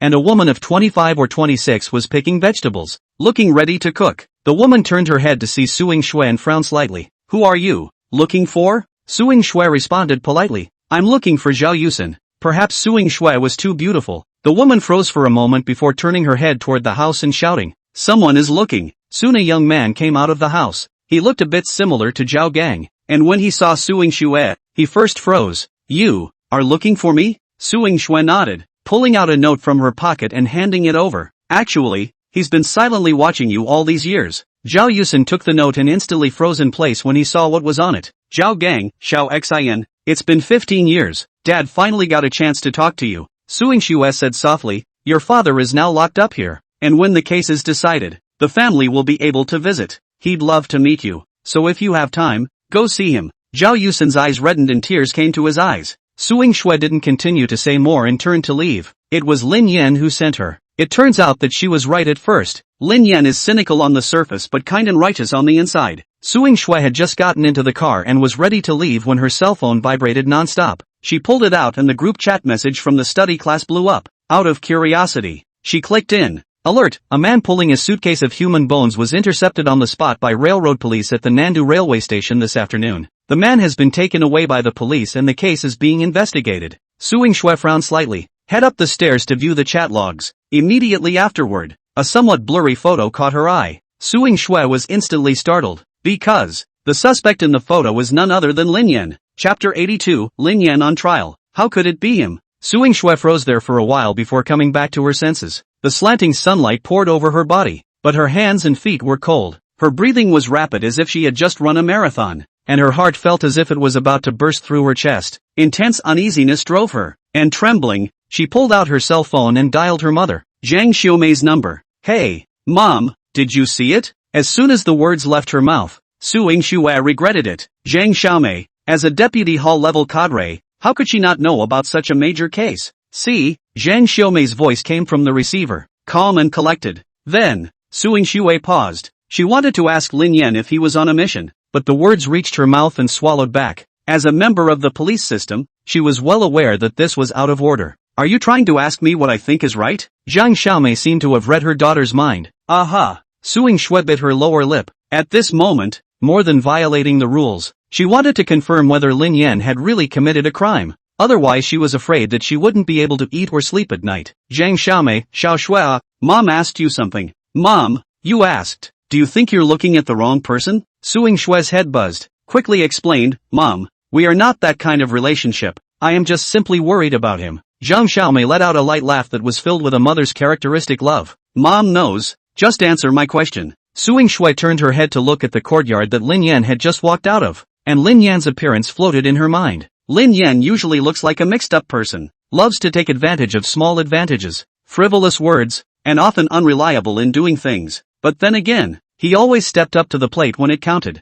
with a heart of justice and a good heart. Suing Shui took a deep breath and said with certainty, it's not wrong, I think he's a good person. That won't do? Zhang Xiaomei admonished in a serious tone. When two people get along, they have to walk hand in hand through a long period of time, during which they will go through all kinds of things. Remember, more than how deep the love is, trust is the key to sustaining the relationship. If you trust your judgment, be firm, and even if you're wrong, don't let doubt be a hindrance between you. Meanwhile, in the interrogation room of the Westbridge Security Bureau of the Southern Metropolis, the atmosphere was so oppressive that people could not breathe. The dim light was like a layer of gloom over the small space. A mottled table, a cold interrogation chair, two officers with torches in their eyes, staring at the young man across from them. The long-faced constable, lean and sharp-eyed, was the first to speak. Name, Lin Yan. Age, 26. Occupation, bodyguard. The long-faced constable stopped the pen in his hand and looked serious. Why are you hauling a crate of human bones to the station?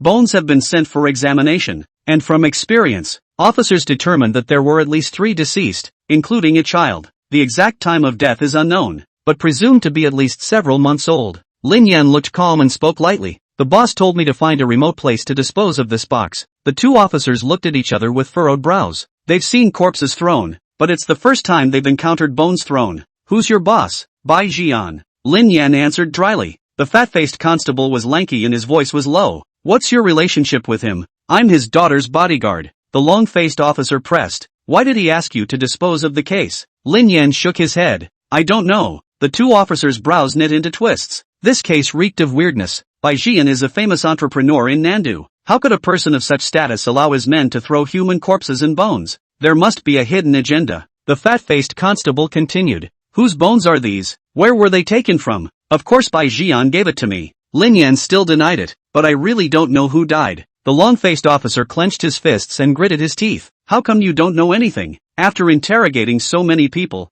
this was the first time he'd encountered someone who answered questions so dryly but couldn't ask anything. Lin Yan shrugged his shoulders with an innocent expression. Officer, I really don't know. Bang! The long-faced constable slammed his fist on the table in anger. All right, I'm going out. Seeing this, the fat-faced police officer got up and walked out of the interrogation room, heading to the director's office. Knock, knock, knock, come in. The fat-faced police officer walked into the office and reported. Chief, his statement is fishy. Take a look, said the man, handing over the statement. Director Hao Dong received the statement and frowned. Bai Jian's daughter's bodyguard? Hao Dong had heard of Bai Jian's name and had seen him in person. An entrepreneur of such a level is involved in a murder case, and it is likely that there is an ulterior motive hidden behind it, such as intentional homicide. But what Hao Dong couldn't figure out was why Bai Jian chose such a lowly way of throwing bones. Jiqian Group is a key provincial enterprise with significant influence, so we can't just listen to his side of the story. It is imperative to investigate the identity and cause of death of the deceased,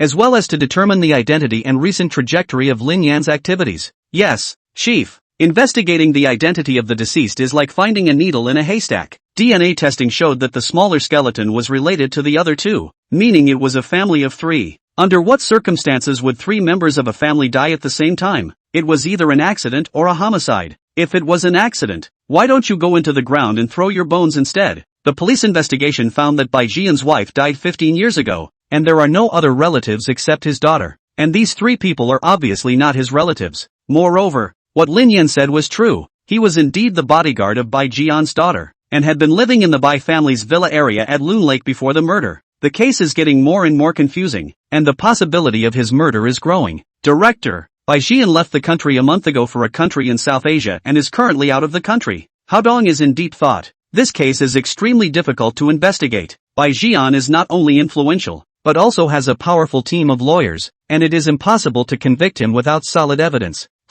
Hao Dong pondered for a moment and instructed. Don't alarm Bai Jian for the time being and start with the identity of the deceased. While it is difficult to determine the identity of the deceased based on bones alone, it is not hopeless. A family of 3 died between 5 and 8 months ago, according to Carbon-14 dating. The family has been missing for about 6 months, which narrows the investigation considerably. By accessing the province's records of reported crimes and visiting and investigating, it is likely that the identity of the deceased will be found out. In the case of foreigners, a DNA match can also be made, but it takes longer and is most efficient to start with the province. Chapter 83, Undercurrents. The next day, Hao Dong had just arrived at his office when he received a new report. A handful of police reports of a family's collective disappearance have been recorded in Lin Yan province in the past 6 months, most of which proved to be false alarms, with only 2 cases of missing persons still unaccounted for. The head of the household together is Zhang Rongxiang, 35 years old. The other was 48-year-old Lu Qingfu. The case was ruled a missing persons case as the police were never able to contact the 2 families.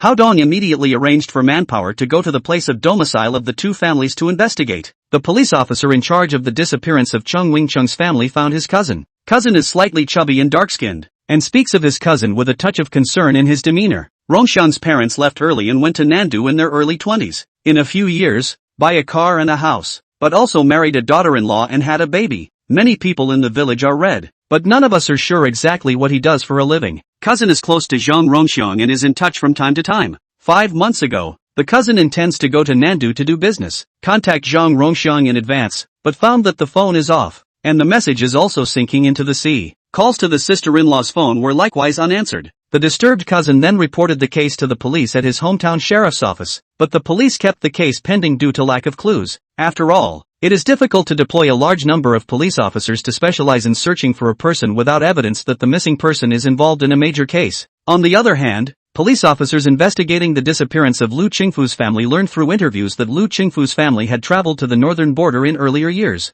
In previous years, the Spring Festival, they will also go back to their hometown to visit relatives, but this year not only did not come back, the phone is also unanswered. The alarm is Lu Qingfu's friend. The reason is that Lu Qingfu owes him $5,000, originally agreed to pay back this year, but now there is no news. Integrating all the clues, Zhang Rongxiang's family is the most compatible with the deceased. At this time, the forensic identification results also came out. Adult male bones head with blunt force traces of blows. The child ribs at the knife wound. Initial judgment is that this is a case of extermination. The police quickly collected the DNA of Zhang Rongxiang's cousin for comparison, and confirmed that the deceased were none other than Zhang Rongxiang's family. Shibiao Street Security Bureau immediately reported to the provincial department. Nandu City quickly deployed criminal investigation backbone. Set up a task force. Zhang Rongxiang family extermination tragedy officially opened investigation. On the top floor of the office building of Hongsheng Group, in the spacious and bright office, behind the solid wood desk, sat Tian Tai, the helmsman of Hongsheng Group. Tian Tai had a kind face,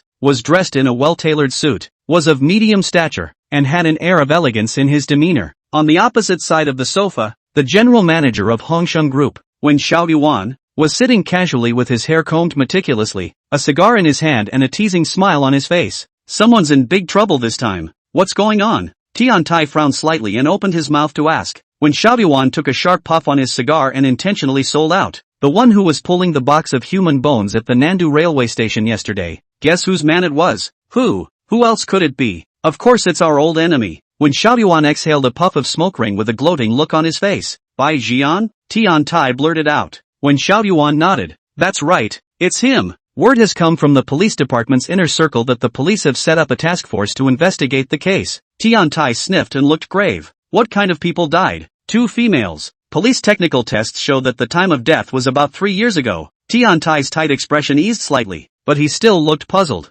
Something's not right. It's been so long, why is he just now disposing of the corpse? With his understanding of Bai Jinan, the other party would never do something this presumptuous. Ha ha ha, when Xiaoyuan laughed out loud. I sent someone to check. The one dragging the suitcase is Bai Jinan's newly recruited bodyguard. What?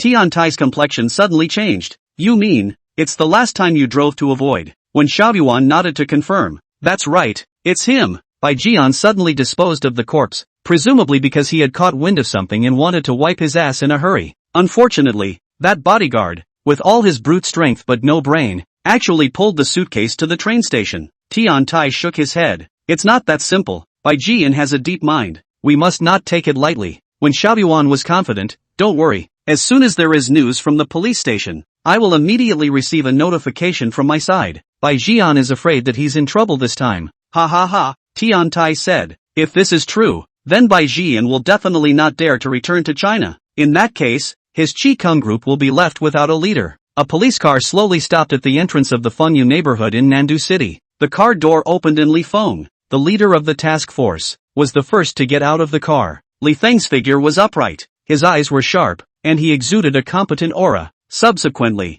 Wang Tingting and other police officers, as well as a locksmith carrying a toolbox, also got out of the car. Team Li, the address provided by cousin Zhang Rongxiang is right here, Wang Tingting said as she pointed at the slightly outdated neighborhood. Li Feng looked up at the cell gate and waved his hand. Go! The Fengyu neighborhood is a typical old neighborhood with no property management and only one janitor. A group of people in the Moncler outlet store directions to the second floor of the third building. The room door of 201 rusted. The door is plastered with utility collection slips. Knock! Knock! Wang Tingting went up to knock on the door, and there was no response from inside the house. Li Feng turned his head to the locksmith. Open the door. Well, master skillfully from the box printed with the words Li's Lock City took out the tools. Into the lock hole. In a matter of seconds, the door lock clicked. Open. A smug smile appeared on the master's face. 80 ha? I'll sweep you. Wang Tingting numbly pulled out her cell phone to pay. The moment Li Feng pulled open the door, a pungent odor mixed with rotting gas and moldy smell hit his face. He frowned and lifted his foot into the house. Inside the house, thick dust accumulates, cobwebs can be seen everywhere, and the wallpaper is beginning to peel off, but the items are more neatly arranged, with no signs of having been turned over. Wang Tingting pulled out a mask and handed it to Li Feng. Team Li, here. No need. Odors can sometimes provide clues. Li Feng refused. Wang Tingting skimmed her mouth and muttered in a low voice. We're not police dogs. Li Feng ignored it and continued walking towards the living room. The fruit in the fruit bowl on the coffee table had long since melted into a black puddle, and a book bag sat on the couch. Walking into the kitchen, Li Feng's gaze landed on the vegetable basket in the washing pool. The leaves inside had completely dried up. He opened the rice cooker, which contained rice that had rotted and spoiled, but could still be seen to have been untouched after cooking. Immediately afterward, he walked quickly to the refrigerator, pulled open the door, and a strong putrid odor hit him. In the refrigerator, besides drinks, eggs and vegetables, there was a plate of chopped and unfried meat. Immediately after, Li Feng's gaze traveled back and forth between these few things. Ugh! Wang Tingting walked out from the bedroom, sighed, and complained. How is this case going to be investigated when so much time has passed and so many clues are gone? Another officer chimed in. Yeah, it's not our turn to do a good job. Wang Tingting gazed at Li Feng. Team Li, there's no clue. What should we do? Unexpectedly, her words fell. However, he heard Li Feng say with a certainty in his tone. I've got a clue. Chapter 84A plan to kill 3 birds with 1 stone. Hearing this, Wang Tingting and the other police officers cast incredulous glances. Wang Tingting was full of doubts and blurted out. No, Team Li, this house doesn't look like much of a clue. Where did you find the breakthrough? Li Feng's gaze was like a torch as he said in a deep voice. The washed vegetables in the basket and the meat in the refrigerator that wasn't fried shows that the family originally intended to cook at home, but it didn't end up being done. Most likely because they got an invitation to go out to dinner from someone and ended up going and never coming back. The crowd was stunned at first, then gradually gathered around. Wang Tingting's eyes lit up as she came to a realization. I get it. What Team Li means is that the murderer is most likely the person who invited the family to dinner. After all, it's unlikely that someone like Zhang Rongxiang, who was dragging his family along, would suddenly decide to dine out after preparing his own meals at home. The others listened to her explanation and nodded in agreement. Wow, Team Li is so godly. Such a small detail can be noticed. That's not true. He's been awarded a second-class merit by Team Li. His strength is there. A police officer questioned. But how are we going to find out about this person who invited us to dinner? After all, so much time has passed. Li Feng quickly made a deployment. Immediately send someone to retrieve Zhang Rongxiang's cell phone call records. The time he was killed should be less than half a year, and the records are most likely still available. Yes, Wang Tingting answered and quickly walked outside. Meanwhile, in a certain country in South Asia, in a lavishly decorated villa, Bai Jian placed his cell phone on the table, and the screen displayed the police bulletin issued by the Nandu police. Hu Wei was full of smiles as he walked up to him. News has come from the country that the police have set up a serious crimes unit to start investigating the case. Bai Jian got up and paced around the room in deep thought. Investigating alone isn't enough. At the moment neither we nor the police can produce direct evidence that this is related to Tian Tai. The bones of Zhang Rongxiang's family appeared at the Nandu railway station under his planning. It's no accident that Baek Cheon was able to find the bones. There is a horseman named Chen Bin under Tian Tai, who offended when Xiao Yuan a few months ago, and in desperation, he switched to Bai Jian's camp. Chen Bin mentioned it before, saying that when he was under Tian Tai before, he heard a person mention it, saying that a family of horsemen called Zhang Rongshan was eliminated by Tian Tai. It just so happens that he's still in charge of disposing of the bodies. This was also the reason why Chen Bin scorned Tian Tai switched to Bai Jian. Bai Jian then sent someone to find the man and spent a lot of money to pry his mouth open. Unfortunately, the man was only responsible for burying the body, and no other information was known. After digging up the bones, Bai Jian arranges for Lin Yan to show up in public with the bones. The police can easily find out Lin Yan's relationship with himself and list him as the #1 suspect. By virtue of their status, the police will surely investigate cautiously. That's just part of the plan. More importantly, only by keeping the police on their toes would Tian Tai let his guard down and not interfere with the progress of the case investigation. But how to get the police to lock Tian Tai and successfully find out the evidence of the mastermind behind the scene has become Bai Jian's biggest headache at the moment. When Xiao Yuan comforted, even if he can't find out now, as long as he can direct the police's attention, Tian Tai won't be able to leave the country until the truth about the case is revealed. This was the third purpose of their plan, borrowing Bai Jian's identity to attract the police's attention in a bid to take down Tian Tai, or at worst, to restrict his movements and buy more time for himself. As for Lin Yan, he wasn't actually the centerpiece in the whole scheme. The role is only to lead the police to suspect Pak Jian, but Bai Jian felt that since Lin Yan was willing to help him once, there might be a second time. You can't be too hasty with such a stubborn and capable young man. Sui.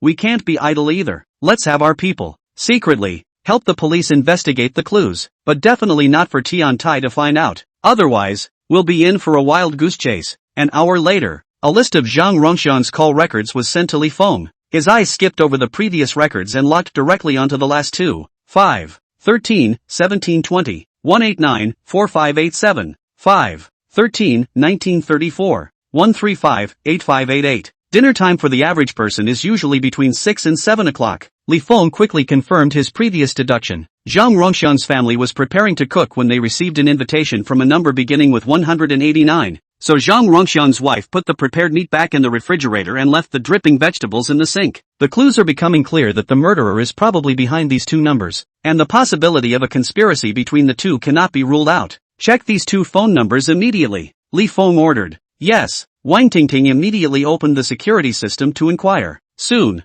the information of the owners of the two numbers was presented to the crowd. The user of the 189 number is called Chang Xinghua, 38 years old, a native of Dayu County, Lingnan Province, with a number of previous convictions for robbery and theft, just released from prison a year ago. The owner of the 135 number is Nandu native Jin Liang, 36 years old with no criminal record. Team Li, so it seems that this person named Chang Xinghua is the most suspicious. Wang Tingting frowned and said, "It's not certain yet." Li Feng stood up, swept his gaze over the officers in the office, and said in a deep voice, "Find these two as fast as you can." Yes, the crowd responded in unison. This is the key clue to solving the case now. Success or failure depends on it. Wang Tingting walked out of the office and muttered in a low voice, "Do you guys feel that Team Li is different from before?" A tall, thin police officer looked back at the office and nodded. Indeed, the last time he was drawn, he wasn't this good. This time it's like a different person. It's too good. A trace of admiration flashed in Wang Tingting's eyes. I also want to make a second-class merit, but unfortunately I don't have the strength. Team Li is so powerful.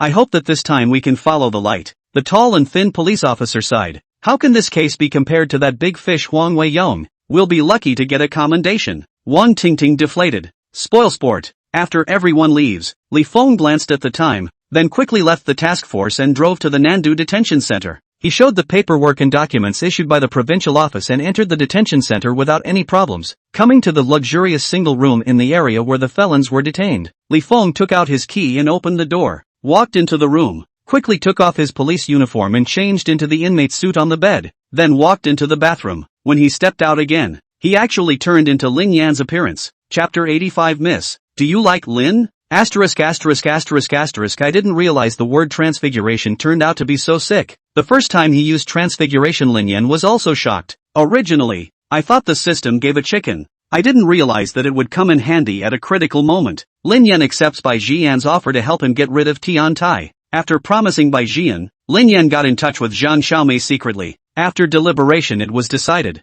This time the operation was swept away along with Tan Tai. So there was that earlier scene. Lin Yan shows up at the train station with the bones of Zhang Rongxiang's family. Busted. Sent to the detention center. In order to find evidence of Tian Tai's murder, Lin Yan tells Zhang Xiaomei that he can disguise himself. Surprised though, but it makes more sense when it happens to Lin Yan. And so, under Zhang Xiaomei's arrangement, the police force spread false news to Tian Tai's informants, to get him to let his guard down. Lin Yan disguises himself as Li Feng and goes out to investigate the case. It was so as not to arouse Pak Chion's suspicion. If they can successfully find evidence to take down Tian Tai, then Lin Yan will be acquitted, return to Pak Chion and continue lurking. There was no way that the disguise could only be used for 3 hours a day. Otherwise the process of finding evidence would have been faster. The good thing is, the first day paid off. When he went to Zhang Rongxiang's house, Lin Yan tried to use the 1,000-mile tracking. Unfortunately, the crime was committed so long ago that the odor had dissipated and the 1,000-mile tracking was unusable. If we can successfully find the two people on the phone, the case should move forward quickly. That's why the fake news was put out.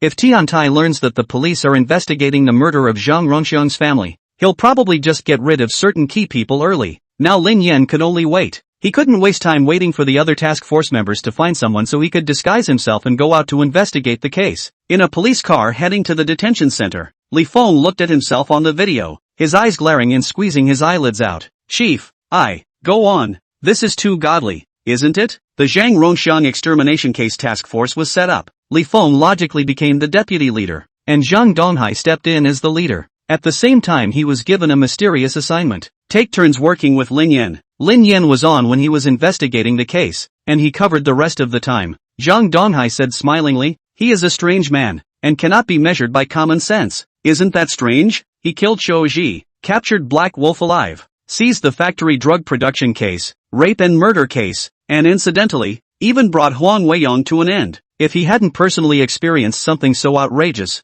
Zhang Donghai would never have believed it. It was only when he learned that Lin Yan had refused to become a full-fledged police officer that he still felt a little sorry for him. Such a talent will surely become a sharp blade in the town. Right. Next, you'll take the members of the task force and do your best to track down Chang Xinghua and Jin Liang's whereabouts. Just let Li Feng do the grunt work of finding someone. Lin Yan just needs to take care of the technical work. Li Feng nodded. We've already done background checks on Chang Xinghua and Jin Liang. Didn't find any relationship between Chang Xinghua and Bai Jian, but did find that he and Tian Tai had close dealings, often going in and out of Tian Tai's hotels and clubs. Zhang Donghai sniffed, frowned, and said, find the person first. Lin Yan was taken away by the police. Bai Mengyao would not go to school for a while, because of the complexity of the outer sect, especially the last car accident assassination. Without Lin Yan, Bai Jian didn't dare to be the slightest bit careless. With the current security team, there's still no problem keeping house. Tian Tai wouldn't dare to just let people come with guns and attack, would he? Here's the Wawa, not South Asia. He doesn't have the guts. On the second floor of the villa, inside a warm and lovely pink princess room, Bai Mengyao sat on the edge of the bed, staring blankly out the window. It's been 2 days since Lin Yan disappeared, she asked Secretary Li, but the other person didn't know either. Bai Mengyao's heart was inexplicably in a state of flux, and her heart was like a rootless duckweed, hanging and swaying all the time, never able to find a place to land. Since leaving out of sight, she felt insecure as well. I can't sleep well either. When I was practicing today, I played several wrong notes in a row on a tune that I knew very well. She didn't know what was going on. Knock, knock. There was a knock on the door. Bai Mengyao turned around. Come in. The door to the room opened and Li Xiaoyun stood with a smile on her face as she opened the door and said, Miss, the food is ready. You can go downstairs to eat. Bai Mengyao nodded, then got up and walked to the door, suddenly stopping and looking at Li Xiaoyun to ask, Brother, will he come back? Li Xiaoyun sniffed and frowned slightly. In fact, she wasn't sure why Lin Yan had suddenly left, but with a sharp mind she probably guessed some of the reasons why. Because the boss didn't call to inform her to find another bodyguard.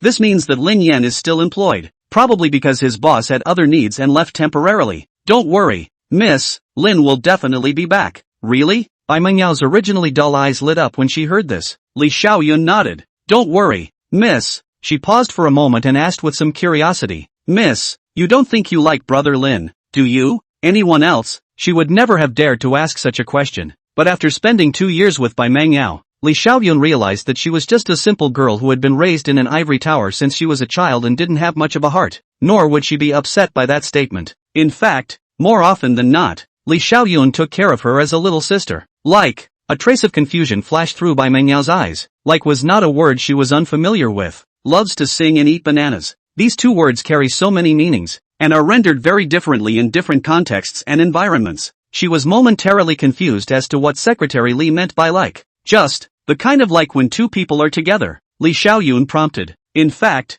ever since Lin Yan became Mrs. Personal Bodyguard, she gradually realized that Mrs. attitude towards him was different. It's not like the house hasn't had strangers in it, especially when the boss is around. There is no shortage of young talent among them. The lady treats them politely, but keeps her distance. Only Ringo, the lady seems to be clinging to him. It's actually normal to think about it. Not only is Ringo a capable driver and a fun guy, but the key is that he's actually a piano virtuoso. Still so handsome. Aside from not having an illustrious background, he was the perfect guy for almost all the girls. Couldn't boast anymore, and Li Xiaoyun felt like she was about to drool. Two people together like. Meng Yao murmured with her head down. Is Secretary Li talking about love? But what does love really feel like? She had only read about it in books, but never felt it for herself. Li Xiaoyun continued to guide. It's when he's not around that you miss him and want to do a lot of things with him, even want to spend your life with him. Chapter 86, Lin Yan's interrogation. After the features were pointed out, Meng Yao seemed to suddenly have a concept. In the past 2 days since Lin Yan disappeared, she did think of him from time to time, wanted to hear him teach himself about the piano, and trying to play with him, want to live with him forever. Meng Yao hadn't thought about it, but she felt as if she wanted the other to stay by her side all the time. At the same time, the technical section of the task force scrambled to quickly lock Cheng Xingua's whereabouts. At 10:50 p.m. that night, Cheng Xinghua showed up at the Nandu Kanqiao Hotel and checked in. Li Feng was informed of the news. The immediate decision to gather the police force to run to the hotel. Stepping into the hotel lobby, Li Feng flashed his police officer's license, and the front desk attendant, seeing this, did not dare to be slow, quickly checked Cheng Xingua's room number 605. The crowd arrived at the 6th floor by elevator and just stepped out of the elevator. Li Feng and the others then tacitly reached out to the waist. Swish pulled out the police gun, skillfully loaded the bullets. Considering that Cheng Xinghua may be a murderer and is extremely dangerous, the crowd did not dare to relax their vigilance in the slightest. Before they got close to room 605, a sharp sound of a woman's scream penetrated through the door and the corridor and reached everyone's ears. The soundproofing of the hotel was poor, and the sound was extraordinarily harsh. Li Feng's brows instantly tightened, while Wang Tingting's face surfaced with a look of contempt. In order to prevent Cheng Xinghua from noticing the difference and preparing in advance, Li Feng made a wink to the waiter, who understood and immediately opened the door of the room with a spare key. Drip dash. The moment the electronic lock unlocks, Li Feng, gun in both hands, took the lead and rushed into the house, shouting sternly, "Freeze!" Inside the house, Cheng Xinghua and the woman bending over in front of him were so frightened by this sudden intrusion that their bodies froze in place. Slowly turning his head, he stared incredulously at Li Feng and the blackened muzzle in his hand. Li Feng's gaze was like a torch as he grabbed the quilt on the bed and threw it toward the two men, ordering, "Get dressed immediately." "No, what the did I do to deserve my arrest?" Cheng Xinghua came back to his senses. A flash of panic flashed across his face, and he hurriedly grabbed his clothes from the bed and put them on with his hands. "The police suspect that you are conducting illegal sex transactions here." Li Feng turned his head, his gaze like a knife, and sternly scolded the woman at the side. "And you, put on some clothes." Due to the high confidentiality of the operation to arrest Cheng Xinghua, in order to avoid leakage of information, the woman must also be brought back to the police station. The woman picked up the skirt on the ground and put it on while muttering, "Officer, is it necessary to bring a gun to arrest a prostitute? It's like arresting a murderer." It was easy to tell from her skillful grumbling that it wasn't the first time she'd been arrested, but it was still a shock to see such a big show. Soon after, Cheng Xinghua and the woman were escorted to a police car and brought back to the sheriff's department. "You guys take him to the interrogation room first. I'm going to the restroom," Li Feng ordered. Wang Tingting nodded and responded, "Okay, Team Li." Half an hour later, the door to the interrogation room. Wang Tingting was full of helplessness and spat to the police officer beside her. "This man's mouth is as hard as a rock. He pretends to be confused about everything he asks, and he's not into oil and salt." The police officer sighed helplessly. A recidivist like him with previous convictions has been in and out of the bureau countless times, and has long since figured out the routine, so it's not easy to pry his mouth open. Wang Tingting skimmed her lips and flirted. "Team Li wouldn't have fallen into the toilet, right? It's been half an hour and it's still not coming." The police officer shrugged his shoulders and smiled bitterly. Even if Team Li came, it's probably hard to make a breakthrough. People like that don't open their mouths easily without hard evidence in front of them. As soon as the words fell, Li Feng's figure appeared at the end of the corridor. Wang Tingting frowned slightly, fixed her eyes and felt in a trance that there was something different about Li Feng. It wasn't that his appearance had changed, but the way he walked was more calm and steady. His body exuded a unique aura. His figure became more upright, and his eyes were much deeper. Don't freeze, come in and make a statement. Li Feng's voice was low and strong. Yes, Team Li. Wang Tingting hurriedly followed. Inside the interrogation room, Lin Yan, who had disguised himself as Li Feng, had his hands propped up on the table, his gaze like a falcon as he stared intently at Chang Xinghua in the interrogation chair. Chang Xinghua is obese, sunk into the chair like a small mountain. His bald head is shiny, his face is covered with dense pimples pits, and his eyes are hiding, not daring to meet Lin Yan's eyes. Compared to the tough bandits that Lin Yan had previously come into contact with, such as Zhao Gang and Xiao Ji, Chang Xinghua's aura was obviously weaker by a large margin, and was more like a frightened mouse. Do you know Bai Jian? Lin Yan snapped in a deep voice, his voice echoing in the interrogation room. Chang Xinghua froze. Originally flustered eyes flashed a trace of doubt, thinking that it is not to arrest prostitutes? Why the sudden mention of Baek Qian? He shook his head in quick denial. Don't know. Then do you know Tian Tai? Lin Yan's gaze locked onto Chang Xinghua's face, trying to find a break in his subtle changes in expression. Chang Xinghua's body stiffened slightly when he heard Tian Tai's name, and after a moment's pause, he shook his head again and said, I don't recognize it. Then do you know Zhang Rongxiang? When Chang Xinghua heard these three words, it was as if he had been electrocuted, instantly straightening his back, his eyes glaring round, and loudly denying, Officer, I don't know any of these people you're talking about. Yes? Lin Yan asked as he took Chang Xinghua's cell phone from Wang Tingting's hand and stared at Chang Xinghua with a torch-like gaze. Is this your cell phone? Chang Xinghua froze for a moment and subconsciously nodded. It's mine. Lin Yan took out a list of phone numbers, his slender finger pointing to the penultimate number at the bottom that started with 189. Call this number. Yes. Wang Tingting answered and quickly pulled out her own cell phone to make a call. A few seconds later, Chang Xinghua's cell phone suddenly rang. Lin Yan's voice was steeply low, carrying a sense of oppression.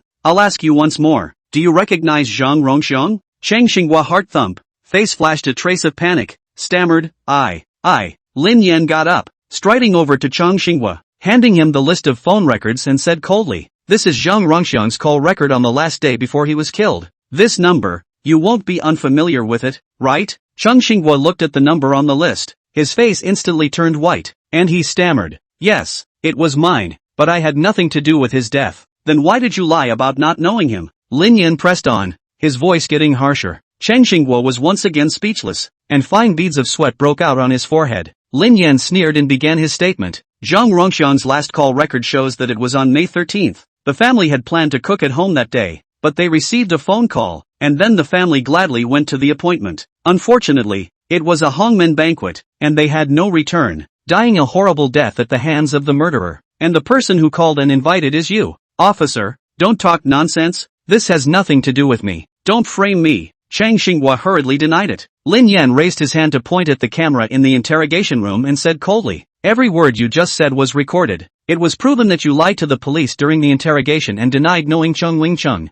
If this has nothing to do with you, why are you hiding it? We don't wrong the good guys, but we never let the bad guys off the hook either. Next, we will continue to gather evidence once the chain of evidence is complete. Lin Yan walked to Chang Xinghua, patted his shoulder, and said word for word, you are the murderer of Zhang Rongxiang's entire family. Certain death according to the laws of this country. He could clearly feel that Chang Xinghua's body was shaking violently from panic. Chapter 87, The Real Culprit Surfaces. Lin Yan has a top-notch detective vocabulary, and observing micro-expressions and micro-reactions is his specialty. Through this series of reactions from Process Xinghua, Lin Yan had a preliminary judgment in his mind. The odds are that Chang Xinghua is not the murderer of Zhang Rongxiang's family, but he certainly knows the inside story. Lin Yan began his questioning of Bai Jian with the purpose of observing Chang Xinghua's expression and tone of voice when he told the truth, and using it as a reference to determine whether or not he was lying in his subsequent answers. Obviously, he was lying about all the questions he answered later. Lin Yan's subsequent words were meant to test Chang Xinghua's mental quality and observe his reaction. While Chang Xinghua subconsciously lowered his head in the face of questioning, his eyes turned quickly to focus his thoughts. He's trying to find a way to defend himself and prove that he's not a murderer.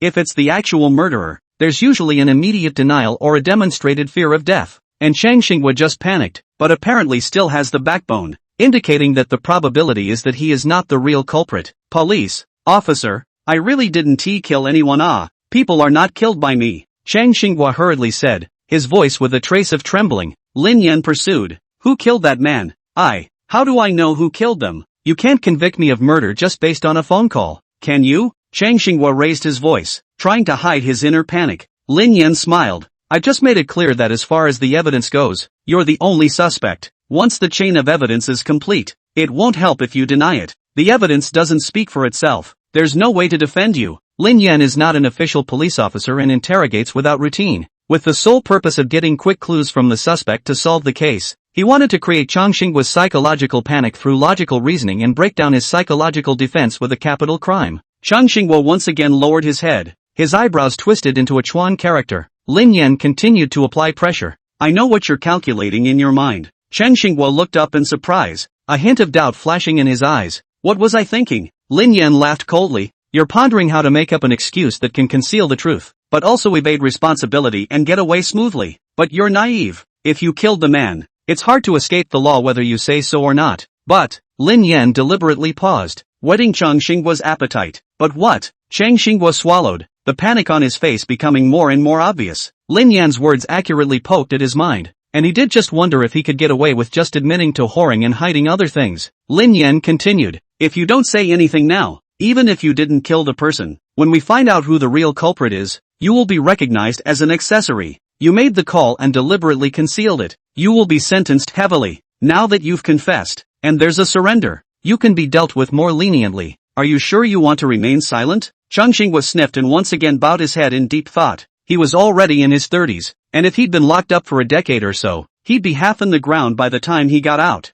Moreover, having been in prison, he knew that he was far less comfortable inside than outside, and he didn't want to go back in. After a moment, Chang Xinghua seemed to have made up his mind and looked up at Lin Yan. Police officer, I said. Lin Yan turned his head to Wang Tingting. Remember? Yes. Wang Tingting quickly picked up her pen and prepared to record. Chang Xinghua explained, that day, it is true that I called to ask Lao Zhang to come out for dinner, but before the meal was finished, Ken Liang called and called him away. Lin Yan asked in a deep voice, who is Jin Liang? Jin Liang is one of the 12 Vajra under Tian Tai, and the leader of Zhang Rongxiang and me. Chang Xinghua shrunk his neck and whispered. Lin Yan pursued. So, Zhang Rongxiang was killed by Jin Liang? Chang Xinghua didn't answer immediately, his eyes flickering, but the answer could be basically determined from his expression. After a while, Chang Xinghua spoke. Old Zhang is also confused. Originally I invited him to dinner alone. I did not expect him to bring his wife and child along. If he hadn't brought it, his wife and child might not have died. Lin Yan continued. Why did Jin Liang kill him? Chang Xinghua sighed. Because old Zhang embezzled a batch of goods from the company. What goods? HLY. Lin Yan turned his head to lock eyes with Wang Tingting, and shock flashed in both of their eyes. Why did he take it private? Chang Xinghua explained, old Zhang life is bitter. For many years to carry the head of the fight and kill, it is not easy to live with hope. But the son found out heart disease. For a complete cure, you have to go to the foreign black market to buy organs and then do a transplant, which requires a large sum of money. Old Zhang had no choice but to take the risk and embezzle the company's goods, not realizing that he was still discovered. The company will definitely not let him off the hook after something like this. Lin Yan pursued. The company you mentioned, what exactly is it? Chang Xinghua knows that it is impossible for him to get out now, in order to get out of jail and save his life, so he just told the whole story. That's just what we call it. It's actually a black industry owned by Tian Tai that involves casinos, brothels, nightclubs, and the drug business. The reason is simple. Only Tin Tai and his men were all caught. He's the only one who can be safe. Otherwise, even if he came out after his jail term, he would surely be retaliated against. So, either don't say anything or give a full account. Lin Yan pursued. Where is Jin Liang now? Chang Xinghua said helplessly. His whereabouts are erratic, and at this point in time, he is either spending his days in which club, or getting away with it in the home of some mistress. Lin Yan bowed his head in silence for a moment, then walked over, picked up Chang Xinghua's phone, and handed it to him. You call him now. Chapter 88. Jin Liang ran away. This. Chang Xinghua instinctively hesitated, afraid to be exact. Jin Liang's ruthless look lingered in his mind. Now that he had to call to find out the other party's address, could Jin Liang not realize that he was the one who betrayed him? Don't worry, if he really is a murderer, I will never let him go. Lin Yan's eyes were resolute and his tone was certain. Putting aside the legal aspect, even the children are not spared. Death by 1,000 cuts is not too much. Chang Xinghua tilted his head to look at Lin Yan. Seeing him so firm and confident, his original worries dissipated a few points. Chang Xinghua lit up the phone screen, unlocked, tapped the address book, found the number of the note Liang. Fingers hovered over the dialing button, hesitant to press it. Hayashi Yan saw this and continued. By making this call, you'll be considered to have made a merit, and we'll apply to the court for a lighter punishment. Hearing his words, Chung Xinghua gritted his teeth and pressed the dialing button. After a few busy sounds, a man's impatient voice came from the other end of the line. What is it? Chang Xinghua pressed the speakerphone, and his tone instantly switched to cautious. Brother Liang, our 2 out-of-town friends are here, and want to go to your place to get some meat. Asterisk asterisk asterisk asterisk you. Take it sooner or later, but only when I'm in the mood. Go find second dog. Chang Xinghua went on to say, I've asked dog. He doesn't have enough goods there. Grass. Jin Liang cursed a few times, then said, Red Star Garden, Building 5, 15th floor, 303. After that, he hung up the phone. Chang Xinghua raised his eyes to Lin Yan, who directly took away his cell phone and turned his head to Wang Tingting and ordered, Gather the men at once. Yes. Wang Tingting put down her pen and quickly walked out of the interrogation room. Lin Yan unlatched the interrogation chair. You'll have to come with us. Chang Xinghua's face showed fear. Lin Yan said, It's come to this. You either choose to cooperate in taking down Jin Liang, or you choose to face the law. It's up to you. Well, alright. Chang Xinghua slowly got up. A few minutes later, 2 private vehicles pulled out of the sheriff's department gate. Lin Yan drove and Chang Xinghua sat in the passenger seat without handcuffs. In Lin Yan's eyes, the person who can escape from his hands has not been born yet. Even if he gives Chang Xinghua a pair of wings, he cannot fly away. In the other car, Wang Tingting was full of excitement. My God, you guys don't know. Team Li is too godly. Just now in the interrogation room, she witnessed Lin Yan's entire interrogation of Chang Xinghua, which was simply handsome. It was just that the atmosphere in the interrogation room was so serious that she had held back from showing it. How godly? The officer driving the car asked curiously. Wang Tingting colorfully described. He less than 10 minutes. Chang Xinghua this old oil takedown. Let him account for everything, but also set out the real killer address. Just ask you God is not God? The other officers in the car looked at each other with surprise and amazement. They had just been called out on a mission and weren't sure exactly what they were going to do. And when they heard Wang Tingting say it, they realized that they were going to catch the real culprit. Although Li Feng is not in the same police force as them, we all know each other. Is he really that powerful? How come I didn't realize it before? It would be awesome if we could really finish the interrogation in 10 minutes and turn the suspect as a tainted witness. However, the crowd also muttered in their hearts, fearing that Chang Xinghua tricked them, and when the time came, the people were not captured, but also alarmed the snake. Red Star Garden, Building 5, 15th floor, Room 303. The house was filled with smoke and the living room table was filled with improvised water bottles and other smoking tools. A shapely woman, wearing extremely revealing pajamas, lay lazily on the couch like a limp, beautiful snake. Ken Ryu, shirtless, stood at the window, staring at the cell doorway. He was originally entwined in bed with his lover, and was particularly annoyed when Chang Xinghua's call stirred up his mood. Asterisk. Not sooner, not later. Jean, conscientiously harboring anger, picked up the phone and dialed the number of the second dog. Just as soon as the connection was made, he cursed, Grass, your mom told you how many times to prepare some goods. You think I fart? The second dog on the other end of the receiver was confused, and after 2 seconds of silence, he commiserated back. Brother Liang, I'm stocked up here. What did you say? Jean Liang's brow furrowed. Didn't Fatty Chang just ask you for meat, and you said no? Brother Liang, don't listen to that guy. I have plenty of goods here. Air Dog muttered. Jean Liang hung up the phone directly. His eyes once again looked sharply at the entrance to the neighborhood. His heart thumped. Bad. Years of licking blood at the edge of a knife had made him far more alert than normal, and he instantly sensed the danger. That's the key reason he didn't have a prior record with the police department. It turns out to be a good thing every time. He hurriedly grabbed his clothes off the couch and pulled them on, heading for the door. Li Young, where are you going? I want more. The woman on the couch saw this and got up to hug him.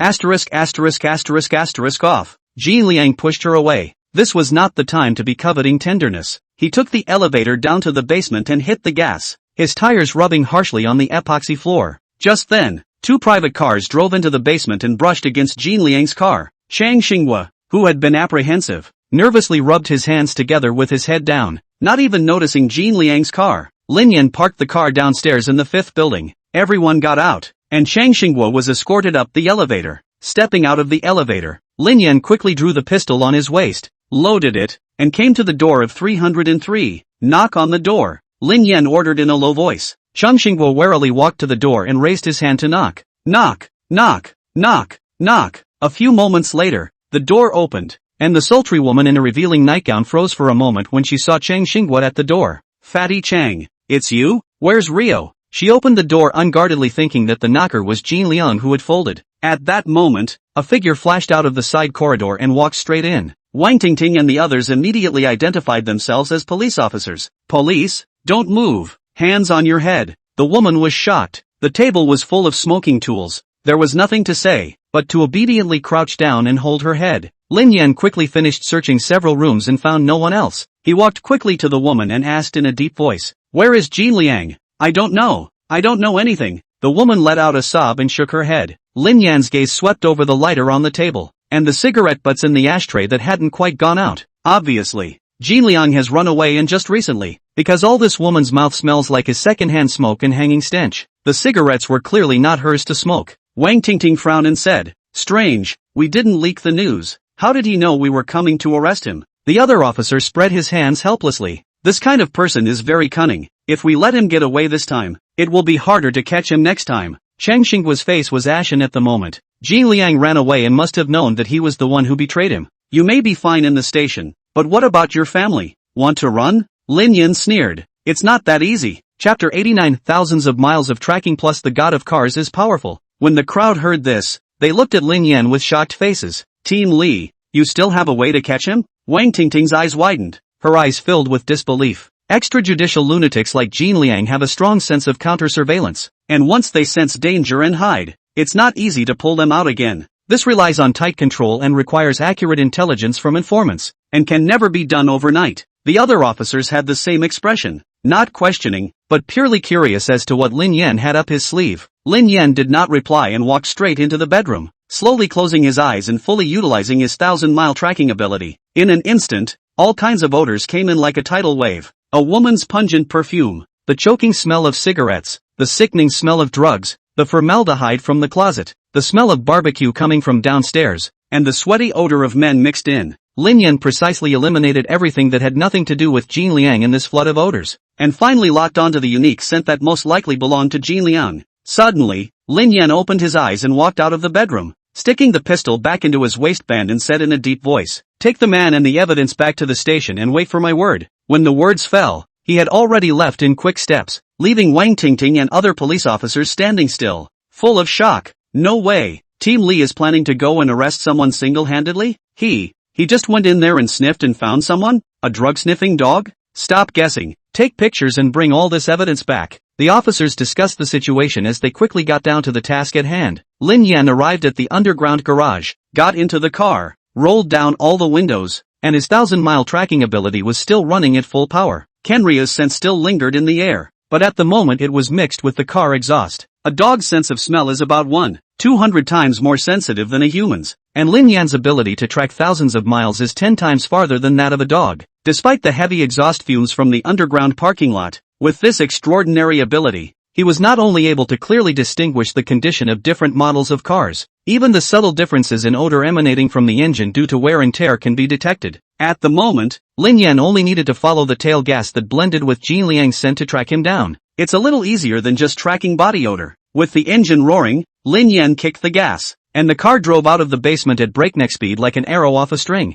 On the other hand, Jin Liang drove his BMW 530, driving on the road out of the city like the wind. The phone has long since been turned off. Having been around the police for years, he knew that any calls he answered or made at this time could be monitored by the police. This is the most basic means of counter-surveillance. Run as far as you can before the police have a chance to drop a dragnet. Find a safe place to hide yourself first, then wait for an opportunity. After all, this wasn't the first time he had been chased by the police, and in the past, as long as he hadn't been taken down on the spot, the company had always been able to help him out of trouble through various operations. It was just that what he didn't expect was that the one who betrayed him was Fatty Chang. "This dog, when I get over this, I'll exterminate your whole family." Jin Liang gritted his teeth and cursed viciously. When Wang Tingting and the others escorted Cheng Xinghua and Jin Liang's mistress back to the police station, Zhang Donghai had long been waiting in the task force conference room. Tina Wang reported in detail the ins and outs of the operation. After hearing this, Zhang Donghai frowned and remained silent for a long time,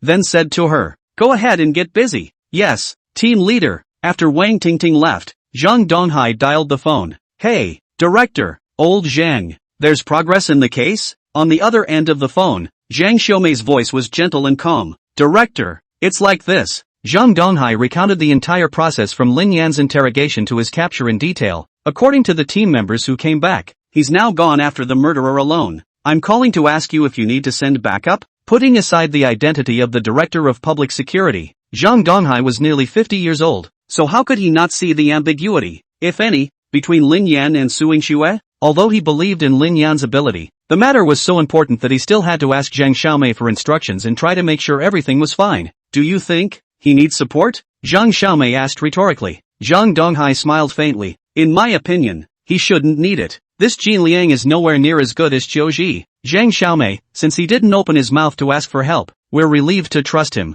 Zhang Donghai nodded. Understood, Director. 20 minutes later, Jin Liang drove out of Nandu City, only 5 kilometers away from the highway entrance. Once on the highway, he was able to speed along and escape. Outside the country, just find a place to abandon the car, and then hide at a friend's place. The police want to trace again. It will be difficult as hell. Just then, however, Jin Liang glimpsed a car in his rearview mirror that was speeding towards him. This provincial highway has a speed limit of 80 yards, and Jin Liang's speed has reached 120 yards. Seriously speeding. In these road conditions, the other party can still approach quickly. How fast that car must be. A sense of foreboding instantly enveloped Jin Liang. He did not hesitate to step on the gas again, trying to get rid of the tail behind him. Unfortunately, it's a 4-lane road in both directions, with poor visibility at night and large trucks weaving in and out of the road. With Jin Liang's driving skills, the speed of the car to 140 yards is already the limit, and also have to always step on the brakes, steering, overtaking, and a high degree of mental concentration.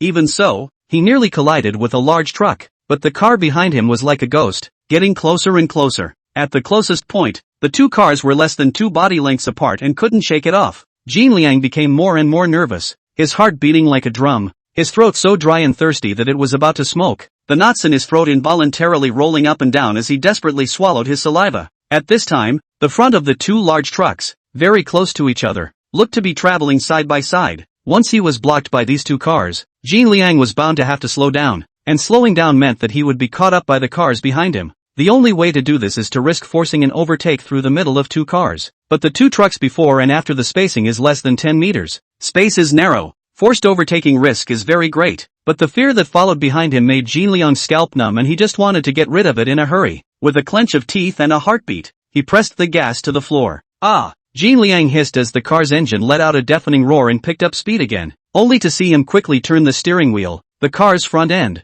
In the narrow gap between the 2 cars only allows a car to pass. Thrillingly rushed through. The spacing between the 2 large trucks could no longer accommodate any more vehicles squeezing in as the rear end swung by. Jin Liang breathed a long, sharp sigh of relief, as if he could still hear the angry shouts and curses of the big truck driver. At the moment, there is a long line of large trucks in the opposite lane. It wasn't all that impossible to try to overtake a car on a borrowed lane, but the risk was much greater than he had just been. Not only do you have to have a lot of guts, but you also have to have superb car skills and a strong psychological quality. Otherwise you will be torn to pieces by the big trucks on the other side of the road. However, just when Jin Liang thought he had managed to get rid of his opponent, at the moment when the 2 trucks were about to meet head-on, a black front end actually drilled out of that extremely narrow gap. Spooky appearance in his rearview mirror. Chapter 90 Jin Liang captured alive. Jin Liang's eyes widened as he stared dead-on at the Hable that appeared like a ghost in the rearview mirror, his heart filled with disbelief. What it meant to be able to drive an ordinary domestic SUV to such an out-of-this-world level was something he knew only too well. Today, he's afraid he's in trouble. His foot felt like it had lost control,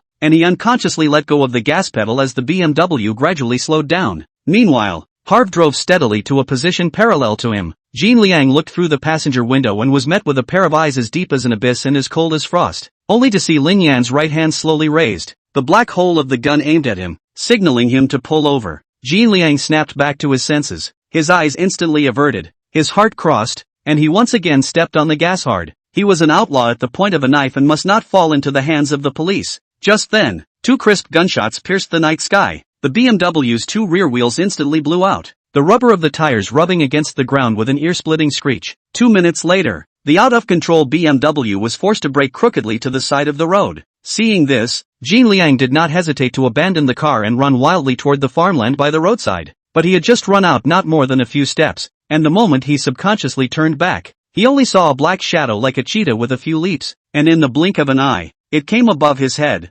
Immediately afterward, he only felt a sharp pain on the left side of his face. and his entire body was sent flying by a huge force, falling heavily to the ground. Jin Liang covered the left side of his burning and tingling face with both hands and looked at the visitor in horror, his voice trembling as he asked, You're a cop? Although the other party was dressed in civilian clothes, the moment he had just pulled out his gun, he still instantly recognized it as a police gun. Lin Yan expressionlessly inserted his gun back into his waist, rolled up his sleeves, and angrily yanked Jin Liang up from the ground. What do you care who I am? Immediately afterward, a fist with endless anger heavily smashed into Jin Liang's face.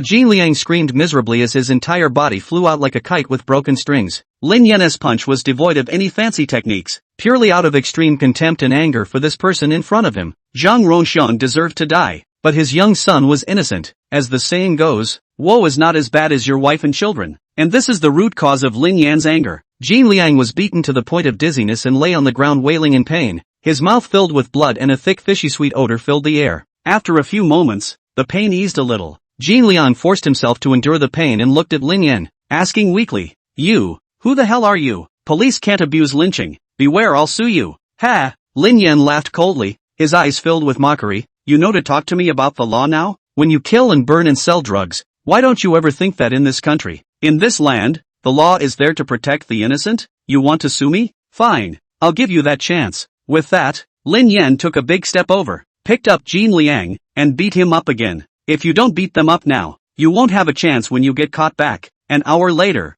the Westbridge Sheriff's Department. The Havel braked to a stop in front of the office building. Zhang Donghai and the others who had gotten the news in advance had long been waiting here. Lin Yan pushed open the car door and stepped down, opening the back seat and dragging Jin Liang out of the seat like he was carrying a dead dog. He clapped his hands and said calmly, Negative. Subdued by me. Seeing this scene, everyone at the scene was stunned, especially Wang Tingting. Her eyes were as wide as bronze bells, her face full of incredulity. She couldn't for the life of her figure out how Team Li had chased someone down. Moreover, the Jin Liang in front of him didn't look like he had ever put up a fight, but instead looked like a vicious dog that had been thoroughly beaten and scared. At the moment, he was shivering, not even daring to utter a breath. Zhang Donghai nodded slightly and said, You've worked hard, go rest for a while and leave the rest to us. Lin Yan answered and got in his car and drove quickly towards the detention center. Because the time for the transfiguration is almost up, he must go back at once. Back to the detention center. Lin Yan into the luxury room. The real Li Feng is lying on the bedboard. The moment he saw Lin Yan, he was surprised once more, because when he came to replace Lin Yan today, he had already been frightened once. Lin Yan smiled at him, then took off his clothes and walked into the bathroom. When he came out, he had changed back to his own appearance. Holy, how did you do that? Li Feng looked at Lin Yan's face up and down, all around without any dead angles. Want to learn? Lin Yan raised an eyebrow. Think, Li Feng answered honestly. If he could learn this disguise, he would be awesome. I haven't figured out exactly how awesome it is yet. Anyway, it's all kinds of awesome. Oh, Lin Yan gave a simple O and changed his own prison uniform without further ado. No, what do you O mean? Li Feng asked in confusion. Lin Yan changed his clothes, looked at him with a harmless expression, and spread his hands. I'm simply asking you if you want to learn. I'm not saying I'm going to teach you. Tramp. Li Feng then reacted to the fact that he had been tricked. Lin Yan patted his shoulder, his expression abruptly serious. Jin Liang captured. Want him to confess is not easy. Want him to identify Tian Tai is even more difficult. Tell Zhang Bureau, this matter cannot be rushed. Have to think long and hard. How do you reckon? Li Feng frowned. Lin Yan thought for a moment. First this, then that. Li Feng tactically leaned back and narrowed his eyes at him. I feel like you're playing me. Lin Yan nodded. You feel it right. Asterisk.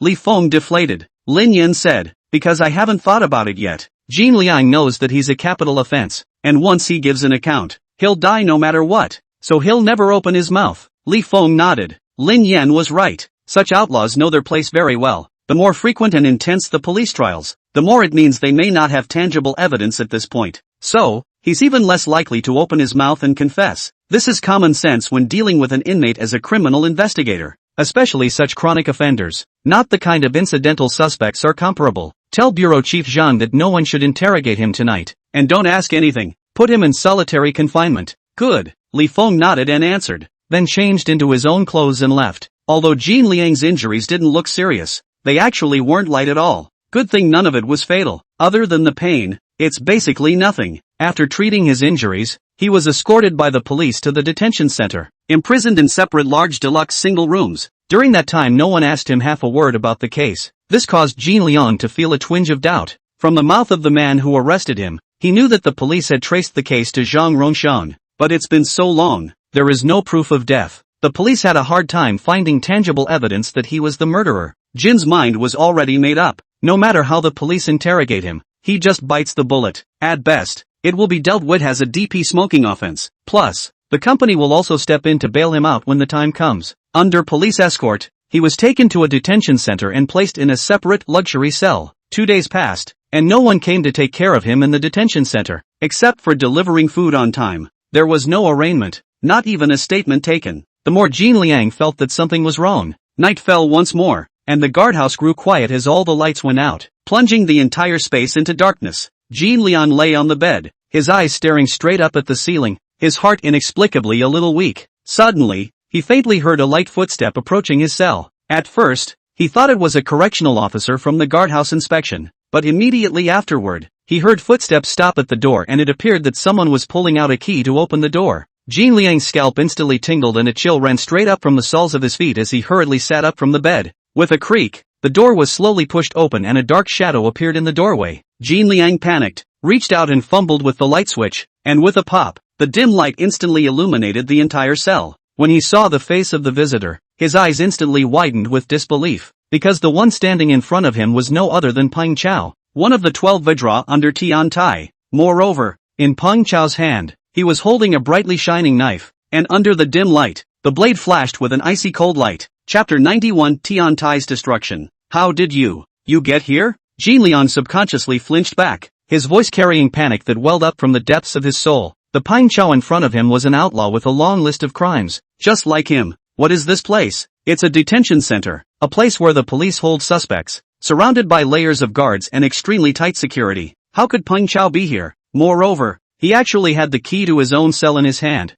and was carrying a knife. A chill welled up in Jin Ling's heart. What does he want? To kill yourself? The answer seems to be crying out. Don't blame me, Peng Chao whispered, his voice filled with murderous intent. You can't get out. For the safety of everyone in the company, you can only be sacrificed. Hearing this, Jin Liang panicked. A never-before-seen fear of death instantly gripped him tightly. Someone wants him dead. Who could it be? Who else could it be? Who else but Tian Tai would be so capable? As long as he died, those secrets he knew would then be dusted off forever, and Tian Tai would be able to rest on his laurels. Jin Liang instantly realized why he had been captured and brought in for so long without anyone coming to interrogate him. It must have been Tin Tai's eyes in the police system that delayed the trial. The goal was to finish himself off before he could open his mouth, which was too much in line with Tian Tai's usual style.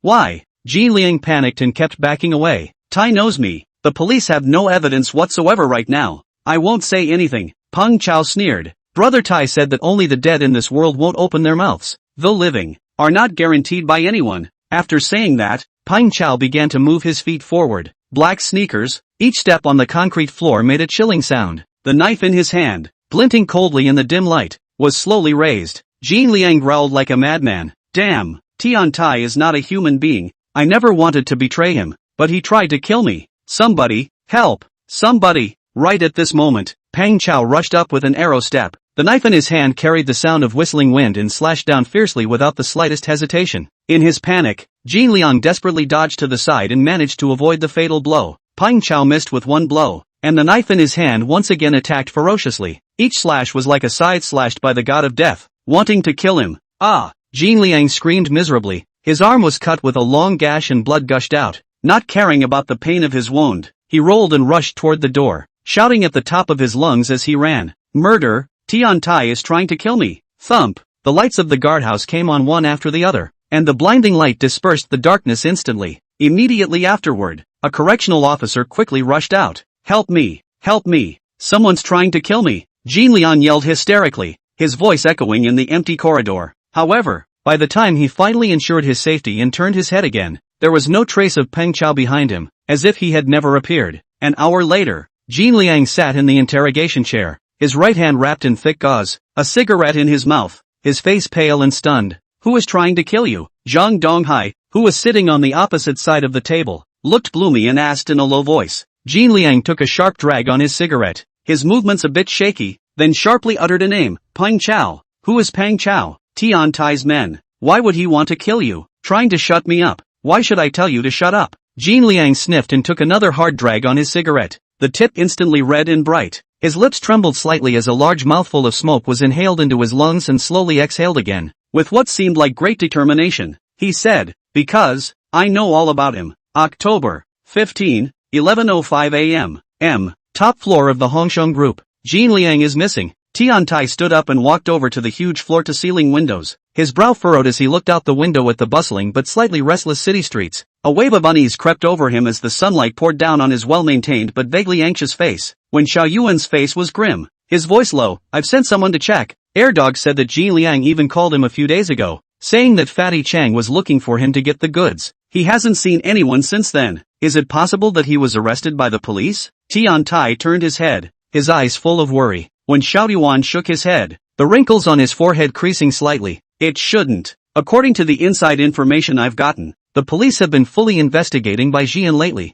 They shouldn't have the energy to investigate us. Then where would Jean Liang go? Tian Tai held his elbow and mused. He has always had a cautious personality. The only possibility is that a police officer is looking for him, so he's hiding, but never without any news at all. In the past, when this kind of situation occurred, Ken Leon would find a way to get in touch with him in the first place, and then the company would find a way to deal with it. But this time, Jean Liang had already disappeared for 2 or 3 days, which was just too abnormal. During the critical period, there was no way for Tian Tai not to think about it. Knock, knock. Just then there was a knock on the office door. The two of them looked at each other and Tian Tai said in a deep voice, enter. However, what he didn't expect was for the door to open and for the police to come in. Zhang Donghai's face was serious as he raised his hand and spread out an arrest warrant, his voice loud and strong. Now the police suspect that you are suspected of intentional homicide, drug trafficking, illegal detention, and leading dark forces. You are under arrest. Tian Tai's heart sank violently, and the blood on his face instantly faded. The cigar in Wen Xiao Yuan's hand fell to the ground with a pop, and his eyes widened with disbelief. Inside a luxury villa in a country in South Asia. Big brother, good news, heavenly good news. Hu Wei's footsteps were hurried, and he walked in from outside, his face overflowing with excitement. Bai Jian raised his head, his sword brows slightly knitted. What good news? Hu sat down beside him and handed him his cell phone. Without any warning at all, Tian Tai was taken down, and not just him alone. All of his forces in the country were taken down in one fell swoop. With that, he couldn't help but laugh. However, when Bai Jian heard this, his face did not show the slightest hint of joy. How long had it been since Lin Yan showed up at the train station with the bones? The police have been so smooth to get the evidence of Tian Tai's crime. How to think of it is incredible. How to think of it all think that this is through the fishy. Did the police have been investigating Tin Tai? It just happened to coincide with Chung Wing Chung's murder case, so he closed the net in one fell swoop? So would the police have been investigating themselves for a long time as well? Uneasiness slowly crept into Bai Jinan's mind like a tidal wave. He stood up and paced back and forth across the room, his figure looking a little stark on the ornate, glossy floor. Big brother, when are we going back home? Hu Wei asked. Bai Jinan stopped and shook his head, caution in his eyes. There's no rush. Let's observe first. Being careful is a good thing. Chapter 92. Brother is finally back. The other side. Zhang Donghai and Li Feng drove back to Binhai. I've been a criminal police officer for so many years, and to be honest, I've never seen someone as awesome as Lin Yan. Not only is the idea bold, but he's done it all, and that's outrageous. Li Feng was driving while his mouth was chattering. Hearing this, Zhang Donghai couldn't help but let out a light laugh and lamented. Not to mention you. I've been a cop for 30 years and it's the same first time I've seen it. If Lin Yan hadn't disguised himself as Peng Chao and faked the assassination scene, how easy would it have been to pry Jean Liang's mouth open? Not to mention bringing down Tin Tai. Although Lin Yan's approach was not in line with the formal procedures, he was not a member of the police system in the first place. Sometimes people need to be flexible. The same goes for programs. Now that Tian Tai has fallen, only Bai Jian remains. Lin Yan continues to go back to lurking around Bai Jian, waiting for the right moment. Zhang Donghai looked out of the car window speeding past the scenery, as if to see the Lingnan sky is gradually becoming clear blue. The sun will eventually shine unreservedly on this land. In the military compound, Su Yingshu rested today and didn't go anywhere. For some reason, during the days when Lin Yan disappeared, she was always distracted, unable to get excited about anything, not even the idea of going out. Mother Zhang Xiaomei was in an extraordinarily good mood and was busy in the kitchen for a long time, making several dishes that Su Yingshu usually loves to eat. As the meal was served and the aroma filled the air, Zhang Xiaomei looked at her daughter and smiled. Eat up, what are you staring at? Su Yingshu answered softly and picked up the chopsticks and bowls. but she just fiddled with the white rice in the bowl with one hand, and didn't move a single bite of the dishes in front of her. At that moment, the cell phone on the table buzzed and vibrated. Suing Shue hurriedly put down her dishes and grabbed her cell phone. Her eyes were full of anticipation, but the moment she saw the message, the anticipation turned into disappointment. The group blew up again. She clicked in to see that it was a police report about the Hongsheng Group. Tian Tai, president of Nandu Hongsheng Group, was arrested according to the law in connection with a number of felonies. The Lin Yan police have organized multiple lines of control and arrested most of his men one by one. Suing Shue turned her head to look at her mother Zhang Xiaomei beside her. It seemed to instantly understand why mother was in such a good mood today. It was because of this. Mom, you already knew, didn't you? In fact, what she really wanted to ask was if Lin Yan had completed his mission and could come back. No what Zhang Xiaomei asked back with a smirk. Suing Shue flipped her cell phone over and handed the police report to her mother's eyes. Zhang Xiaomei squinted her eyes slightly, looked away, and said with a smile, this I only realized it today. I don't work on the front lines. I'm not that well informed. Then, Suing Shue almost asked directly, then Lin Yan will be able to come back? But the words came out of her mouth and she swallowed hard. Zhang Xiaomei seemed to have read her daughter's mind, putting down the chopsticks in her hands and said meaningfully, if two lovers are in love for a long time, how can it be in the morning and in the evening? He'll be back safe and sound. Inside the Heron Lake Villa, on the 6th day of Lin Yan's disappearance, Bai Mangyao sat in her room, her eyes lost in thought as she stared at the villa door. The afternoon sunlight poured through the window, outlining her slightly thin figure. This afternoon, Secretary Li and the driver went out on an errand. What exactly they went to do, Bai Mangyao was not clear, but she had a vague feeling in her heart that her brother was coming back. A few moments later, a familiar car slowly came into view and the villa gates slowly opened. Bai Mangyao stood up fiercely, her heart beginning to flutter with fear. She was filled with anticipation, expecting the car door to open and for the person stepping out of the car to be none other than the one she had been thinking about day and night. The facts did not disappoint her. As soon as the car stopped, Li Xiaoyun couldn't wait to jump down from the passenger seat and quickly opened the backseat door. Walking down from the car was none other than Bai Mangyao's longed-for brother Lin Yan. Lin Yan got out of the car, took a deep breath, raised his eyes to look upstairs, and his gaze instantly met Bai Mangyao's clear and pure eyes. The corners of his mouth turned up in a wide smile, and he raised his hand and waved. Bai Mangyao could no longer contain her inner excitement and turned around to dart towards the downstairs.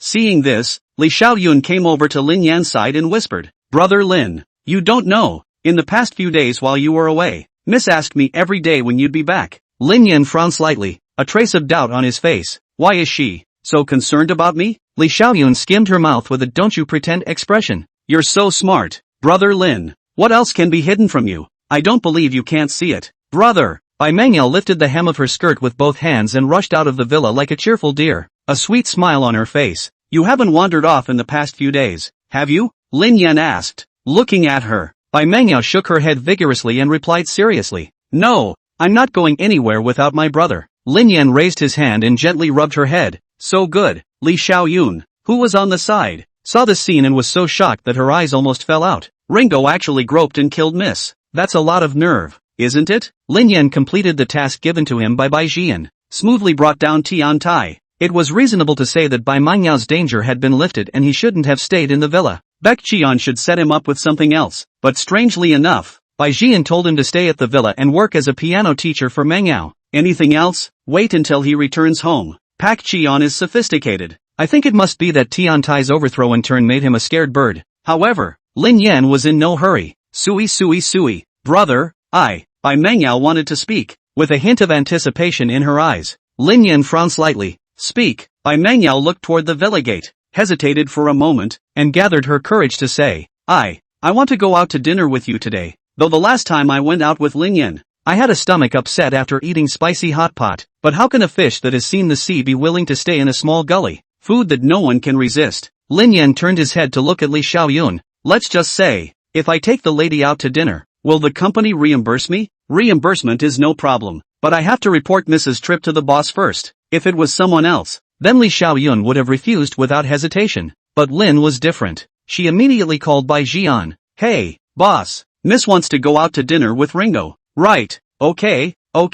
Hanging up the phone, a smile appeared on her face. Brother Lin, the boss said that all spending will be reimbursed by the company, and Miss doesn't need to report to him alone whenever she goes out with you from now on. Li Xiaoyun was also surprised. The boss's most precious daughter had the surprising feeling of being entrusted to Ringo. This is simply amazing. Lin Yan snapped his fingers and crooked his chin at Bai Mengyao. Go, get in the car. Aang. Bai Mengyao didn't sit in the back seat that Li Xiaoyun had opened, but instead opened the passenger seat herself and sat on it. Because, in her mind, her brother was not a chauffeur or a bodyguard. Honestly, in the past few days, eating prison food every day, Lin Yan's mouth also faded out of the bird. Chapter 93, taking Bai Mengyao to get high. Half an hour later, Nandu's busy and bustling food street. It was crowded and thick with fireworks. Bai Mengyao followed Lin Yan around, her eyes glowing the whole time. Kebabs, deep-fried skewers, guandong boil, sweetened fruits, snail powder. The various cuisines looked like they were competing for attention. Bai Mengyao felt like a country bumpkin entering the city. Want to try everything? Eat whatever you want. Your father said it's all reimbursed anyway.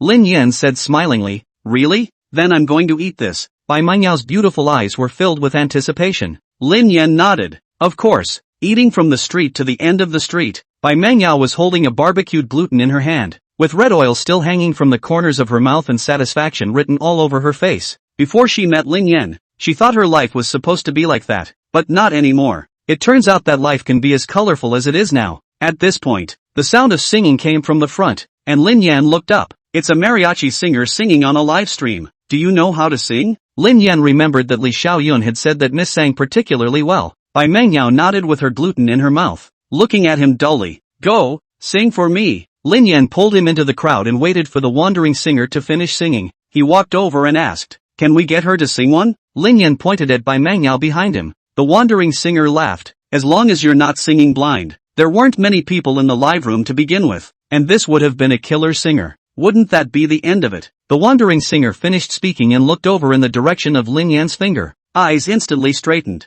Such a beautiful girl, just standing there doing nothing. The popularity has to be cuckoo up, so he immediately stepped aside, smiled, and asked, what song would you like to sing? Bai Mengyao froze for a moment, then looked around at the crowded people. She hadn't sung in front of so many people. Instinctively shy, shaking his head, he said seriously, I wouldn't dare. What's there to be afraid of? Lin Yan looked at the wandering singer. Borrow your guitar. The wandering singer looked at him in surprise and asked suspiciously, you would? Lin Yan humbly said, a little bit. The wandering singer willfully removed his guitar and handed it over. I'll find you the sheet music for whatever you're going to play. Lin Yan said, it's just playing a guitar. What do you need a score for? Then he turned his head to Bai Mengyao and said with a smile, don't be afraid. Sing boldly, just like the first time you ate spicy hot pot. Take this step and you will find your new self. No matter what Baek Cheon has done, Bai Mengyao is all innocent. Bai Jian would definitely fall. And sooner or later Bai Mengyao would have to learn to face the world on her own. So, she needs to get out of her ivory tower and reacquaint herself with the world. Bai Mengyao nodded and slowly walked to the microphone. At this point, the crowd around them was already boiling. Sing one, pretty lady. If you're so pretty, you must sing well. Asterisk asterisk asterisk asterisk. These two people can't be celebrities, coming to record a variety show, right? Nope. Didn't see a camera crew either. Vegetarians, right? Bai Mengyao looked at Lin Yan with slight nervousness, her voice soft and inquisitive. Brother, can I sing Invisible Wings? Lin Yan's eyes flashed with a hint of surprise, then he smiled and nodded. Sure, I'll accompany you. Lin Yan's hand gently swept across the strings of the zither, and a string of crisp, melodic notes instantly flowed out. It was as if the surrounding crowd had been cast under a stasis spell and instantly quieted down. Immediately afterward, Lin Yan's fingers plucked the strings deftly, and after a few notes, the familiar prelude of the song rang out lazily. Bai Mengyao had seen Lin Yan play the piano before, so she wasn't too surprised that he could play the guitar, but the wandering singer on the side was wide-eyed with shock. In his opinion, Lin Yan's level of playing was simply at the level of a guitar master, and he was worlds apart from it. Just anyone is a master? Are masters so worthless now? Accompanied by the melodious melody, Bai Mengyao slightly opened her lips and sang the first line of the lyrics. Every time is strong in wandering loneliness. Her voice is like a mountain spring, clean and pure, pleasant to the ear, and with a hint of ethereal texture, as if it can penetrate the heart. The song is full of the young girl's longing and desire for the future, the sincere emotion, so that everyone present empathy, with no original backing tracks. Bai Mengyao's voice comes out more and more pure and moving with the simple aid of the guitar. The number of people in the live room began to skyrocket. 50, 500, 1,000. One song finished. The popularity of the live broadcast room had already exceeded 2,000. The wandering singer's jaw dropped. It was his highest, by far. The audience couldn't get enough. Beautiful. That was so good. One more song. Can I order a song? I'll pay for it. It's a shame this isn't on the Great Voice of China. What's your jitterbug number? Beautiful. I want to follow you. After singing, Bai Mengyao tilted her head back to look at Lin Yan, a sense of delight in her eyes. It's a completely different feeling than when I used to sing at home and in front of my teachers. And there's a brother to accompany him. At this moment, Bai Mengyao felt happy and sweet. It's like the lyrics I finally saw. All dreams blossom. Handsome. Why don't you guys play another song? The wandering singer hurriedly said. Hit the lantern while the hand is red. Now is the best chance for top popularity to rise attention. Lin Yan looked at Bai Mengyao and asked with a smile. Do you still want to sing? Bai Mengyao nodded her head vigorously. Aha. Since it's a guitar accompaniment, it's not suitable for songs where the tunes are too high-spanning. So, for her second song, she sang Fei Wang's On Earth. This time, Bai Mengyao displayed more than just a mere singing voice, and all sorts of subtle tricks. Even the live audience couldn't recall the original song after hearing it. 5 songs finished. The popularity of the live broadcast room directly exceeded 50,000. But there will come a time when the show is as good as it is. Go! Lin Yan returned the guitar to the wandering singer and said to Bai Mengyao. Aha! You could tell that the little beauty was having a great time. Dudes, when are you guys coming back? The wandering singer asked as he looked at the two men's backs. Lin Yan waved his hand. See you again sometime. On the way to the parking lot, I passed a bank. Hayashi Yan snapped to mind something. The bank card Bai Mengyao gave him last time. How much money did Bai Jian leave her? He had forgotten about it before due to what happened to Tantai. Coincidentally, the card happened to be on his person, and Lin Yan's curiosity was instantly piqued. Wait! Lin Yan stopped in his tracks. Bai Mengyao followed and stopped, looking at him with a puzzled expression. Lin Yan then turned towards the bank. The bank was closed at this time, but the ATMs were still operating normally. It's still okay to check a balance. Chapter 94, Do you want a kiss? Bai Mengyao was unsure, but still followed, standing obediently at the door, watching Lin Yan insert the card. No curious peeks. Enter password. Lin Yan frowned. He remembered Bai Mengyao saying it was her birthday, but the exact number, he forgot. So he turned his head and asked, what's the card code? 031115. Oh, Lin Yan raised his hand to enter the secret. After the interface jumps, Lin Yan pointed and poked at the query button. After a few seconds, a string of numbers came into view. 52 million, 1, 10, 100, 1,000, million, millions and millions? Only $50 million?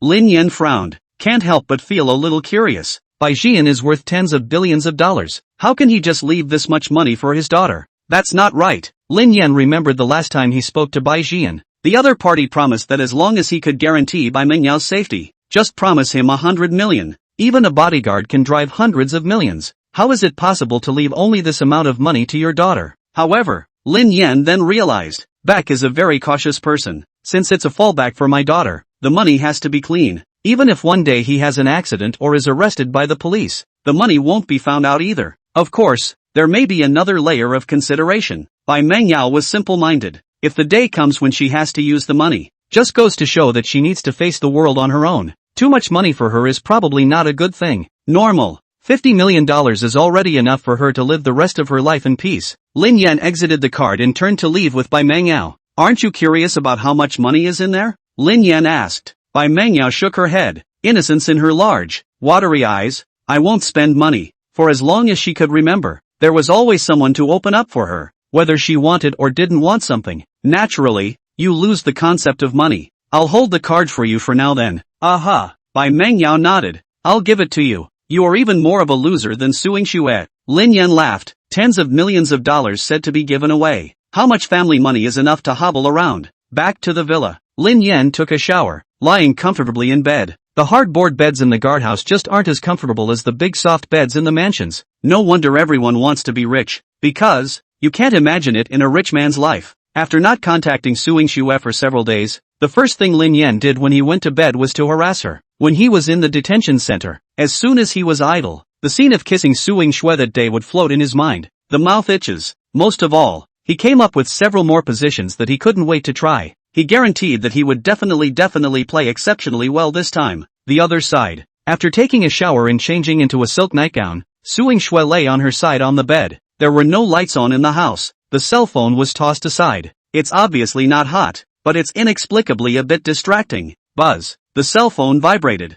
breaking the silence. Suing Shuet hurriedly reached out and grabbed the cell phone. Hayashi, hey woman, miss me yet? The moment she saw the message, Suing Shuet felt like her cheeks were being burned. instantly becoming hot. Why is this guy still so mouthy, and hung up? Suing Shui cursed in her heart. Then she rolled over on the bed and clasped her hands around the screen, her fingers typing rapidly. Susu, I don't want a carrot, asterisk, oh, carrot. It was only after sending it over that Suing Shui realized it afterward. How is it that the chat between the two seems so ambiguous? Lin Yan, my mouth itches. Susu, what's wrong with you? Did you eat something? Hayashi, no. Susu, then why does it itch? Hayashi, I want a kiss. Blue eyes. Ethel. Seeing this message, Suing Shui's body instinctively stiffened, and a layer of goosebumps instantly rose all over her body. This man, how can he be so shameless, to tell a girl so nakedly and bluntly that he wants to kiss her on the mouth? Lin Yan, I have to ask, is your mouth poisoned? Suing Shui angrily poked the screen with all 10 fingers. You're the one who's toxic. Lin Yan, then why is it that after I kissed you last time, it's like I'm addicted and I want to do it every day? Don't you want to?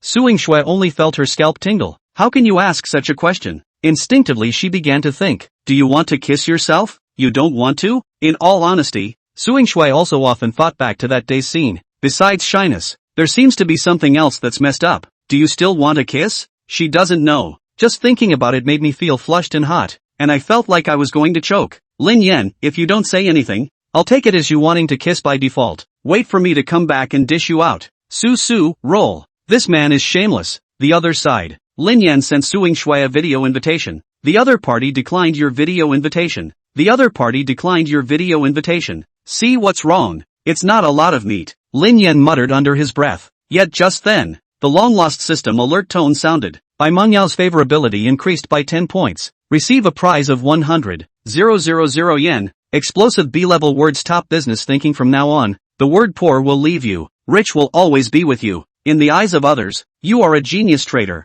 in charge of large-scale enterprises in no time. The increase in favorability triggered a reward. Lin Yan was not surprised. $100,000 wouldn't surprise him. He wasn't surprised that a B-level phrase had popped up. But what did this top business thinking mean? Let him go into business? But he's still undercover now. Do the hair. But just because you can't do it now doesn't mean you can't do it later. When the mission is completed, do it with Suing Shui. Day 2. Interrogation room at the detention center. Tiantai had changed into a prison uniform with the words "Look South" printed on it. Sitting in the interrogation chair, the old elegance was no longer there, and there was resignation and despondency in his expression. Zhang Donghai and Li Feng sat across from each other with equally grave expressions. Interrogating someone like Tiantai is definitely not a simple task. I want to know the whole story or I won't say half a word. Even though he was a prisoner at this moment, Tiantai's voice remained resolute. People like him. You can lose, but you definitely can't die for nothing. That's not up to you. Li Feng slammed his palm on the table. We already have conclusive evidence. You don't want to escape the law. Tiantai's grim eyes swept towards Li Feng and snorted.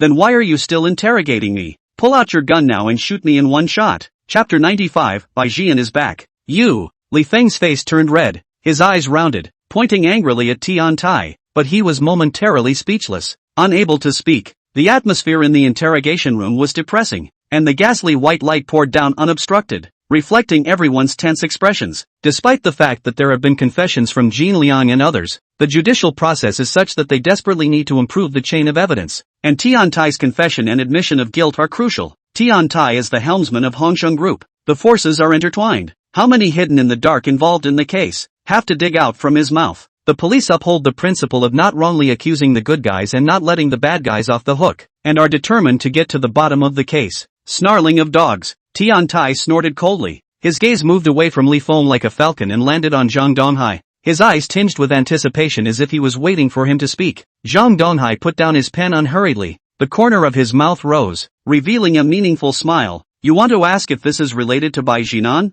That's right. Tiantai's voice was cold and hard. The two words seemed to be squeezed out from between his teeth. From the moment the police entered the office with a warrant, he knew he was being counted out. This has nothing to do with Bai Jian, but there seems to be something else going on. Tiantai had fought for many years both at home and abroad to achieve the huge power he had today, but this time he suffered a crushing defeat, perhaps even his last defeat. More than fear, he was resigned, desperate to know where he had lost. Zhang Donghai pulled out the silver cigarette case from his pocket, raised his eyes to look at Tiantai, and raised the cigarette. Want one? I don't smoke. Tiantai shook his head. Zhang Donghai did not care, took out a lighter. Pop sound. Light blue flame rose. Light cigarettes. He took a deep breath and rose slowly, the smoke dispersing in front of him, blurring his face. Thinking back to the day of the arrest of Tian Tai was wearing a well-tailored suit. His hair was combed meticulously, and he looked well-dressed and well-mannered. Who would have thought that he would have committed such unspeakable crimes as murder and arson and forcing an honest man into prostitution?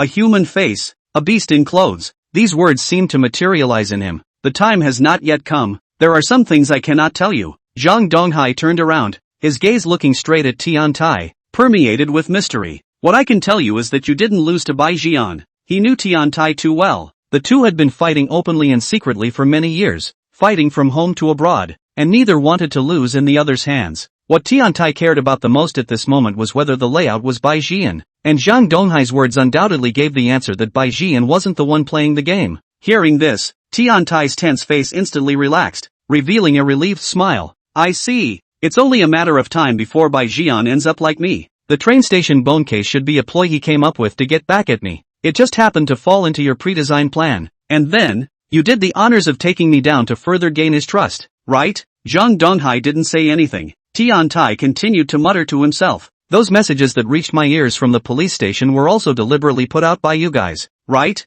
When he finished, he threw back his head and laughed, his laughter echoing in the interrogation room with madness and resignation. Bai Jian, I never thought that you and I would spend half our lives in the Jianghu, playing with eagles all our lives, and end up being pecked by house sparrows. Zhang Donghai did not say the words through, but Tian Tai in the Jianghu crawling and fighting for many years. How shrewd. This so obvious things How will not see to understand. It's just a shame that he understood too late. He didn't realize that it wasn't Bai Jian that the police were secretly investigating a few days ago, but himself. It was because of this that he himself had let his guard down and allowed the police to find out about Ken Liang. However, he still had doubts in his mind. With his understanding of Jin Liang was stubborn, and would not open up to the police easily if he was going to die anyway. If he doesn't give himself up, at least someone will think of something and someone will take care of his parents. How did you guys get Jin Liang to talk? Tian Tai put away his laughter, his gaze fixed on Zhang Donghai, full of curiosity. Zhang Donghai pressed his cigarette out hard in the ashtray and shook his head dryly. No comment. Tian Tai revealed a gloating, sinister smile. Alright, looks like Bai Jian is getting close too. By the way, he shouldn't be able to imagine that the bodyguard beside his daughter is an undercover police officer, right? After saying that, he laughed again. Ha ha ha. The laughter was particularly harsh in the interrogation room. A month or so later, without realizing it, Lin Yan had been in the villa for almost 2 months, and Bai Jian had not yet returned home. During this time, Lin Yan lived a regular and monotonous life, picking up Bai Mengyao from and to school every day, accompanying her to play the piano, and taking her around to eat and drink in his spare time. After 5 in the afternoon, Lin Yan received Bai Mengyao. On his way home, Bai Mengyao, in the passenger seat, was wearing simple casual pants with a cute sweatshirt printed with a playful cartoon rabbit. Bai Mengyao had changed a lot during this time under Lin Yan's influence. Once the little princess who grew up in the ivory tower, gradually colored with a touch of fireworks. Lin Yan bought her a cell phone and taught her about online shopping and dressing. This outfit is what she put together herself. Have to say, for good-looking people, clothes are the icing on the cake. Look good in anything. Bai Mengyao hands unconsciously gripped the corner of her coat,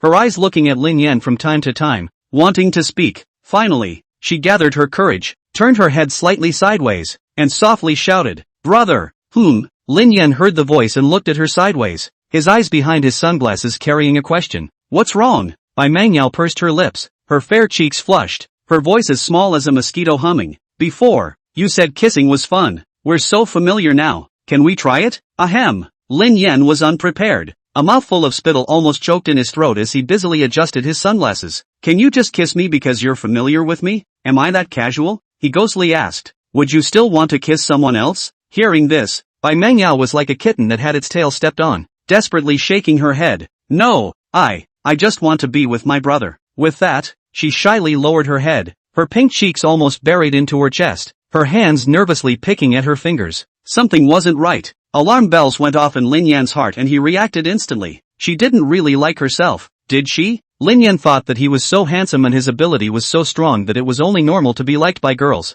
But Bai Mengyao was different. He lurks around Bai Mengyao in order to get close to Bai Jian and gather evidence of the crime to wipe him out. How will Bai Mengyao bear it when she learns that he is the one who sent her only relative to jail when Bai Jian is ambushed and his identity as an undercover agent is exposed? Love on one side, hate on the other. That would be too cruel to the simple-minded Bai Mengyao. A wave of intolerance rose in Lin Yan's heart. Just then, the cell phone in his pocket rang. breaking the delicate atmosphere in the car. He pulled out his cell phone and it was Li Xiaoyun calling. Hello, hey, Ringo, the boss is back. The plane is at 9 o'clock in the evening. I want you to pick it up. Hearing this, Lin Yan's grip on his cell phone involuntarily tightened. Pak Qian has been watching for over a month and is finally coming back as a storm seems to be on the horizon. Chapter 96, he wants me to be his son-in-law? Lin Yan looked at the time. It's not even 6 o'clock. Bai Jinan didn't inform him in advance for a simple reason. Don't have 100% trust in him yet. After all, the two have not formally met with each other. Phew.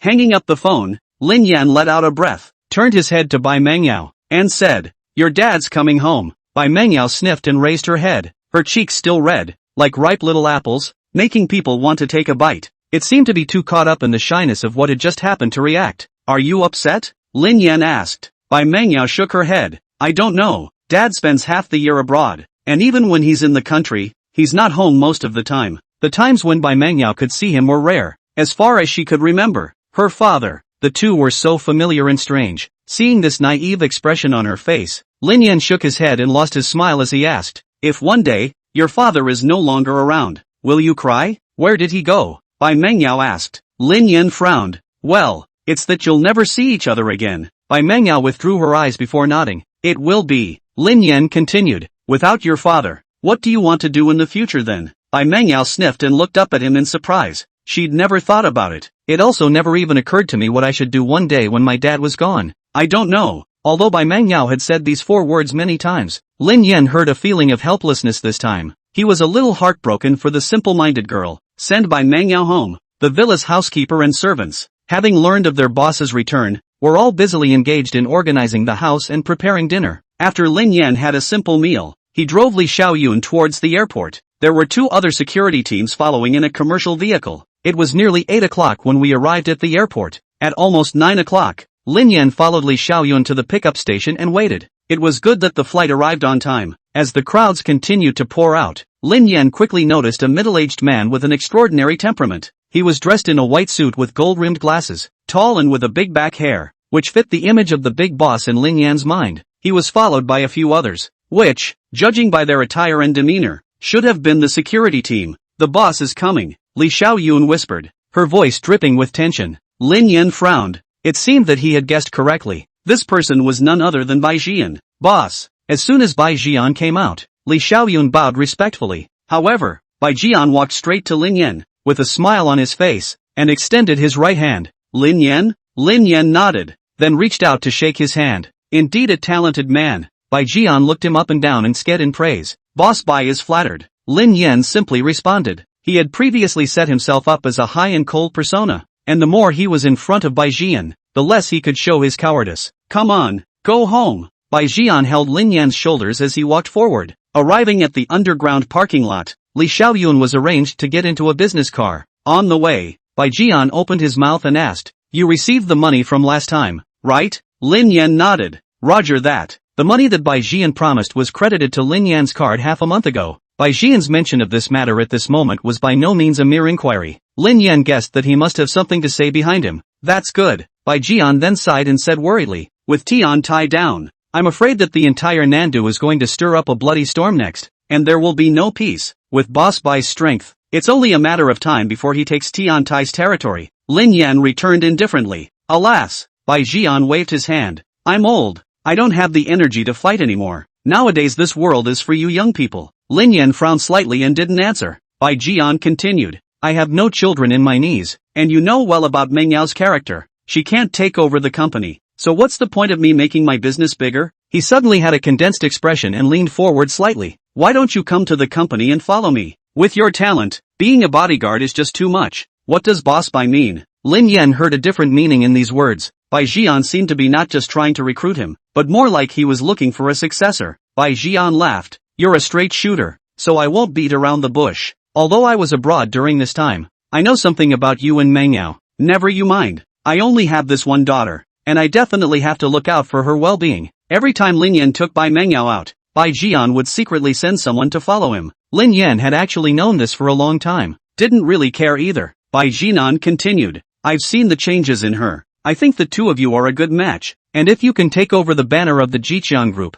I'm sure you'll be able to do something even better than me. At that time, I'll be relieved when manhwa follows you. His tone at the moment was like an old father's expectation of his children. Less jaded, because Beck had seen the video sent by his men. By manhwa and Lin Yan shop, sing, eat. He had never seen his daughter smile so much, so happy. Most crucially, he also saw the love and trust for Lin Yan in his daughter's eyes. Bai Jinan only has this one daughter. His only expectation was that his daughter would later marry a man who could protect her, love her, and let her be carefree. Nothing else mattered. And Lin Yan is just the right person for the job. Not only is he a looker, but he's also capable. If he could successfully carry the banner of Jiqiang Group, at that time, Bai Jian felt that he would even be completely at ease. Are you trading manhwa with me? Lin Yan asked in a deep voice. Of course he heard the meaning in Bai Jinan's words. At this point, acting overly hasty can backfire and cause suspicion. Only by going with the flow and showing how much he cared about Bai manhwa would he win Bai Jinan's trust even more. Ha ha ha, Bai Jian smiled and laughed aloud.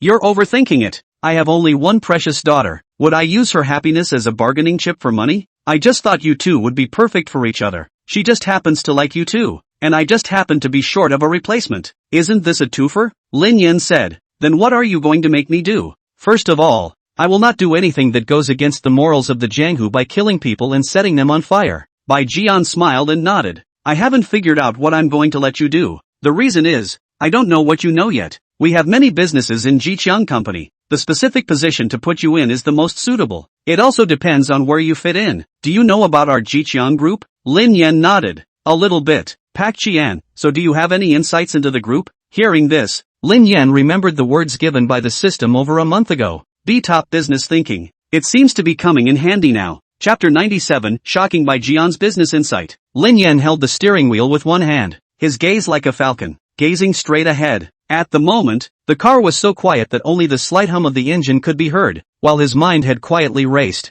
Jiqiang Group, this behemoth in the business world well known. The surface involved in real estate, hotels, minerals and other fields. The industrial map seems to be incomparably brilliant. On the dark side, it is inextricably linked to illegal activities such as wire fraud, gambling and drug dealing outside the country. This information was like a tidal wave, pouring into Lin Yan's mind in a steady stream. At the same time, information on changes in the domestic and international policy environment, the direction of future trends, and the subtle impact of geopolitics. It was compartmentalized in his mind, as if it had been sent on a precision factory line, and after splitting, combining, and blending, it produced the precise conclusions he needed. I think the Jiqiang Group is currently at the end of its rope. After a short silence, Lin Yan threw out these stone-cold words. The smile on Bai Jinan's face came to an abrupt end, and then a touch of gravity crept up. What does that say? Lin Yan's face hooked up a trace of a smile. Jiqiang Group became 25 years. The reason why the development is so good, can become Lingnan's premier private enterprise.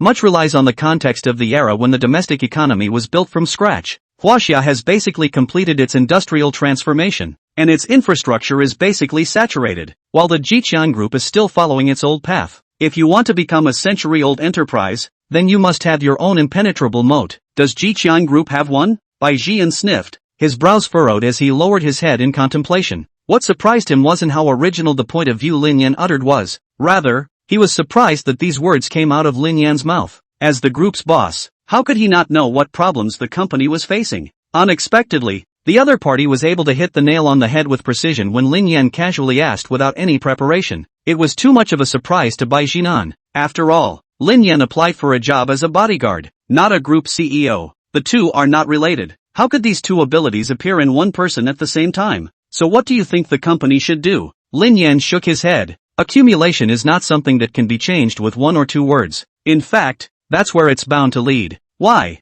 Beck asked. Times have changed. Lin Yan looked back at him. Times have changed. Bai Jian muttered and whispered. Images of a time when you fought step by step flashed back in your mind like a walkie-talkie. I've picked up rags, worked black jobs, backpacked, owned my own business. At the age of 25, Bai Jian accidentally saved a middle-aged man who had been in a car accident. From that moment on, the gears of his destiny changed. After that, relying on that person, Bai Jian demolition, take land to build houses, mining sand and gravel, earned the first bucket of gold in his life. After gaining power, Pak Qian grew his wealth by monopolizing it. As time went by, that person also retired, and the era of profiteering of the Jiqiang Group was announced to be over. There's just no way at all? Bai Jian asked after him. He didn't actually have any hope that Lin Yan could change the current status quo. He simply wanted to hear what insight Lin Yan had. This young man, he liked too much. If he had met him earlier in the year, Bai Jian didn't doubt for a second that the Jiqian group would have long ago been something other than what it is now. Lin Yan didn't rush to answer. He knew that Bai Jian had actually realized this problem a long time ago. So, starting to look towards South Asia, Bai Jian was born a mud-legged man with little education, and he was able to make his fortune by relying on the gray and black industries. Apparently, there is no longer a suitable soil for him to play in the country, and the South Asian side became fertile ground for him. Pak Qian also made a successful transition as expected. Wire fraud and gambling have become his main sources of income so far. It's even more profitable compared to the domestic industry. This is why Baek Qian and Tian Tai are so competitive. The cake is only so big, and everyone wants one more bite. Right now, there's only one shortcut to stabilizing Shiki's fundamentals. What shortcut? Lin Yan turned his head to meet Bai Jian's slightly gloomy eyes and said in a deep voice, take advantage of Hongxing's group of dragons, annex his core industries, divest Jiqian's internal non-performing assets in the meantime, open up sources of revenue and cut costs, reduce costs and increase efficiency, and then reserve funds and wait for the right time. Hearing these words, Bai Jian buzzed and only felt his scalp tingle. It was hard to believe that these words were coming from the mouth of a 20-something-year-old bouncer. Who did you learn all this from? Bai Jian was not highly educated and had a lot of social experience, but once it came to higher level stuff, he was stretched thin. This is what led to the business of Jiqian Group's bright side, which is not as good as it was a year ago. Therefore, he was curious as to how Lin Yan could know so much when he was just a delivery boy before. Transmission of martial arts, car skills, piano instruments. Surprisingly, he understands business. It's unbelievable. Self-taught. Lin Yan opened his mouth. People, live and learn. It's just that I'm gifted. Good. Bai Jian nodded, relief on his face. It seemed that he hadn't misread the situation. Lin Yan was indeed a rare talent, able to write and fight. An hour later, several cars drove into the Loon Lake Villa in an orderly fashion. Bai Jian wasn't in a hurry to place Lin Yan in a position. But, Lin Yan wasn't in a hurry either. His aim was not to work for Bai Jian, but rather to gradually gain Bai Jian's trust through the Jiqian group, so that he could really get in touch with his core business. Zhang Xiaomei's meaning was clear. Taking down Bai Jian alone was not his goal for this mission. His mission is to end the Qicong Group's overseas fraud and gambling operations, even catch everyone in the act. As of now, it seems that Bai Jian has moved on to him, and will probably arrange for him to be involved in the company's business before long. The vehicle stopped and the butler immediately came forward to open the door. Boss, Bai Jian got off the car, and his gaze fell directly on the entrance of the villa, the single figure standing in a pavilion. Xiao Yao. Bai Jian revealed a kind fatherly and warm smile. Bai Mangyao walked over quickly with a sweet smile and shouted, Dad, Bai Jian put his hands on her shoulders. It's good that you're fine. Dad was most worried about you out there. The video was not visible, but now that he looked closer, he realized that his daughter was even fatter than before. It didn't take much thought to realize that he had been in a good mood recently after following Lin Yan around eating and drinking. Brother! Bai Mangyao's eyes spotted Lin Yan getting out of the car and subconsciously shouted. Lin Yan smiled at her. I'm a bit tired. Go back to my room and rest for a while. After saying that, he walked straight into the villa. It's hard to avoid ruining the atmosphere when people are reunited as fathers and daughters and you're there. Chapter 98, Returning Home. The kitchen had prepared a meal. A full table. Bai Jinan had planned to ask Lin Yan to eat with him, but Li Xiaoyun went to shout and replied. Boss, Lin he is playing king, said it's against the wind, can't pit his teammates. King? Bai Jinan frowned. Li Xiaoyun explained. It's a cell phone online game. Oh, Bai Jian smiled and nodded. Then I'll leave him alone. Lin Yan's character really eluded him a bit. Again, it feels reasonable. Brilliant. Don't you have to be a bit of a high roller? Yao. What do you think of Lin Yan? Bai Jian asked as he ate his meal. Bai Mangyao turned her head to look in the direction of Lin Yan's room before nodding. I think brother is good. So do you like him? Bai Jinan asked directly. Like. Bai Mangyao blurted out without any hesitation. The same question had been asked by Li Xiaoyun before, and she already had an answer in her heart. Bai Jian smiled and nodded. It's good that you like it. It's good that you like it. The reason he would ask directly. It's because he knows his daughter's character and won't hide or look the other way. Bai Jinan also made up his mind. It's time to reuse Hayashi. To be precise, he's going to be groomed as a receiver. The other side. After Lin Yan finished playing the game, he opened the VX to take a look. Clueless. A whole screen full of video messages of Dad popping up. He shouldn't have been beaten by my mom, right? Dad usually only misses his son this much when he's being bullied by mom. Hit the video over to accuse. Lin Yan immediately gave it back. After a few rings, the video picked up. Lin Qingyuan's large face instantly filled the screen. Hey, Dad, how come you kid hasn't been answering the video? Lin Qingyuan questioned. Lin Yan said, just busy. What is it? Lin Qingyuan said, how long has it been since you came home? You didn't come back even for your cousin's wedding last time. Tomorrow is your grandfather's birthday. If you don't come back, I'll apply to the clan to have you removed. That's serious? Lin Yan raised an eyebrow. It has to be serious. Lin Qingyuan's tone was resolute. Alright, then I'll be back tomorrow. Lin Yan thought about it. Since the last time he brought Suing Shui back, he indeed hadn't been back home for a month or two. Although one is now on a mission, it doesn't hurt either. One didn't need to think about it to know that Bai Jian had secretly investigated himself long ago. It's only a bit of a stretch to be so close and not go back once. Tantai's problem has been solved. Even if Lin Yan wasn't there, Bai Mengyao's safety could still be guaranteed. After all, there's still so many dried-up security teams out there. That's right. Remember to bring Xiao Shui back. Your grandfather said that he wants to see his granddaughter-in-law. Lin Qingyuan said. Next time for sure. Lin Yan hung up the phone decisively. Day 2. Lin Yan got up early in the morning to wash up. When it was time for breakfast, Bai Mengyao was the only one there. I heard Li Xiaoyun say that Bai Jinan went out early. By the way, I'm going to make a trip home today. Lin Yan said with a bun in his mouth. Go back for what? Bai Mengyao's heart inexplicably tightened when she heard this. Thinking of her brother's sudden disappearance last time, she was a little apprehensive. It's my grandfather's birthday, so I, as a grandson, have to go back and do my part. Lin Yan said casually. Oh, Bai Mengyao breathed a sigh of relief. Lin Yan looked to Li Xiaoyun who was at the side. Turn around and tell her father. Okay brother Lin. Li Xiaoyun answered with a smile. By the way, can you drive? Lin Yan asked. Li Xiaoyun nodded. Will do. Lin Yan, then you can take me to the high-speed train station later. Li Xiaoyun frowned in confusion. You're not driving? Lin Yan pulled the car key of the big laborer out of his pocket. Forget it. Going back in a Dalo will indeed earn the envy of a host of relatives and friends. Forcing Brahman. But so what? It wasn't like it was his own car, and pretending with someone else's stuff wasn't something Lin Yan liked. Besides, it's not like he can't afford a car right now. For one thing, there's no time for that right now, and for another, there's no use for it right now. Okay, Li Xiaoyun deflated in disbelief. With the extent of the boss's regard for Lin Yan, not to mention the private use of a public car, even if he was given one, Li Xiaoyun wouldn't be surprised. Li Xiaoyun seemed to suddenly think of something. Wouldn't it be better if I just send you home? Why bother to take the high-speed train? Lin Yan thought about it and nodded. That's fine.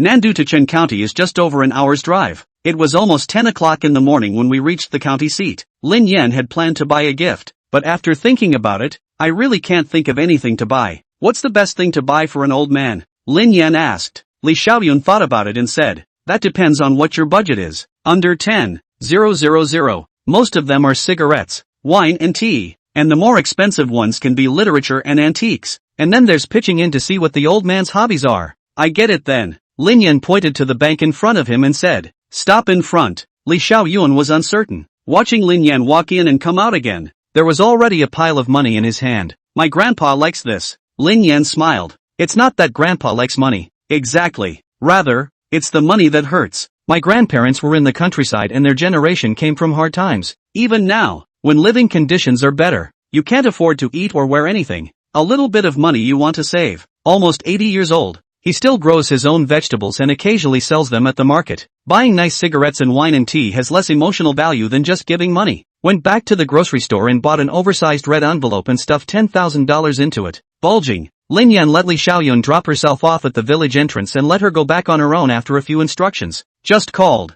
Dad and Mom came home early in the morning. So, Lin Yan walked straight towards his grandfather's house. Living conditions in the countryside are also very good now. Every family has built a small house. The concrete road is clean and tidy, and the air is fresh, not worse than the city. Lin Yan saw several cars parked in front of his grandfather's house from afar. There were also a number of people sitting in the dam. The washing of the vegetables and the chopping of the vegetables were busy. Honestly, this kind of atmosphere hadn't been experienced by Lin Yan for a long time. Previously, I resisted attending this form of family gathering because I was not mixing well. Career and family. Inevitably, it's the talk of the dinner table, whether they are well-intentioned or not. When one is unsuccessful, one is tortured in public and can only respond with an embarrassed smile. So, Lin Yan seldom comes home, likes to be alone in the corner. Uncle too, great aunt. Lin Yan stood in the doorway and greeted everyone with a smile. The crowd's eyes then turned. See his first reaction. Who is it? Chapter 99, All Roads Lead to Rome.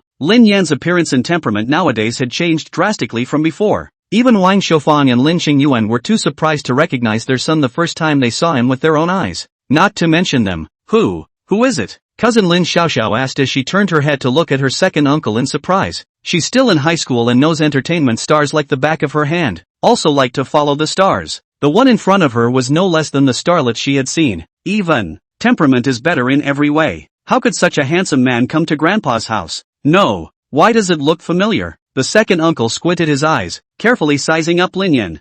How do I feel that I look a little bit like Lin Yan from the oldest Force family? At this moment, Lin Xingyuan came out of the kitchen smilingly. Big brother, look closely. He's your great-nephew, Lin Yan. As the saying goes, a mother-in-law is someone else's good-looking, but a child is his own good boy. Now that his son had become so spirited and handsome, how could he, as a father, not feel proud? Yo, don't say it's true. Big uncle got up and walked over, carefully looking up and down. Stronger than before. This face feels different. Lin Xiaoxiao also came over, and after taking a closer look, she had an incredulous look on her face. Froggy fun, brother, you've had plastic surgery, haven't you? Fix your head. Lin Yan poked her forehead, then walked towards the kitchen. Grandpa, Grandma, the old couple who were busy looking at him blankly. Lin Yan directly a bear hug, and then stuffed the red envelope containing $10,000 into his grandfather's pocket. Don't save, buy what you want, eat what you want, and tell me when you run out. Grandpa blinked. You're Lin Yan?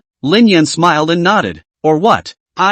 Grandma also recognized it and was overjoyed. This brat, after a few months of not seeing him, he's simply changed so much that I don't even recognize him. It's really true that a man is a man in his own clothes and a horse in his own saddle. Alright, you guys keep busy. Lin Yan turned around and walked out of the kitchen. The old man reached into his pocket and fished out the thick, bulging red envelope. Hit the eyes. First glimpse. Boss boy. Look. Grandma put down her shovel and came over to take a look. The eyes widened at once. It's so thick. It's got to be 8,000 if not 10,000.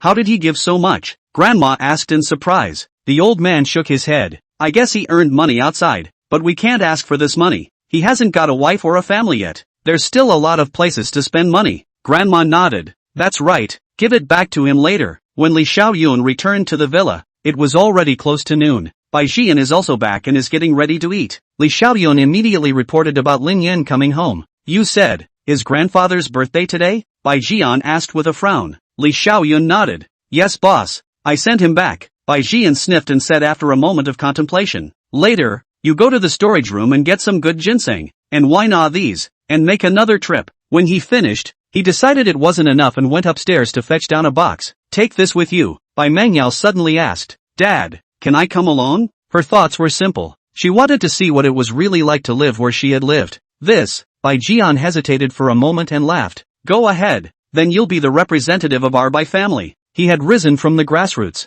and naturally, there was nothing to say about the human condition. Eat your heart out. Take your hand out. Not to mention Lin Yan, as long as it was someone who could use it. Sending gifts was already the most conventional means. Of course, Bai Jian didn't just want to pull Lin Yan in. There was another layer of consideration. Suppose in the future, Lin Yan is really with his daughter. So what's this gift? Thank you Dad. Bai Manyao's eyes instantly lit up, her pretty face revealing a happy smile. It was noon. It's been a busy morning. The 3 large round tables in the dam had been filled with a variety of home-cooked meals. Chicken, duck, fish and meat. Everyone else was making all kinds of small talk, except for the ones busy cooking. Lin Yan naturally became the center of the conversation. Lin Yan, I heard your mom say that you talk about your girlfriend. Why didn't you bring her back this time to show everyone? Great Aunt asked while getting high on melon seeds. Oh, she recently went to Nandu to study. Next time for sure. Lin Yan replied with a smile. Second auntie picked up the conversation. I heard your mom say that girl is pretty. Really? It's not bad. Lin Yan said modestly. Blow it off? You're too good looking to bring it back? The eldest aunt grunted. Lin Yan didn't answer. Family gatherings are like that. There's always climbing in the open and in the dark. With the older generation already set in their ways, it's time to start competing for the next generation. Whose kids get into better schools? Whose kids work better? Whose daughter-in-law marries well? Whose daughter marries well? Lin Yan had gotten used to it a long time ago. Just then, a white BMW slowly pulled up in front of the door. Big brother is here. Lin Xiaoxiao shouted. The car door opened and cousin Lin Shuwen and his girlfriend walked down from it, with a large bag in his hand. The crowd immediately greeted them. Hawk man, what took you guys so long to get back? Shizuku is just getting prettier and prettier. Sister-in-law, this dress of yours is too much to look at, isn't it? It's actually Gucci. There was a very subtle difference in everyone's reactions compared to when Lin Yan came back. Obviously, everyone seemed more enthusiastic when the cousin came back. The reason is also simple.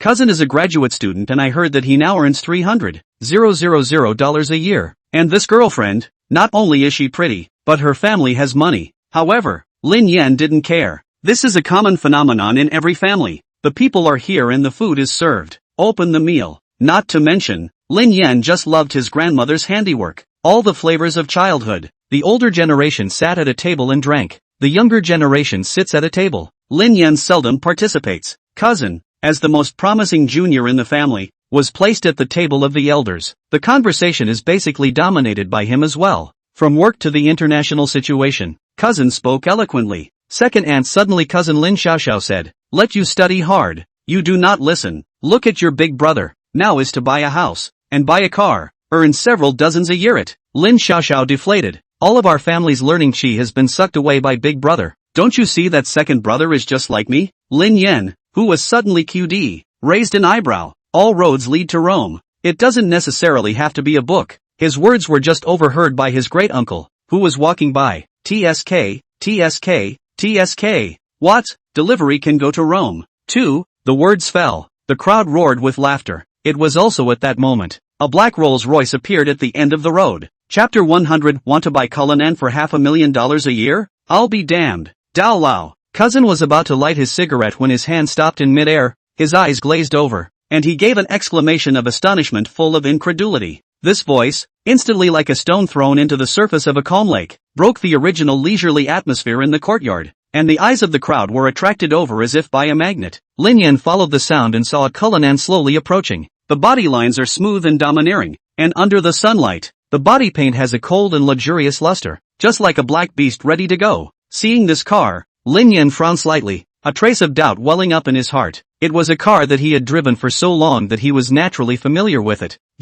Why did Li Xiaoyun come back all of a sudden? If there was an emergency, with Li Xiaoyun's character, she would definitely contact herself in advance. What kind of car is this? It looks so grand. The eldest uncle sat on the old wooden bench in the yard, just dropped a peanut into his mouth, and now his chewing jaw stopped, squinted his eyes, and curiously surveyed the car. The eldest is in his 60s, has lived in this village all his life, and has basically zero knowledge of cars. In his conception, a car is a good car as long as it is big and looks bluff. The Cullinan in front of me, the length of the car is more than 5 meters, and the huge body is driving steadily, exuding a full sense of oppression, and at first glance, it's not ordinary goods. Uncle, this is Rolls-Royce's Cullinan. Lin Shuwen's girlfriend, Zhang Wenwen, stood on the side and held the thin-framed glasses on the bridge of her nose to explain, a trace of envy flashing in her eyes. How much must this car be worth? The eldest aunt sat next to her and was pinching a handful of melon seeds in her hand. The action of getting high on melon seeds stopped and asked with a face full of curiosity. Lin Shuwen's tone had a sense of unattainability. The starting price of this car is almost $7 million,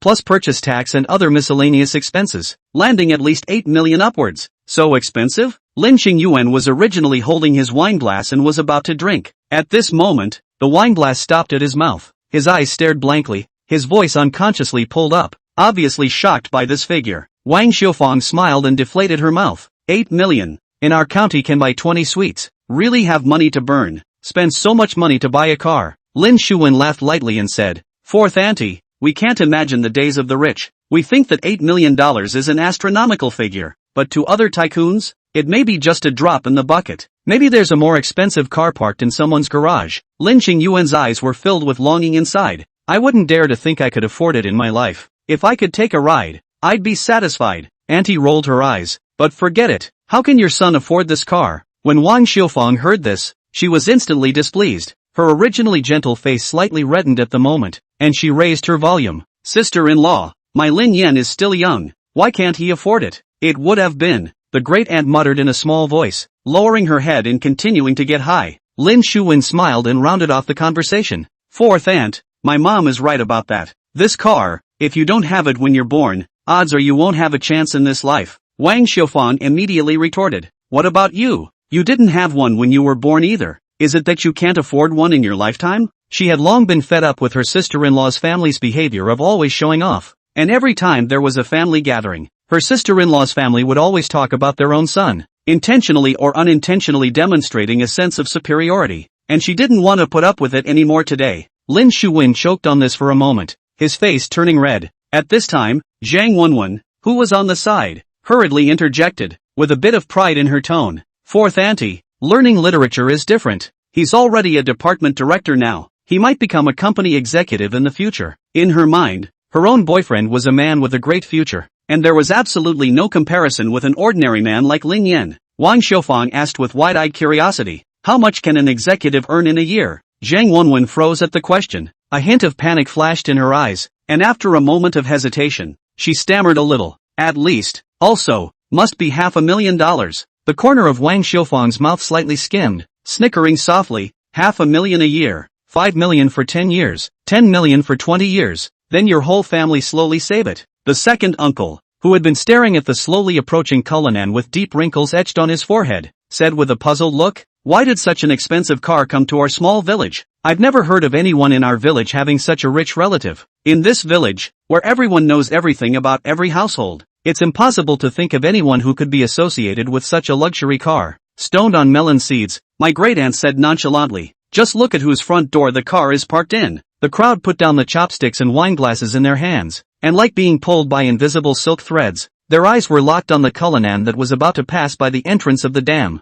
I thought it would drive straight through, but to my surprise, the car slowed down and came to a steady stop. It was parked right in front of the courtyard, behind Lin Shuwen's BMW. When the two cars are placed side by side, the difference is immediately apparent. The BMW instantly looked small and shabby against Cullinan's massive and luxurious body, like a scrawny puppy standing next to a majestic lion. The crowd looked at each other with surprise and doubt in their eyes. Chapter 101. Cullinan is here for Lin Yan? Who is this here for? Second auntie turned her gaze to Lin Shuwen, who was wearing an old cloth shirt with a hint of anticipation in her eyes. In her opinion, of this large family, Lin Shuwen worked in the city and had seen a lot of things, and was most likely to know this kind of rich person who drove a luxury car. Mr. and Mrs. Lin Qingyuan also turned their attention to Lin Shuwen. Wang Xiufang, on the other hand, began to feel a little apprehensive in her heart. She had just choked with her sister-in-law's family for a few moments, and if this car was really here to look for Lin Shuwen, then the scene would be awkward. Auntie's eyes lit up and she said in surprise, Shuwen, is it someone from your company? Knowing that it's your grandfather's birthday today, they've come to celebrate?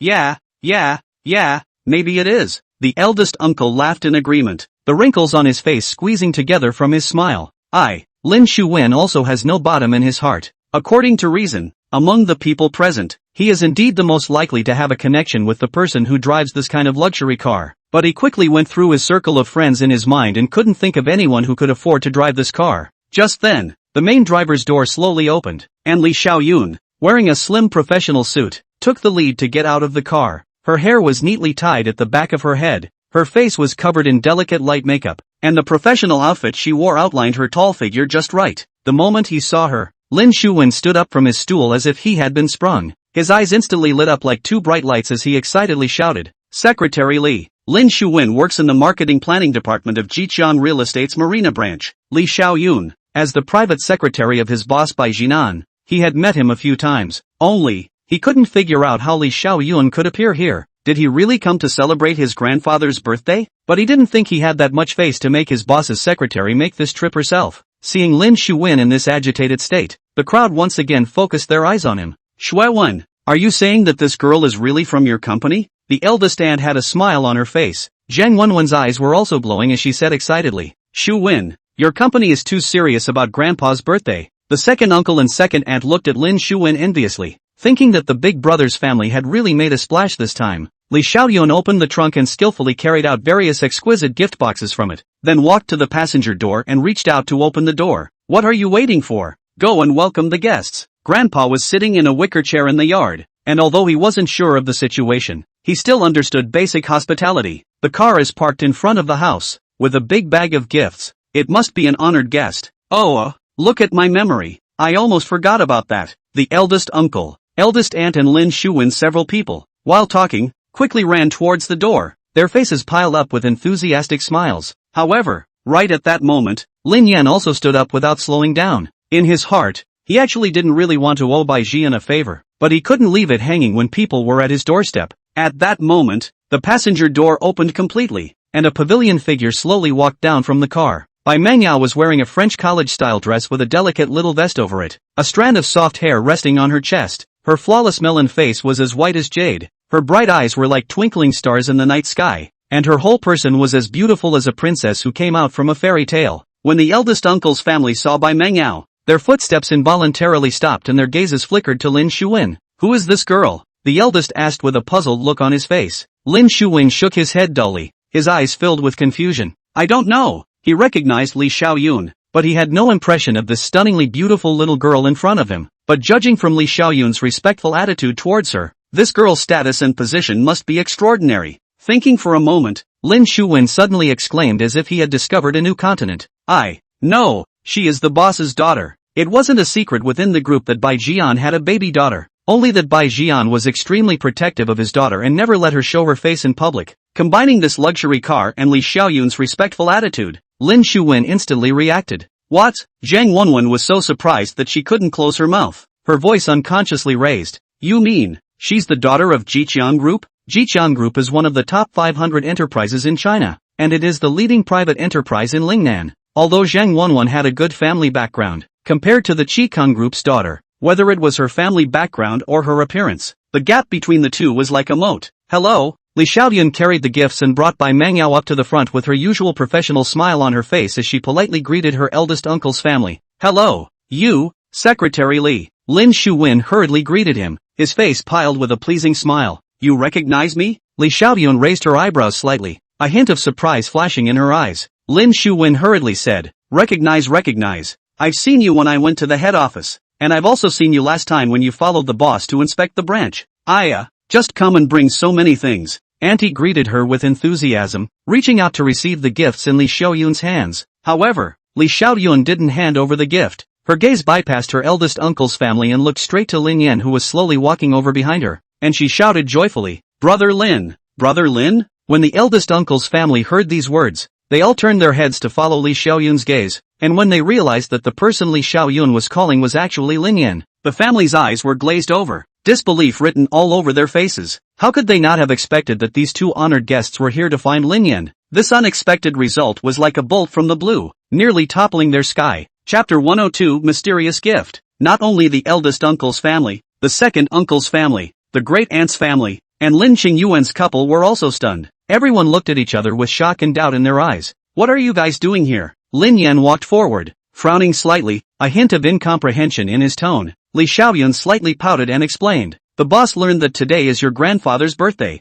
and he just happened to have something he couldn't get away from, so he instructed me to come on his behalf." Of course, this was just a scene. With Bai Jinan's status, it was already rare to have this kind of heart. It does seem a bit petty to come in person to celebrate the birthday of a late grandfather. "Look, who did I bring?" Li Xiaoyun said, sidestepping out of the way so that behind her, Bai Mangyao appeared completely in front of Lin Yan's eyes. "Brother!" Bai Mangyao's voice was small, with a hint of timidity, and her cheeks were slightly flushed, looking very shy. Lin Yan looked at Bai Mangyao. The corners of his mouth unconsciously rose, revealing a smile. "Why are you here?" Bai Mangyao didn't think twice. "I want to come and take a look. Come all the way here. Don't stand around. Come in and sit down," Lin Yan said as he greeted the two of them and walked towards the courtyard dam, leaving only the eldest uncle's family cluttered in the wind. The wineglass in Lin Qingyuan's hand fell onto the table with a clang, and he stared at this scene with wide eyes and an incredulous face. Wang Xiufang also stared blankly at Bai Mangyao, her eyes full of shock. Unable to return to her senses for a moment, she was looking forward to Su Yingshue's arrival, but she didn't expect a rich young lady to come instead. "What's going on with your own son lately? Another policewoman and a rich girl. Did someone really dig up the Lin family's ancestral tomb? Xiu Feng, is this the girl you said went to your house last time?" Second auntie came over to Wang Xiufang's side and asked curiously. Wang Xiufang's eyes were a little dull, and she mechanically shook her head. "No?" Second auntie looked at the oncoming Lin Yan in surprise, her eyes filled with doubt. "He changed girlfriends again?" Wang Xiufang still shook her head, not knowing how to answer for a moment. Seeing this scene, Grandpa and Grandma thought that Bai Mangyao was Lin Yan's girlfriend and burst into laughter. "Come on, come and sit." Grandma was full of enthusiasm, and hurriedly carried out the stool from the house, and took a clean handkerchief and carefully wiped the stool again and again, fearing that there would be a bit of dust. Lin Yan brought Bai Mangyao to the front of the crowd and introduced them one by one. "This is my grandparents. This is my second uncle and great aunt." Although Bai Mangyao was shy, she was very polite, and every time she was introduced to an elder, She smiled and greeted them softly with a clear and pleasant voice, completely without the frame of the rich girl. Speech and behavior decent and generous. Such a beautiful, rich and well-behaved girl. Instantly won the favor of everyone. Aya, what a beautiful girl. The Lao Si family is truly blessed. Second auntie was the first to praise, her eyes full of envy. Cousin Lin Xiao wasn't shy either. Wow, sister, are you a star? How come you look so good? Li Xiaoyun walked up and handed the gift to her grandfather with both hands, a sweet smile on her face. Hello grandparents? I wish grandpa good fortune like the East Sea and longevity like the South Mountain. Can't have it, can't have it, too expensive. Grandpa looked at those beautifully wrapped gifts and quickly waved his hand to excuse himself. He had lived a simple life all his life. Where had he seen such an expensive gift? And was a little uneasy in his heart. Li Xiaoyun said, Grandpa, this is a small token of our boss's appreciation. If you don't accept it, I won't even be able to return home.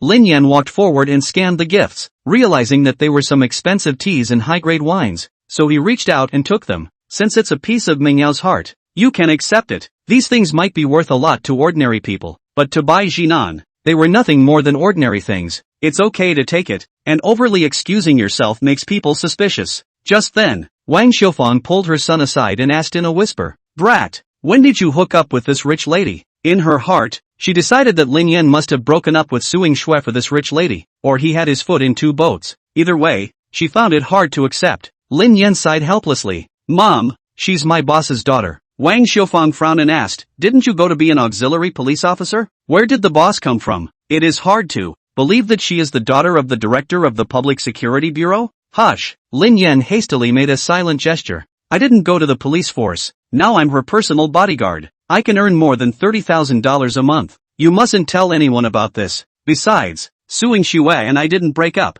By the way, don't throw your face at people or I'll blame you if I lose my job. I heard that my daughter-in-law is still alive and that my son's job earns him tens of thousands of dollars a month. Wang Xiufang's originally furrowed brows instantly stretched. She turned around and walked over to Bai Mengyao's side, intimately taking her hand and busily peeling apples and oranges again. Don't mention the enthusiasm. At this time, Li Xiaoyun walked over to Lin Yan and lowered his voice. Brother Lin. The boss also gave something back. As the words left her mouth, she pulled a palm-sized delicate locket out of her pocket. It's so valuable that I want to give it to you and then you can make up your mind. Lin Yan frowned slightly. What is it? Li Xiaoyun gently slipped the box into Lin Yan's hand. See for yourself. Chapter 103, Still. You're pretending to be mellow. Lin Yan didn't make a sound and gently opened the delicate wooden box. The moment you see what's inside. He frowned slightly. It was a middle finger long, green, glowing Buddha sign. He didn't know jade emerald, but the famous imperial green had still heard of it. Something the size of this would cost at least $1 million. If it was from someone else, Lin Yan might have doubted the authenticity. But it's coming from Qian Peik.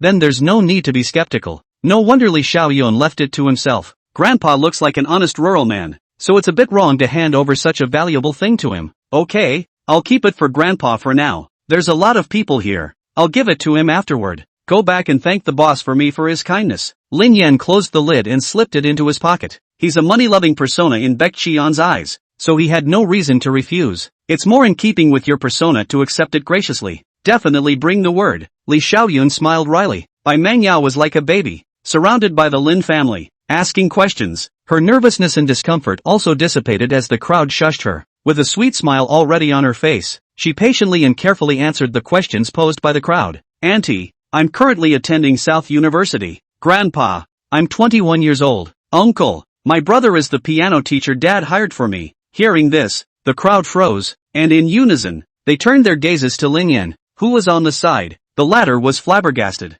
You mean, Lin Yan taught you to play the piano? Lin Qingyuan backhandedly pointed at his son. The expression seemed to say, girl, you at least change the one I can believe. The son that he raised with his own and urine. How much weight can he not know? Piano? He's pretty much playing cotton with those hands. Piano. Forget it. Ha ha ha. The others laughed out loud. Lin Yan, I watched him grow up from a young age. I didn't realize that this kid had any musical talent. How come he can play the piano? That's right. That's right. I remember the elementary school chorus. He was placed on the far side by the teacher. The proper toolman. Cousin Lin Shuwen laughed. Wang Xiufang also laughed, and said, the bodyguard is the bodyguard, but also for him to cover up why, and not ashamed. Really, what Miss said is the truth. She didn't lie. Seeing her own young lady being questioned, Li Xiaoyun hurriedly explained. She had seen Lin Yan play the piano with her own eyes. Grandpa laughed and shook his head. Girl, I can't help but know my own eldest grandson. He's pretty much playing video games with those hands. Manhwa didn't say anything, but took out her cell phone from her pocket, opened the album. Almost all of the pictures taken in it are of Lin Yan. She found a video and opened it. I'm not lying to you. My brother is really my piano teacher. The crowd sniffed and looked at each other. One by one, their eyes fell on their cell phone screens. The image showed Lin Yan sitting in front of a piano, his hands raised and slowly falling onto the keys. As his fingers pulsed, the melodious tones flowed out slowly. The crowd was stunned. You look at me, I look at you. Grandpa even thought he was presbyopic and rubbed his eyes vigorously. Lin Yuan's eyes blinked even as he watched the screen. Is this the same son he had? He even suspected that his son had been taken over. How can he know this? It's outrageous. Wang Xiufan's mind was blank at this moment. Once upon a time, she had thought that Lin Yan's number was considered practically useless, but in the last 2 months, Lin Yan had turned her perceptions upside down one after another. She even felt like she was dreaming. Now, the biggest fear is that the dream will suddenly wake up. I found out that my daughter-in-law is gone and my son is still the same as before. Lin Xuan looked at the scene in front of him and subconsciously propped up his glasses with a look of disbelief. He doesn't play the piano, but his girlfriend, Zhang Wenwen, had studied it. Not a great level though. Just look at her expression at this point. Zhang Wenwen stood there dumbfounded. His eyes stopped on Lin Yan's flying 10 fingers without moving half a step away. Her family is considered to be more favorable among the ordinary people. So, since she was a child, her family either sent her to learn piano or dance. As of now, she has been practicing piano for more than 10 years. It's kind of a little bit more than that. When she heard Lin Yan's posture and expression, she had a vague feeling that something was not simple. The moment Lin Yan pressed the keys, it was as if those hands were holding down her heart on the floor. Giggle, smooth and precise, playing with an uncanny finesse. A familiar song, Dream Wedding, is not too difficult, but seems to swoon to life at his fingertips. Images that instantly transport one to a dream world. Look at each other hand in hand with your lover. Zhang Wenwen felt that there was no comparison at all between herself and Lin Yan. It's not even comparable. It's like a college student hanging a kindergarten. She had never seen a master pianist play live. Judging by the video alone, Hayashi Yan is the undoubted piano master. It wasn't this that surprised her the most. Moreover, the piano virtuoso turned out to be her boyfriend's cousin, the delivery cousin. How could she not be surprised? At the end of the song, there was silence. Lin Xiaoxiao looked at Lin Yan in excitement and shock. Brother, you really know how? Lin Yan smiled awkwardly. I casually practiced when I was bored, and I didn't expect that the talent was not bad. And then, it's done. No one knew better than Zhang Wenwen how high the pretentiousness of this statement was. Boring practice makes you a master pianist. What if you practiced hard? What's more? Lin Yan hurriedly changed the topic. Alright, we're not discussing me today. You guys talk about something else. Wang Xiufang came back to her senses and couldn't help but laugh out loud. How many years? Finally raised an eyebrow at a family gathering. It's all earned by a good son. How could she not be happy? The crowd began another round of small talk. At this point, cousin came over and pulled Lin Yan aside and whispered. Lin Yan. He wanted to say something and looked back at Bai Mangyao, who was being starstruck. You're so familiar with the big boss's daughter, so if you have the chance to put in a good word for big brother, in that case, I can also. That you know. He smiled and went on to say, we are all family, and the fertilizer does not flow to outsiders' fields. Don't you think so? Lin Yan forced out a smile. I'll try my best to do my best. Lin Xuan patted his shoulder. It's still family. Blood is thicker than water. Lin Yan nodded mechanically. Yes.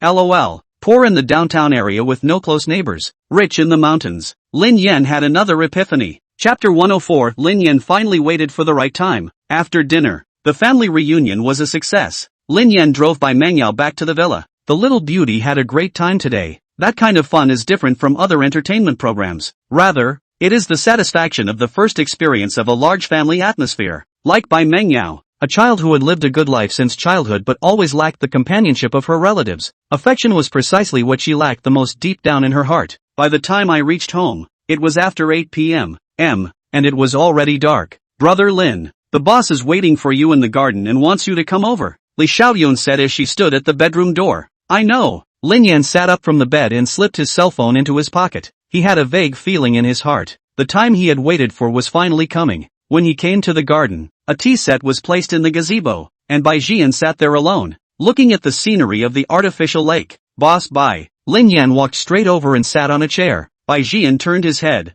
looking at him, then smiled. Call Uncle Bai from now on. Calling the boss seemed so out of place. Uncle Bai, Lin Yan called out in response. Bai Jian smiled, then picked up the teapot and poured a cup of tea for Lin Yan. Have a taste. This is a good tea that was just brought yesterday. Lin Yan picked up the cup and the pungent aroma of tea greeted him. He didn't know how to taste tea, but from the tea broth and the aroma, his instinctive intuition told him that it wasn't cheap. Take a shallow taste. Lin Yan frowned. I thought to myself, what makes this stuff better than Con Shuifu green tea? Can't figure it out. Uncle Bai called me here. Is there something wrong? Lin Yan put down his teacup and asked. Bai Jian smiled as he organized the tea set inside. Last time I told you, I hoped that you would join Jiqiang Company and show off your skills. After much deliberation over the past few days, I've come up with a position that would suit you better. What position? Lin Yan asked with a frown. Bai Jian put away his smile and frowned. Just like you said, with Tiantai's downfall and Hongsheng without a leader, it's a good time for us to annex them. But as far as the current situation is concerned, those assets of Hongsheng in China are in a similar situation as our Jiqiang. They are all sunset industries. Even if we take them over at a low price, it won't change the company's current business situation. What does Uncle White mean? Bai Jian said in a deep voice. I want you to go to South Asia and take down Tiantai's industries in South Asia in one fell swoop. Those are the most lucrative core assets of Tiantai right now. Lin Yan frowned. He naturally knew what Bai Jian was referring to, but now, he had to pretend he didn't know anything. Core assets? Bai Jian nodded. You're incredibly talented and can see the current situation of Jiqiang Group at a glance. That means that there are some things that can't be hidden from you. In fact, the company's main money-making industries are now over in South Asia, and the domestic company is just the skin of the game, to hide its face. Money laundering? Lin Yan was blunt. Bai Jian didn't deny it. After all, if we want to get back the money we made, we have to make Jiqiang function properly. So what do you want me to do? Lin Yan asked again. Bai Jian looked at Lin Yan with a burning gaze. I'll open the windows of heaven and tell the truth. I'm very optimistic about you and value you very highly, not only because of your talent, but also because of Meng Yao's fondness for you. If you can make it work, you'll be my son-in-law in the future. Bai Jian, I have no son at my knee, which means you will be the future heir to Qikeng. With your brains and skill, it should be easy to go to Nanya and take Tiantai's territory. Of course, I'm sending you there not only for you to solve the problem, but more importantly, if you want to take over Qikeng smoothly in the future, you must prove yourself with practical actions, so that you can convince the people. After all, there are quite a few patriarchs within Jiqiang. They won't recognize you if you don't show your abilities. You should understand what I mean. Lin Yan didn't say anything. Reaching up, he took a sip from his teacup, pondering. This was the first time Pak Cheon had given him a handout. It means that the other person has begun to trust him. As for what he said about taking over Jiqiang in the future, Lin Yan judged from the subtle expression he had just made. What should be said is true. In other words, he really wanted to set himself up with Bai Mangyao, raise him as an heir. When do I leave? Lin Yan put down his teacup and asked in a calm tone. The mission delivered by Zhang Xiaomei was to completely destroy the entire Jiqiang group. One of the biggest dilemmas is that most of the core members of the Jiqiang group are not in the country, and it's extremely tricky to wipe them out. The police are even more afraid to act rashly, so as not to alert the snakes and make those people become birds of prey, and it will be much more difficult to make arrests. Now, Bai Jian's offer to send him to South Asia was undoubtedly a once-in-a-lifetime opportunity, and Lin Yan had waited for exactly this moment. The faster the better, Bai Jian said without hesitation. Lin Yan was silent for a moment and then said, Uncle Bai, there's one thing I don't understand. Shira Xian, go ahead. Lin Yan, your current assets should be able to guarantee your current standard of living for the rest of your life, and you don't even have to worry about Meng Yao's future. So why are you fighting so hard? Bai Jian sighed at his words as he got up and paced a few steps, looking towards the lake in the distance. A boat is hard to turn around. There are some things that are not as simple as you think. Lin Yan, frankly, if I ever do take over Jiqiang, I'll turn this ship around. Hearing these words, Bai Jian turned around violently and met those deep eyes. Lin Yan's eyes didn't avoid it in the slightest, and he said firmly,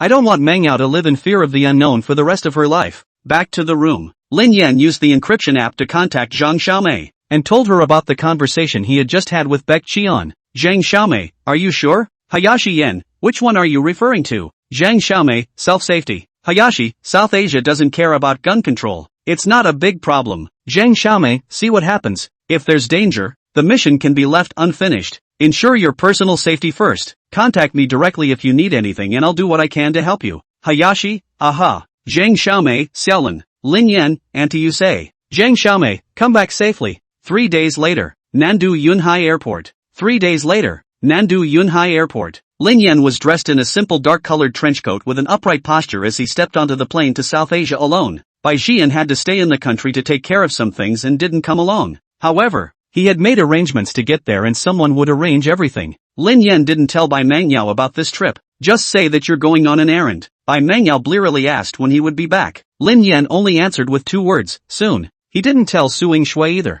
It's the kind of thing you don't worry about if you don't know about it. The plane took off, and Lin Yan lay back in first class. Watching the scenery was by outside the window. In fact, he was still a little apprehensive. It's South Asia, which is basically kind of a disorganized place. Whoever has the hardest fist is the boss. Whoever has more men and more guns is the emperor. 4 hours later, the plane landed slowly. Lin Yan walked with the flow of people towards the pickup point. Soon, he then spotted the man in the crowd who had come to pick him up. 105. The situation in South Asia. The visitor was quite tall, with a bushy beard and sunglasses, wearing a flowered shirt and white jacket with a white hat, and followed by several henchmen holding pickup signs. Seeing Lin Yan, Hu Wei smiled from afar. He was ordered by Bai Jian to assist Lin Yan in taking down Tian Tai's territory on this side in one fell swoop. He had seen Lin Yan's picture a long time ago, not only the photos, but also the live broadcast when he applied for the job, which Hu Wei had witnessed with his own eyes. Welcome, welcome, welcome. Hu Wei walked forward and extended his right hand, introducing himself. My name is Hu Wei, in charge of Jiqiang Group's branch in South Asia. Jiqiang Group has invested in many plants in South Asia. On the surface, they are here to develop a new business environment, take advantage of the low local labor prices, and conduct trade while also creating a number of local jobs. But actually, these companies are all fronts. The real purpose of the Jiqiang Group is to cover up and launder money in the process. Lin Yan extended his right hand for a shake. Let's go. Just arrived in South Asia. My old brother will show you this side of the world. Big ass, small waist, white, yellow, fat, skinny. In this part of South Asia, even if you want black, who can get it for you? Ha ha ha. Hubi turned and took him by the shoulders and headed outside. Lin Yan didn't say anything. He's a high-strung persona in front of Baekchian. Coming here, naturally, is no exception. The most effective way to stay high is to collapse and talk less. As for what Hubi said about white, yellow and black, Lin Yan moved his heart. Okay, Chi, put it aside first. Hu Wei is Bai Jian's confidant. If he himself did something over here, Bai Jian at home was bound to know immediately. He was now training Lin Yan as his successor. If he knew that Lin Yan was over here spending time behind his daughter's back, gotta. The plan is all add up. Walking out of the airport, a couple of big black Mercedes were parked in front of the entrance, and a couple of older cousins holding AKs and wearing white family uniforms were standing there waiting. That's right, it's just so blatant with a gun, standing in front of the airport. The first signs of chaos in South Asia. Get in the car, Hu Wei said towards the driver. Go to Huihai. Today old brother Lin is here. He must be well received and received. Yes, go back to where you live, Lin Yan said in a cold voice. Hu Wei was a bit surprised to look at him. Lin, old brother, this is South Asia. Come and have fun first. Don't worry, my old brother is all arranged for you. I said no. Lin Yan's voice was still cold. Okay. Hu Wei waved his hand toward the driver. Go home. Yes, in fact, he hadn't received orders from Bai Jian to test Lin Yan. This is just the basic process of hosting his friends. Come and eat, drink and play first. Only, he didn't expect that Lin Yan was really just as Bai Jian had said. Calm, capable, but acting as a maverick. No one's buying. Tell me about the situation over here. Lin Yan spoke. So urgent? Hu Wei looked at him with some surprise. Lin Yan, it's hot and humid here. I don't like it much, and I have to go back when I'm done with it. Hu Wei laughed. Elder brother Lin shouldn't be able to let go of Mangyao, right? All coming to South Asia, not eating, not drinking, not whoring, not playing, must be guarding his body for Mangyao, isn't it? Ha ha ha. Lin Yan didn't answer. Hui understood it that way, and it was just what he wanted. To make Bai Jian more trusting and more at ease, there is no doubt that it is necessary to accumulate from the details, little by little. Hu Wei also seemed to sense the high spirits in him, and his smile gradually tightened as he said in a deep voice, although Tian Tai was arrested, the core members of Hongsheng over here are still functioning normally. Currently, they have about 500 or so privately armed, watching each of the 5 mills and 3 hotels. That's about the same number for us at Shiki. With equal strength, no one can guarantee that they can eat anyone, so there are often small frictions between our two sides. In a firefight where life and death are decided in one game,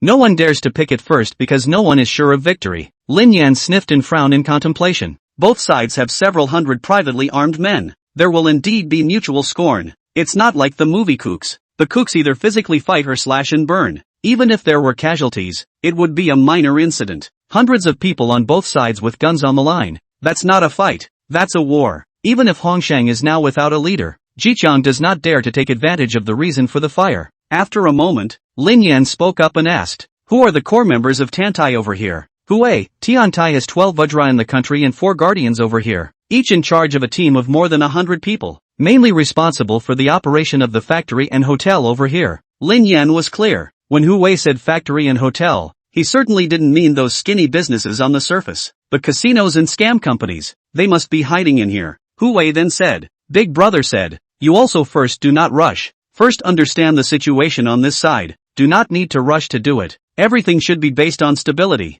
Lin Yan nodded. "What about our side?" Huey said. "There are a few more people in charge under me. In fact, they are similar to Tian Tai's side. They all bring some people with them, and they are usually responsible for looking after the business. So what's our advantage now?" Lin Yan asked. Chapter 106. Someone questioned Lin Yan for not having touched a gun. Huey frowned and thought about it, and said, "In terms of both sides' manpower, it's still an even split. The only difference is that after Tian Tai was captured, the group was leaderless, and the 4 great protectors all wanted to rise to the top, and they probably each had a little secret in their hearts." "Hayashi, you mean, they all want the other 3 forces besides themselves to be weakened so that the one with the most people is most likely to take Tantai's place as the boss? It seems that the boss didn't make it up. This kid really does have a couple of tricks up his sleeve." Huey sniffed and turned his head to look at him with an appreciative expression on his face. "So what do you have in mind?" Hearing his words, Lin Yan pondered for a few seconds. "If it's really like what you said, that the 4 of them each have their own agenda,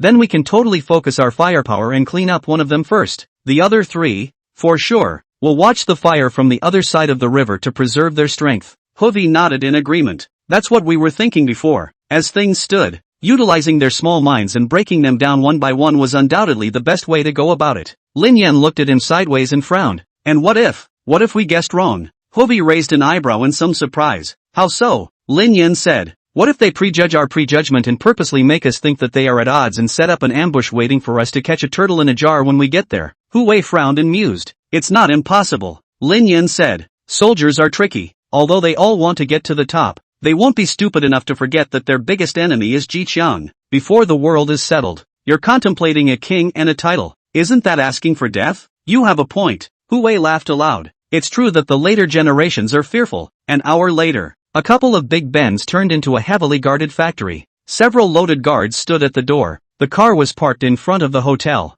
The waiter rushed up and respectfully opened the car door. Lin Yan walked down and looked around. The factory was huge, with high fences and a power grid. There are hotels, restaurants, supermarkets and really massage baths inside, almost equivalent to a mini-city. His appearance immediately drew countless spectators. The reason is simple. Hugh is in a superb position in the company. It's amazing that a young man can ride with him. What exactly is the status? Ergo. At that moment, a big, burly man came out of the hotel. His face was full of flesh, and he looked like he gave off the impression that he had a hard heart. Huey smiled and nodded his head, hastily saying, "Come, I'll introduce you." He pointed to Lin Yan on the side. "This is the high-ranking person sent by the boss to help us, Lin Yan." He then looked at Lin Yan and said, "This is Hanjin, who is in charge of this factory. You should communicate more in the future. We can only achieve great things if we are united." Ha ha ha. Lin Yan's gaze fell on Hanjin without expression or opening his mouth. Hanjin glanced at him. "Second brother, this handsome guy is here on vacation,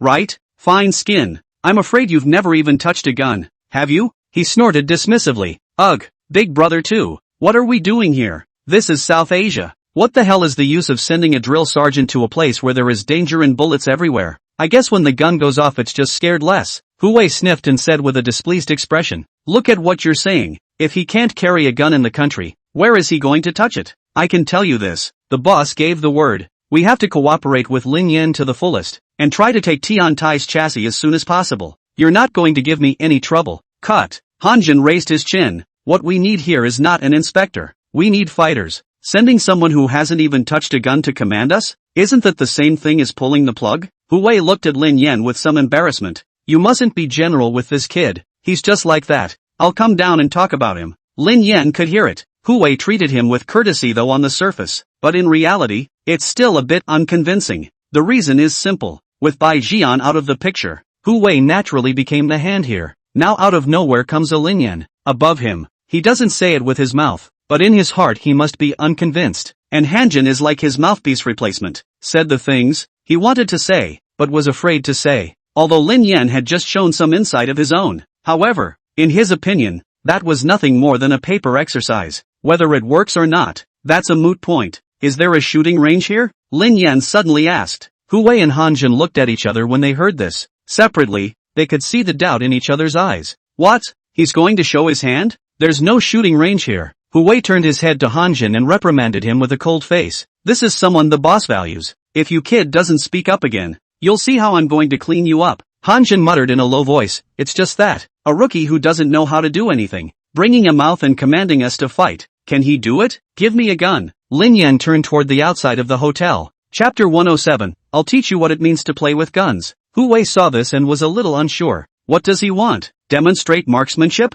Lin Yan's hands were excellent. That much he knew. But this is South Asia. What's that saying? No matter how good a martial artist is, he's still afraid of a chopper. Not to mention, it's not knives that are played here. It's guns. How can you be faster than a bullet? How hard can you hit me like a rocket? During Lin Yan's time as Bai Mengyao bodyguard, he hadn't seen Lin Yan use a gun, so he naturally defaulted to the idea that he didn't know how to use a gun. However, no matter what, Lin Yan was also a minister sent by Bai Jian, so he wouldn't explicitly offend him. So, reaching for his own pistol from his waist, he walked over and handed it to Lin Yan. Buddy, you can't just shoot this thing at people. Hui barked. Lin Yan took it and saw that it was an Austrian-made Kroger pistol. For him who has a perfect level firearms phrase, the moment you see a gun, you know all about it. It's as if they've been working together for years as old buddies. Lin Yan unloaded the magazine and looked at it. It was full of bullets. Want me to teach you how to aim? No? Hanjin clasped his hands to his chest with a sneer on his face. It seemed to him that such children, raised in a stable domestic environment, would shoot guns? Jerking off is more like it.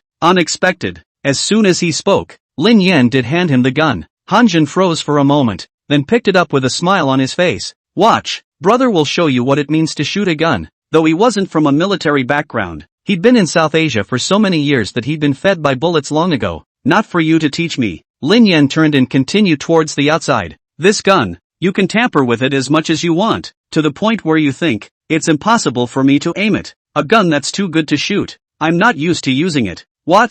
Hearing this, Hu Wei and Hanjin were both confused. What kind of talk is that? How crazy does one have to be to say something so arrogant? And feel free to get your hands dirty. Realize that an uncalibrated gun, even for an experienced veteran, will most likely be off target. He's a rookie who's never even touched a gun, and he dares to speak out of turn? Hanjin reacted, looking at the gun in his hand and then at Hu Wei, his eyes inquiring, am I going to get my hands dirty? Hu Wei waved his hand. You're on your own. Hanjin hesitated for a moment, but removed the pistol and moved it. With that, he followed them out and handed the gun to Lin Yan. And I'm not hard on you. When he finished, he raised his eyes toward the open space outside the hotel, then pointing to a few dozen meters away, a few big words on the wall, he said, as long as you stand there at the car and hit the word effort of force above, I'll count you as a winner. How about it? Not exactly bullying, is it? Lin Yan looked over in the direction of his finger. Work hard, work hard, work hard. Money, money, money, money, money. The rows of slogans were striking. He murmured,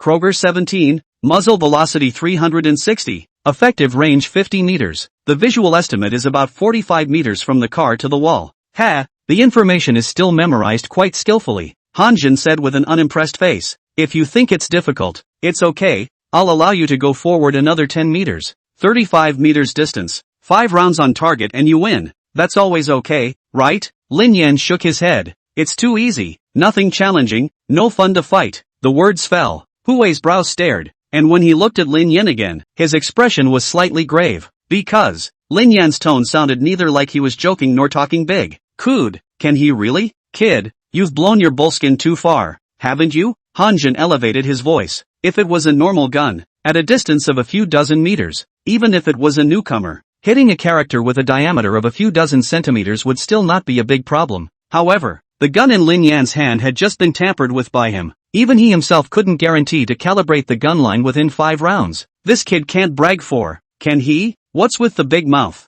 Ka-ching. Lin Yan pushed with his left hand and loaded his pistol. Take a step down the steps toward the open space. In the meantime, the people in the factory also spotted Lin Yan with a gun in his hand. It's not clear though. It won't stop them from watching the fun. Whether it's a restaurant, a barbershop, or a defense, they dropped what they were doing and cast glances this way. Lin Yan walked to a stop about 100 meters away from the sign. Shooting at this distance is well beyond the effective range of this pistol. Even if bullets can fly that far, it is also impossible to aim effectively. Plus the gunwire has been tampered with. The difficulty instantly increases geometrically. Lin Yan looked toward Hanjin at the entrance of the hotel and said indifferently, "Today, I'll teach you what it means to play with guns." Chapter 108. What kind of divine spear technique is this? Hanjin swallowed hard and reached out to point at the tip of his nose, unable to stop the corners of his mouth from twitching. What did you say? You're going to teach me to play with guns? Lin Yan didn't answer, just slowly turned his back to the wall. The pistol held in his right hand slowly passed through his left armpit. Slap!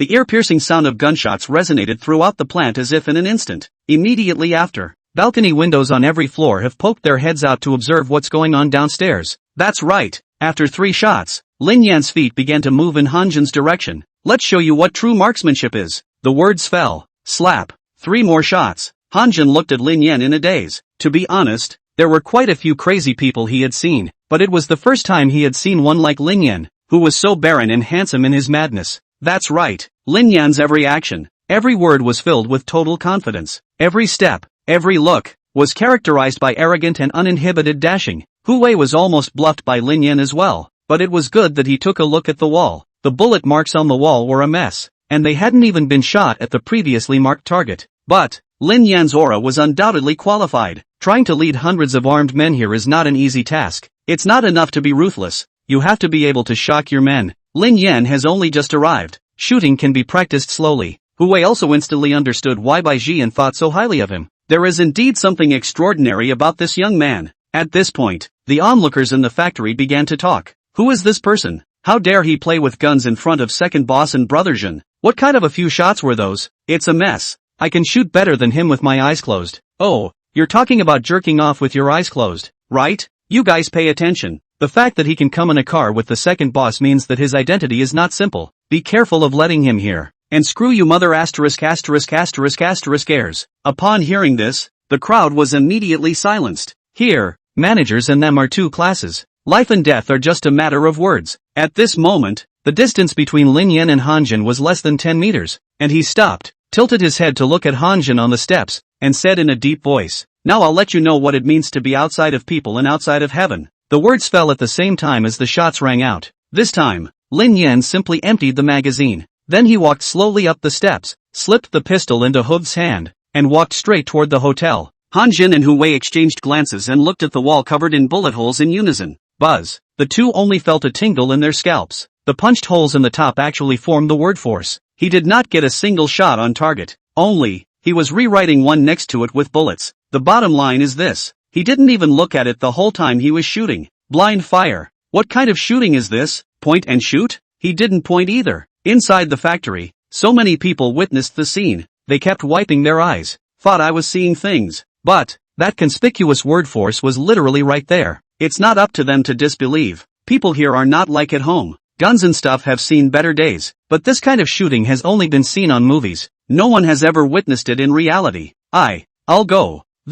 What kind of monster is this? This marksmanship. I'm afraid that one person could take out Hong Shang, right? Holy, that was awesome. Hanjin stared blankly at that word on that wall. No words were spoken, and there was no reaction. Hu Wei only felt his heart beating faster and faster, as if it might jump out from inside his throat at any moment. He abruptly turned his head to look at that slender back, his eyes filled with shock. It was only now that he understood completely and utterly. Why did Bai Jian hold this young man in such high regard? With this kind of strength and brains, it is easy for Mo to take down Tian Tai's Hong Shang under his leadership. It's highly unlikely that Ji Qian will even make it to a bigger stage. Returning to his senses, Hu Wei hurriedly chased after him and shouted towards the front desk. "Hurry up and take elder brother Lin to his room." Yes, the front desk lady quickly came to Lin Yan and respectfully said, "Sir, please follow me this way." Hu Wei said with a slight fawning expression, "You've had a tiring day. Take a bath first. I'll immediately let the kitchen side prepare good wine and good food to give old brother Lin a good reception." Lin Yan nodded and followed into the elevator. Hu Wei saw the elevator doors close and let out a long sigh,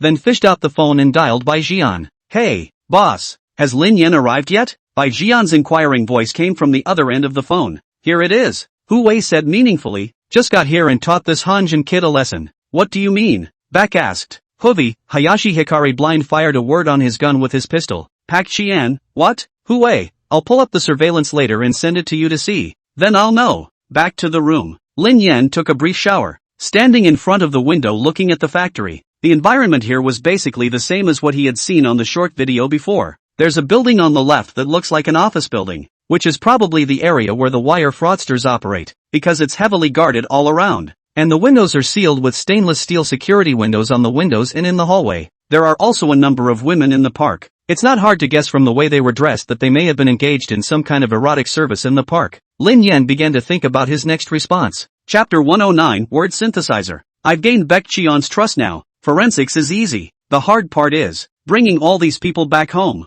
For what it's worth, there are roughly two options for trying to sweep the place completely. 1. Joint transnational arrests. There have been cases like this before, but this is not part of the border between the two countries, and the South Asian side is perennially civilized and armed. These forces operating in the illegal and criminal world are usually inextricably linked to the interests of the local warlords. Trying to enforce the law jointly is not only difficult, but also very time-consuming. Someone as cautious as Bai Jian would definitely come up with a countermeasure once he smelled any breeze. It's even possible to get someone to cover for you. 2. Bring these people back to the country and arrest them again, especially those at the top. But what's the best way to get all these people together in one place? After thinking for a long time, Lin Yan still didn't have a clue. But, as far as the current situation was concerned, he needed to cleanse Tian Tai's power first, thus further infiltrating Ji Qiang. It's better to be in power for good. This makes the latter relatively easy. Lin Yan sat back on the bed, took out his cell phone from his pocket, and sent a message over to Suing Shui.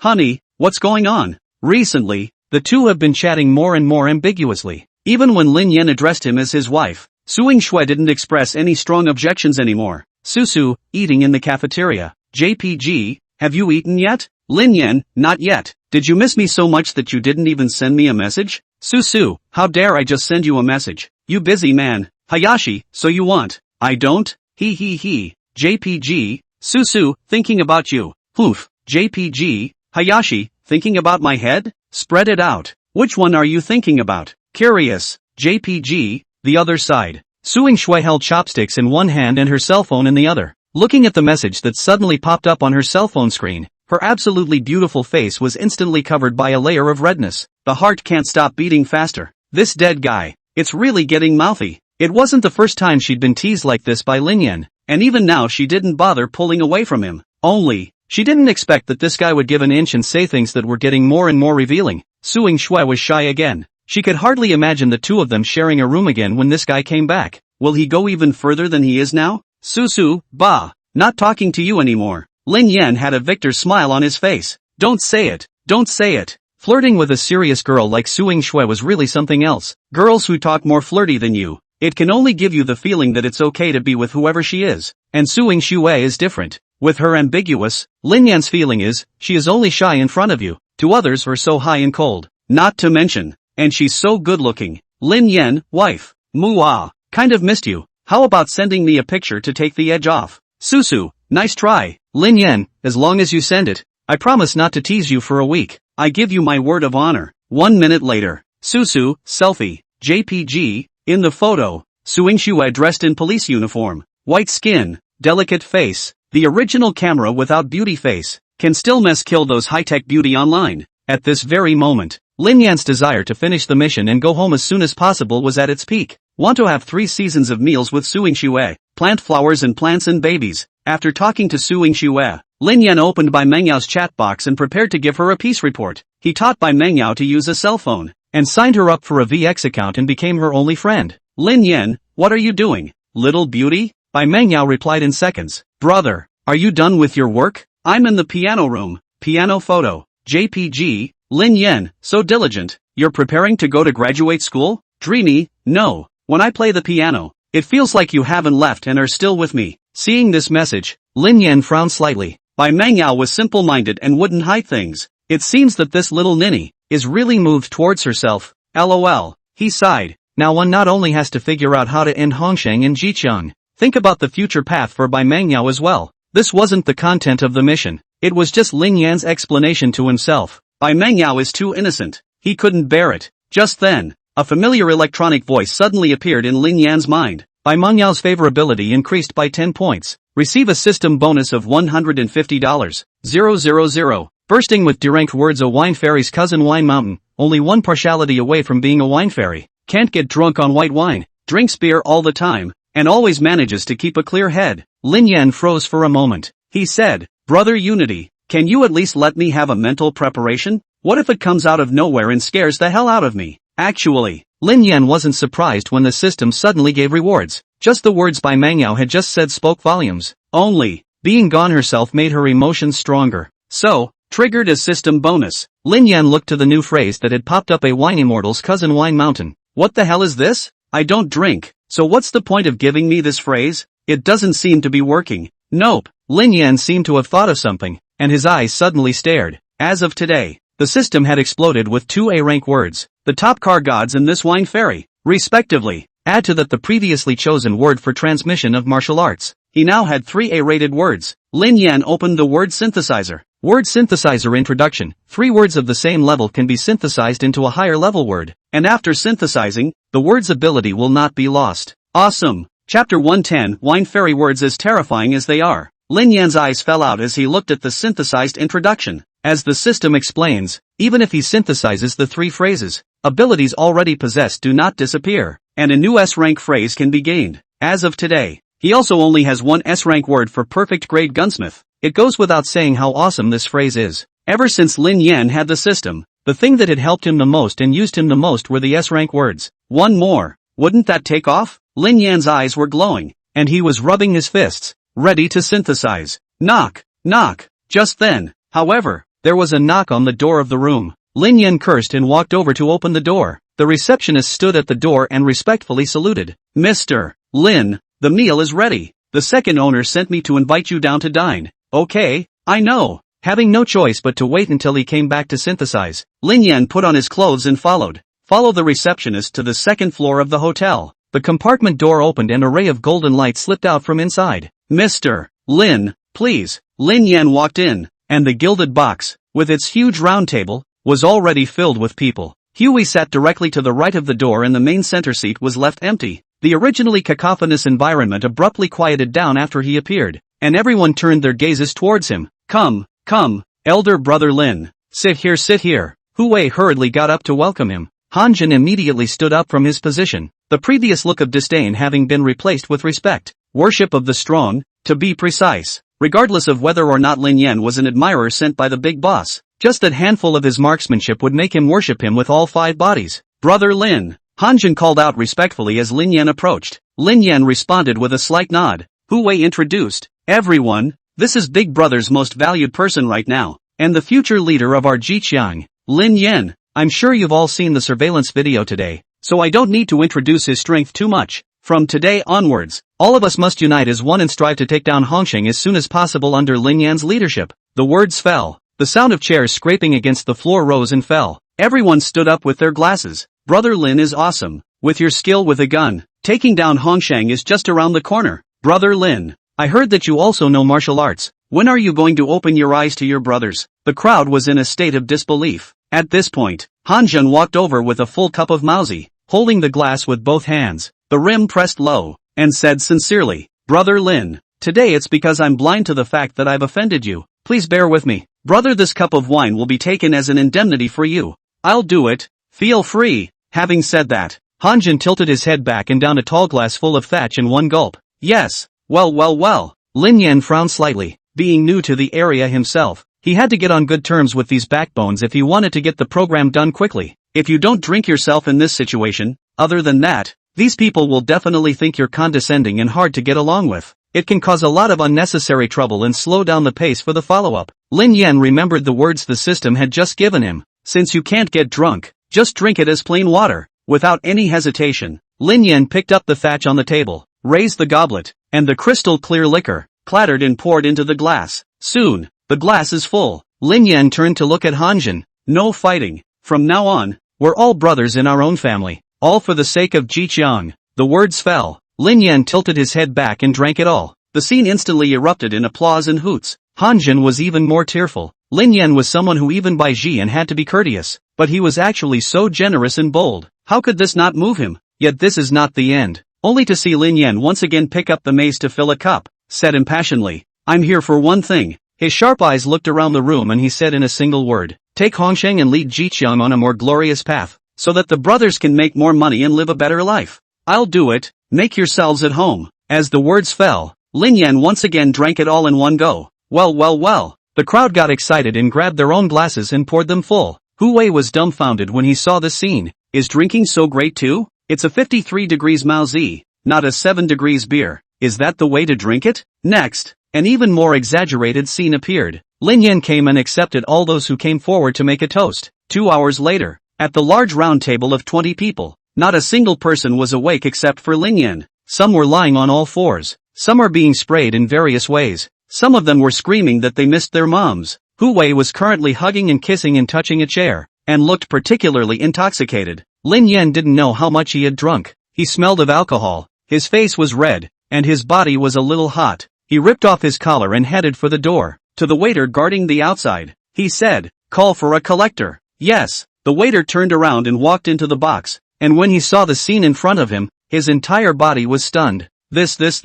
She went in several times during that time to deliver things. Lin Yan, as the guest of honor, almost never dropped his glass. Now that all of them are down, it's amazing that he's still standing. That's awesome. Lin Yan returned to his room, rinsed his face and headed for the bed. If it weren't for the wine fairy word, he would have inevitably gotten drunk today, and it was drunk to begin with. No doubt about it, because he was only drinking half a bottle of beer before. Yes, my words have not been synthesized. Lin Yan suddenly remembered this master and rolled over and bounced off the bed. Open the system word synthesis screen. Select A-rated word synthesis. Put in all 3 existing words. Is the host sure about word synthesis? Okay. Chapter 111, a new S-class phrase. Words are being synthesized. The system interface popped up with an interface similar to the technology synthesis furnace. Next moment, the 3 A-rank words then disappeared from Lin Yan's existing words and appeared in the synthesizing furnace. The synthetic furnace began to spin rapidly and emitted an indescribable sound. It's getting faster and faster. A vortex is formed that is not visible to the naked eye. Lin Yan swallowed hard and his heart began to race. The first time I synthesized a word, I was excited and inevitably a little nervous. If you give a crap about words, it would be a barren delight for nothing. A few minutes later, the synthetic furnace is starting to slow down. Successfully synthesized the S-ranked phrase. As phenomenal public opinion trader, you are the first land-based key immortal who ascended to the heavens. And with a single word of key, you can make millions of cyber mercenaries follow you, and easily manipulate cyber opinion. Playing with the internet in the palm of your hand. Winky face. Read the word introduction. Lin Yan's head was confused. The land key fairy? Manipulating online opinion? Isn't that the head of the little black man? This can be an S-rated phrase? Are you sure there's no mistake? Lin Yan was very sure as well as certain that this phrase could not play any role at the moment. As for the future, that remains to be seen. Lin Yan wasn't so lost. Based on the system's past style of giving words, this word, in the future, would definitely come in handy. He just couldn't think of it right now.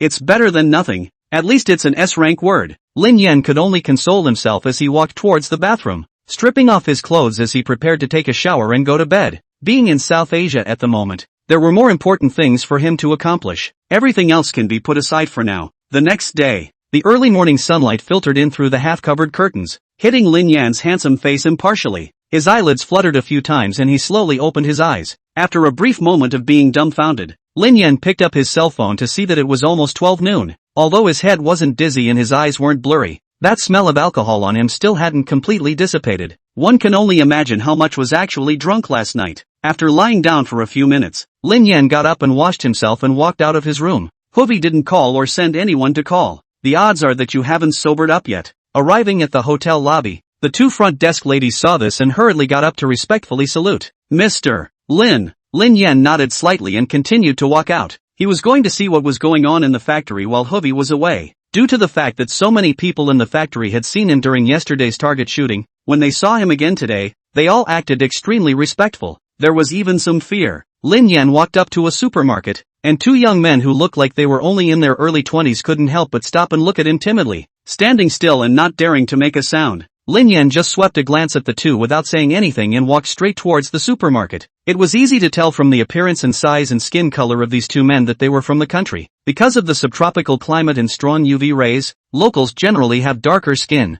It's easy to tell. It doesn't take much thought to realize that these 2 are members of an electric scam. Whether he came of his own accord or was tricked into coming, he didn't know. However, both were wearing shorts and short sleeves and had various scars on their bare calves and arms. Either you get hit for not performing up to standards or you get hit for insubordination. There is no such thing as human rights here. All wire fraudsters are collectively referred to as piggies. Performance is the only value of their existence. After entering the supermarket, Lin Yan swept around. The supermarket is not big, only 2 rooms, selling common things, cigarettes, wine, and some snacks and daily necessities. Price, ridiculously high. The price of a pack of cigarettes basically doubled several times, if not 10 times. Mainly a factory earning factory spending. One respectively wanted to take it home. At that moment, the man sitting at the counter who was playing with his cell phone raised his head and froze for a moment the moment he saw Lin Yan. With that, he put away his cell phone and stood up. The look was very tense. He had stood in front of the supermarket and witnessed it when Lin Yan hit the target yesterday. Being able to ride in the same car as the second boss can make Han Jin suffer. It had belonged to his untouchable class. These buildings, what are they for? Lin Yan opened his mouth and asked. The man sniffed, his throat rolling, and replied in Mandarin with a very strong southwestern accent. The one on the left is the business building, and the one across the street is the dormitory. Okay, I know. Lin Yan didn't ask any more questions and turned around to walk out. The business building, talking about the building where the doors, windows and balconies are sealed off. It doesn't take much thought to realize that the so-called business must be a scam. When they came under the business building, 2 guards carrying guns immediately came out of the first floor's security section. They were about to utter a rebuke, but when they saw that handsome face, the words that came to their mouths were immediately swallowed back. The surveillance video of Lin Yan hitting the target yesterday had already spread all over their group. How can it be unfamiliar? Not knowing what Lin Yan's name was, the 2 guards could only stand in a standing ratio as a sign of respect. Lin Yan nodded in response and headed towards the stairway. Come to the 2nd floor. The building was styled much like a school building, with long corridors and a row of rooms on the right. Ah, please, I was wrong. Just then, a screaming and crying female voice came from the end of the corridor, and Lin Yan frowned slightly. It wasn't hard to tell from the voice and accent that the girl should be from the country, and not too old. Lin Yan hesitated for a few seconds, then lifted his leg and walked over. In the room at the end of the corridor, 2 girls, each in their late 20s, were handcuffed to one hand and the other to a stainless steel guardrail. Their hair was disheveled, their bodies were nearly stripped of their clothes, and they were covered in whip marks and bloodstains. The expression was desperate and fearful, and the body trembled uncontrollably. In front of them stood 2 men and a woman with whips and electric batons in their hands. The skinny girl just now was the one who couldn't stand the intense pain and cried out after being hit by the electric baton. The 2 girls were named Wu Han and Dong Jinjin. Both are from South Lake Province and were high school classmates. After graduation, instead of continuing their schooling, the 2 met and came to Lin Yan to work. After searching for a job for more than 10 days, I was finally tricked into going to an electronics factory by a black agent. There, they met a girl named Su Wan. Su Wan was a few years older than them and took care of them and everything. Being new to the city and to society, Wu Han and Dong Jinjin are grateful to Su Wan and treat her like an elder sister. Later, 3 months later, Su Wan suddenly resigned, saying she had found a better job. Wu Han and Dong Jinjin were very moved, not to mention the long and tiring working hours at the electronics factory. A portion of your hard-earned wages will be hacked by the agency. If they hadn't had a better place to go, they would have run away with their buckets. Hearing that Su Wan had a better place to go, the 2 were naturally moved. Su Wan didn't say exactly what he was going to do. Promises were made to bring the 2 together if the opportunity arose. Within a few days after Su Wan left, she completely lost contact with them. Wu Han and Dong Jinjin thought it was a case of people leaving and feeling doubly lost. Didn't realize. A month later, Su Wan surprisingly reappeared. Said the new job doesn't allow cell phone use, but it pays well. Su Wan said she arrived at more than 40,000 last month, and showed the 2 girls screenshots of her bank text messages and VX balance. The 2 girls were heartened, but also with some doubts. Like them, Su Wan has little education or skills. What job would allow her to double her paycheck a dozen times a month? Su Wan explained frankly that she is now in a casino abroad, and her daily job is to deal cards, and her salary is calculated according to the commission of her performance. So high. The 2 women were hesitant at first. However, out of trust in Su Wan and the lure of high wages, she finally decided to go out and make a go of it. If you go out for 2 years to earn a few $100,000 and come back to do business on your own, you don't have to work hard to go out to work. And so, the 2 came to Yun province under Su Wan's arrangement. It ended up going over the mountains to South Asia with Snakehead leading the way. But, what they never expected was this. Once they arrived, everything changed and became different from what they thought it would be. They didn't see Su Wan. it also didn't work out as well as it should have. The first person they met came up to them. Wuhan thought it was in the country. Resistance to anger. Did not expect. Ushered in unrelenting slaps and punches and kicks. There was not the slightest hint of pity to be found. It was at this time that they realized they had been scammed.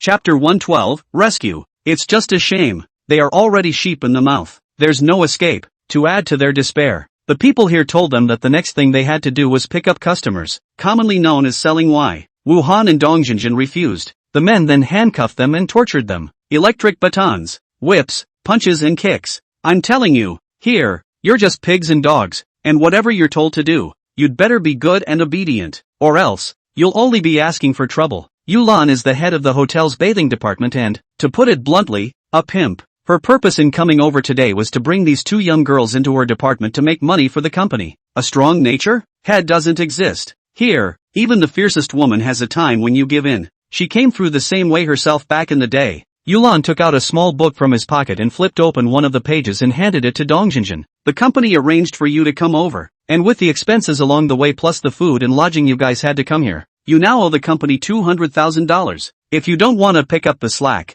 that's fine. Then call your family and ask them to pay for you, and after they do, we'll let you go. If you don't pay for it, then you'll just have to take customers to make money. Oh, Dongjinjin suppressed sobs, tears, snot and saliva had mixed together as if they had materialized despair, her mouth repeating whispers over and over again, please, let me go, please. Her family is in the rural area of South Lake Province and she is the only daughter in the family. The family only knew that she had gone to Lin Yan to work, not that she had sneaked off to South Asia. Besides, where would the family get that kind of money to pay out $200,000? Dongjinjin neither wanted to sell her flesh nor call her parents. One could only hope that their pleas for mercy would sensitize them and spare them. I'll let you MLGB. A man with a skinny figure and dyed yellow hair raised his foot and kicked Dongjinjin in the chest. Dongjinjin lost her center of gravity and hit her head hard against the wall with a muffled sound. The moment. All she felt was dizziness and her mind went blank. She didn't even have the ability to think anymore. Like dead. If she could, she wished she really would just close her eyes and never open them again.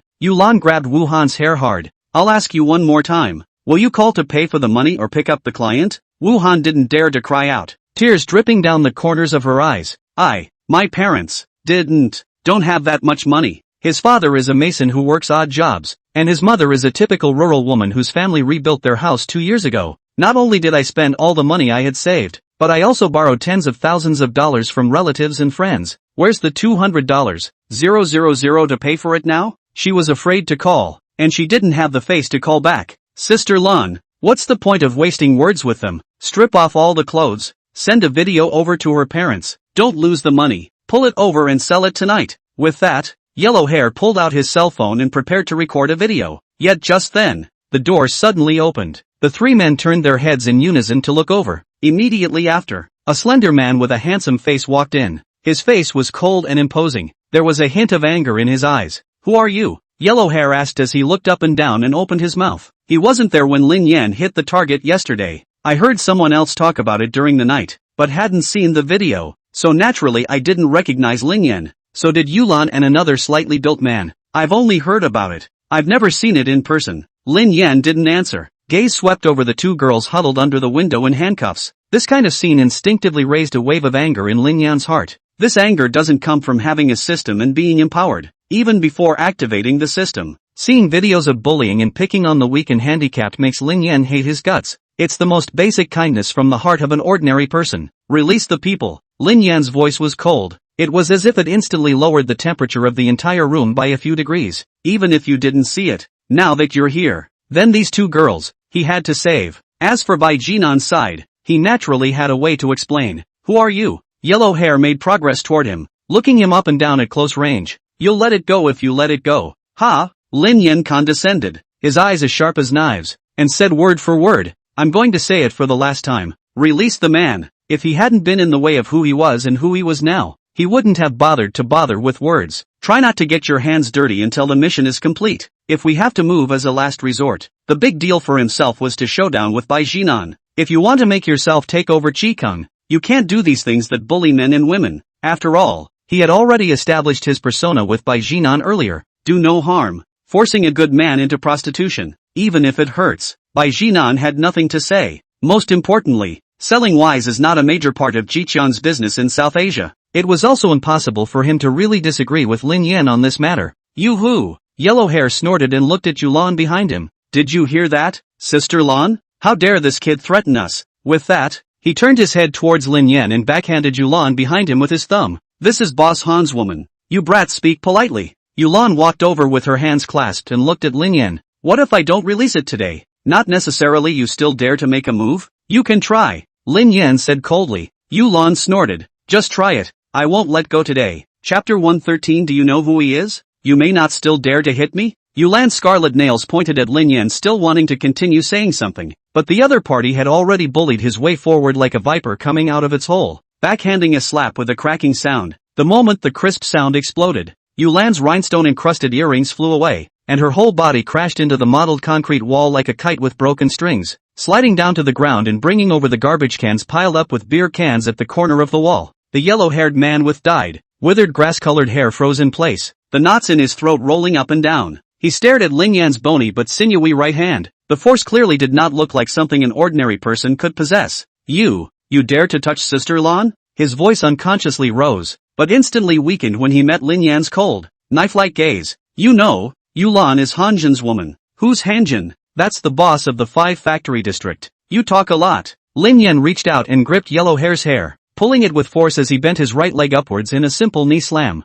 Yellow Hair instantly let out a dull sound, covering his stomach with both hands. His facial expression twisted as he slowly knelt on the ground before slowly lying down again. Yellow Hair curled up on the ground, muffled moans spilling out of his mouth like a mangy dog that had been trampled. Lin Yan gazed at the big man who hadn't said anything and said in a deep voice, "Release him." Good. Cold sweat oozed from the big man's forehead, and after a moment's hesitation, he scrambled to take out the key to unlock the handcuffs between Wuhan and Dongjinjin's wrists. The two girls were disheveled, their faces still tear-stained, their hair disheveled against their pale cheeks, like 2 weak willows ravaged by a storm. They stumbled and hid behind Lin Yan. Please, take us away, please. Lin Yan's appearance was undoubtedly a lifesaver for them to grab in the midst of a monstrous flood, not daring to let go for fear of falling into the whirlpool of the abyss again if he did. Lin Yan didn't say anything. Walking over, he stripped off Yellow Hair's shirt and looked at the big man again. The big man had the good sense to take off his wide t-shirt and hand it to Lin Yan. Lin Yan turned around and distributed the 2 pieces of clothing to Wuhan and Dongjinjin. Put it on. Thank you. Thank you. The 2 girls kept saying thank you while taking the clothes and putting them on, then followed Lin Yan out of the room. The Yellow Hair lying on the ground secretly watched with false eyes as they left, and only then did he climb up from the ground with great difficulty, due to the fact that that knee bump just toppled him so hard that he could only make tiny gasping noises when he spoke now. Frozen. What are you waiting for? Rush. Hurry and call the boss. The big man then reacted and hurriedly took out his cell phone from his pants pocket and dialed. Hey, boss, just now, a kid just beat up Sister Lan. The big man looked back at Yulan, who had 5 scarlet fingerprints evident on her face and was lying asleep on the ground, and continued. Lan was knocked out. The other side. The sleepy Hanjin immediately sat up from his bed when he heard the news, sobered up and instantly not sleepy. How dare someone meddle in the Factory 5 area and beat up his woman? What the hell is this if not a ING riot? He rolled over and got out of bed, grabbing the pistol on the nightstand. He slammed the door. By the time he arrived at the business building, Yulan had already woken up, except that the 5 fingerprints on his face were floating like tattoos. The moment she saw Hanjin, Yulan's tears swished out of her eyes. Crying, he shouted, "Brother Jin!" Oh, seeing this, Hanjin asked in a deep voice, "Who hit him?" Not that he cared much about Yulan. Here, women are like clothes. If you get tired of sleeping with them someday, just change them. What's more, he has more women than just Yulan. What he really cared about was that someone had dared to strike his own people, in his own territory. Isn't it obvious that he's not in his sights? Yellow Hair hurriedly said, "We don't know that kid. The moment he came up, he let us release him. I told you then. It's Boss Han who let the pickups go. No one's taking them away. That kid even arrogantly said that Hanjin is just a few, and if he doesn't release him, he'll even beat you up, Boss Han." When Sister Lan heard him say that about you, she quit at that time and argued with him, and then she was beaten like this. We were stripped of our clothes. Yulan and the big man nodded their heads in agreement. "Brother Jin, you must do it for us." Hanjin was on fire with urgency, and without thinking, he turned around and headed outside. Yellow Hair's few people also immediately followed. Hanjin was furious. That would be a good show. Hanjin came downstairs and asked Defense, "Where did the man with the 2 women just go?" The guard, unsure, pointed in the direction of the hotel. going to the hotel. Hanjin angrily walked towards the hotel. Sister Lan, don't worry. I've never seen Boss Han lose his temper like this before. That kid is definitely dead. Yellow hair was like a dog that had lost a fight outside and finally waited for his master. Re-energized. Yulan's eyes flashed with a hint of grim viciousness. Dare to beat up my mother. We must let him die today. And those two how dare they presume to walk away from here? I'll have 10 men gangbang them tonight. However, when Hanjin walked into the hotel lobby and saw Lin Yan standing at the front desk, his entire body froze. It was then that he reacted. Who else but Lin Yan could be the stranger who could be so arrogant in his territory? Lin, brother Lin. Hanjin's aura instantly disappeared,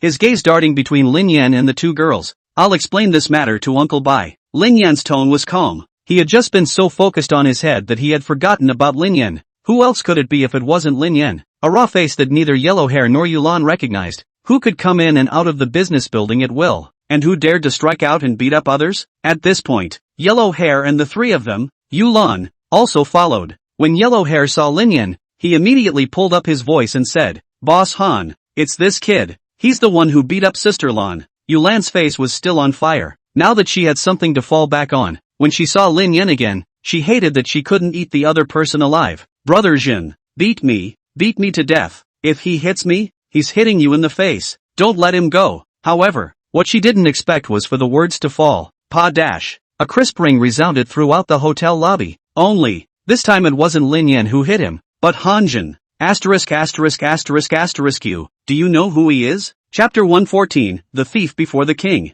The slap was obviously not as heavy as the one earlier. Yulan was still conscious except for being a bit dazed and the left side of her face was a bit numb. She looked at Hanjin incredulously. Couldn't figure out why I was getting hit. Yellow Hair was also confused. Originally, I thought Hanjin would beat this kid up, even more brutally. But the truth is, not only did Hanjin not move him, but he hit Lan again. What's going on here? The two of them looked at each other and suddenly remembered the words Hanjin had just said. Do you know who he is? These words weren't asking them to guess the identity, but they represented that this young man's identity was extraordinary. That is to say, they messed with the wrong people. And this person, even Hanjin can't afford to mess with him. Grass. Without giving them time to react, Hanjin cursed, raised his foot and kicked Yellow Hair in the abdomen, grabbed Yulan's hair with one hand, and greeted her face with a big mouth as if he didn't want money. Snap dash. Brother Jin. I was wrong. Yulan begged for mercy as she cried. Yet Hanjin had no intention of stopping until he slapped Yulan until she couldn't utter a cry, and only then did he throw her to the ground like a dead dog.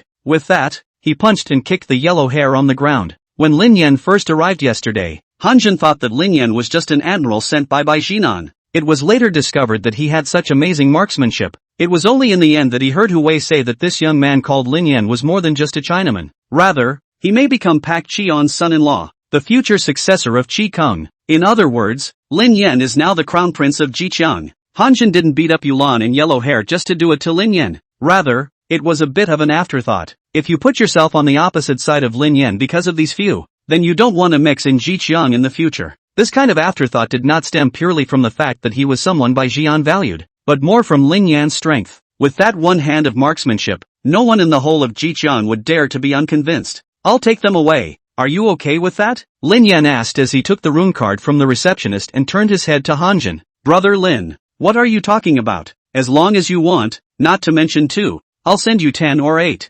Hanjin immediately said with a smile. He didn't know the reason why Lin Yan was doing this, and could only attribute it to the fact that Lin Yan had his eyes on these two girls. It's normal for men to be horny, especially in something like South Asia. Eroticism is just the spice of life. Not uncommon at all. Let's go. Lin Yan led the two girls into the elevator to the 8th floor, opening 809. Lin Yan cocked his head toward it. Go in. The two girls looked at each other, each seeing a hint of unknown confusion in the other's eyes. However, the feeling was fleeting. Whatever Lin Yan wanted to do to them, it was still better than being dragged off to pick up customers. It had come to this, and it seemed that they had no choice but to resign themselves to their fate. Wu Han and Dong Jinjin went in. Lin Yan followed suit, closing the door behind him as he did so. You'll be staying here for the rest of the day, and when you've recovered from your injuries, you'll come and work for me as servants. Trying to send them back at the moment is clearly unrealistic, but staying here and not working makes people suspicious. Letting them work as servants for themselves was the best way to hide them from the public and keep them safe. Well,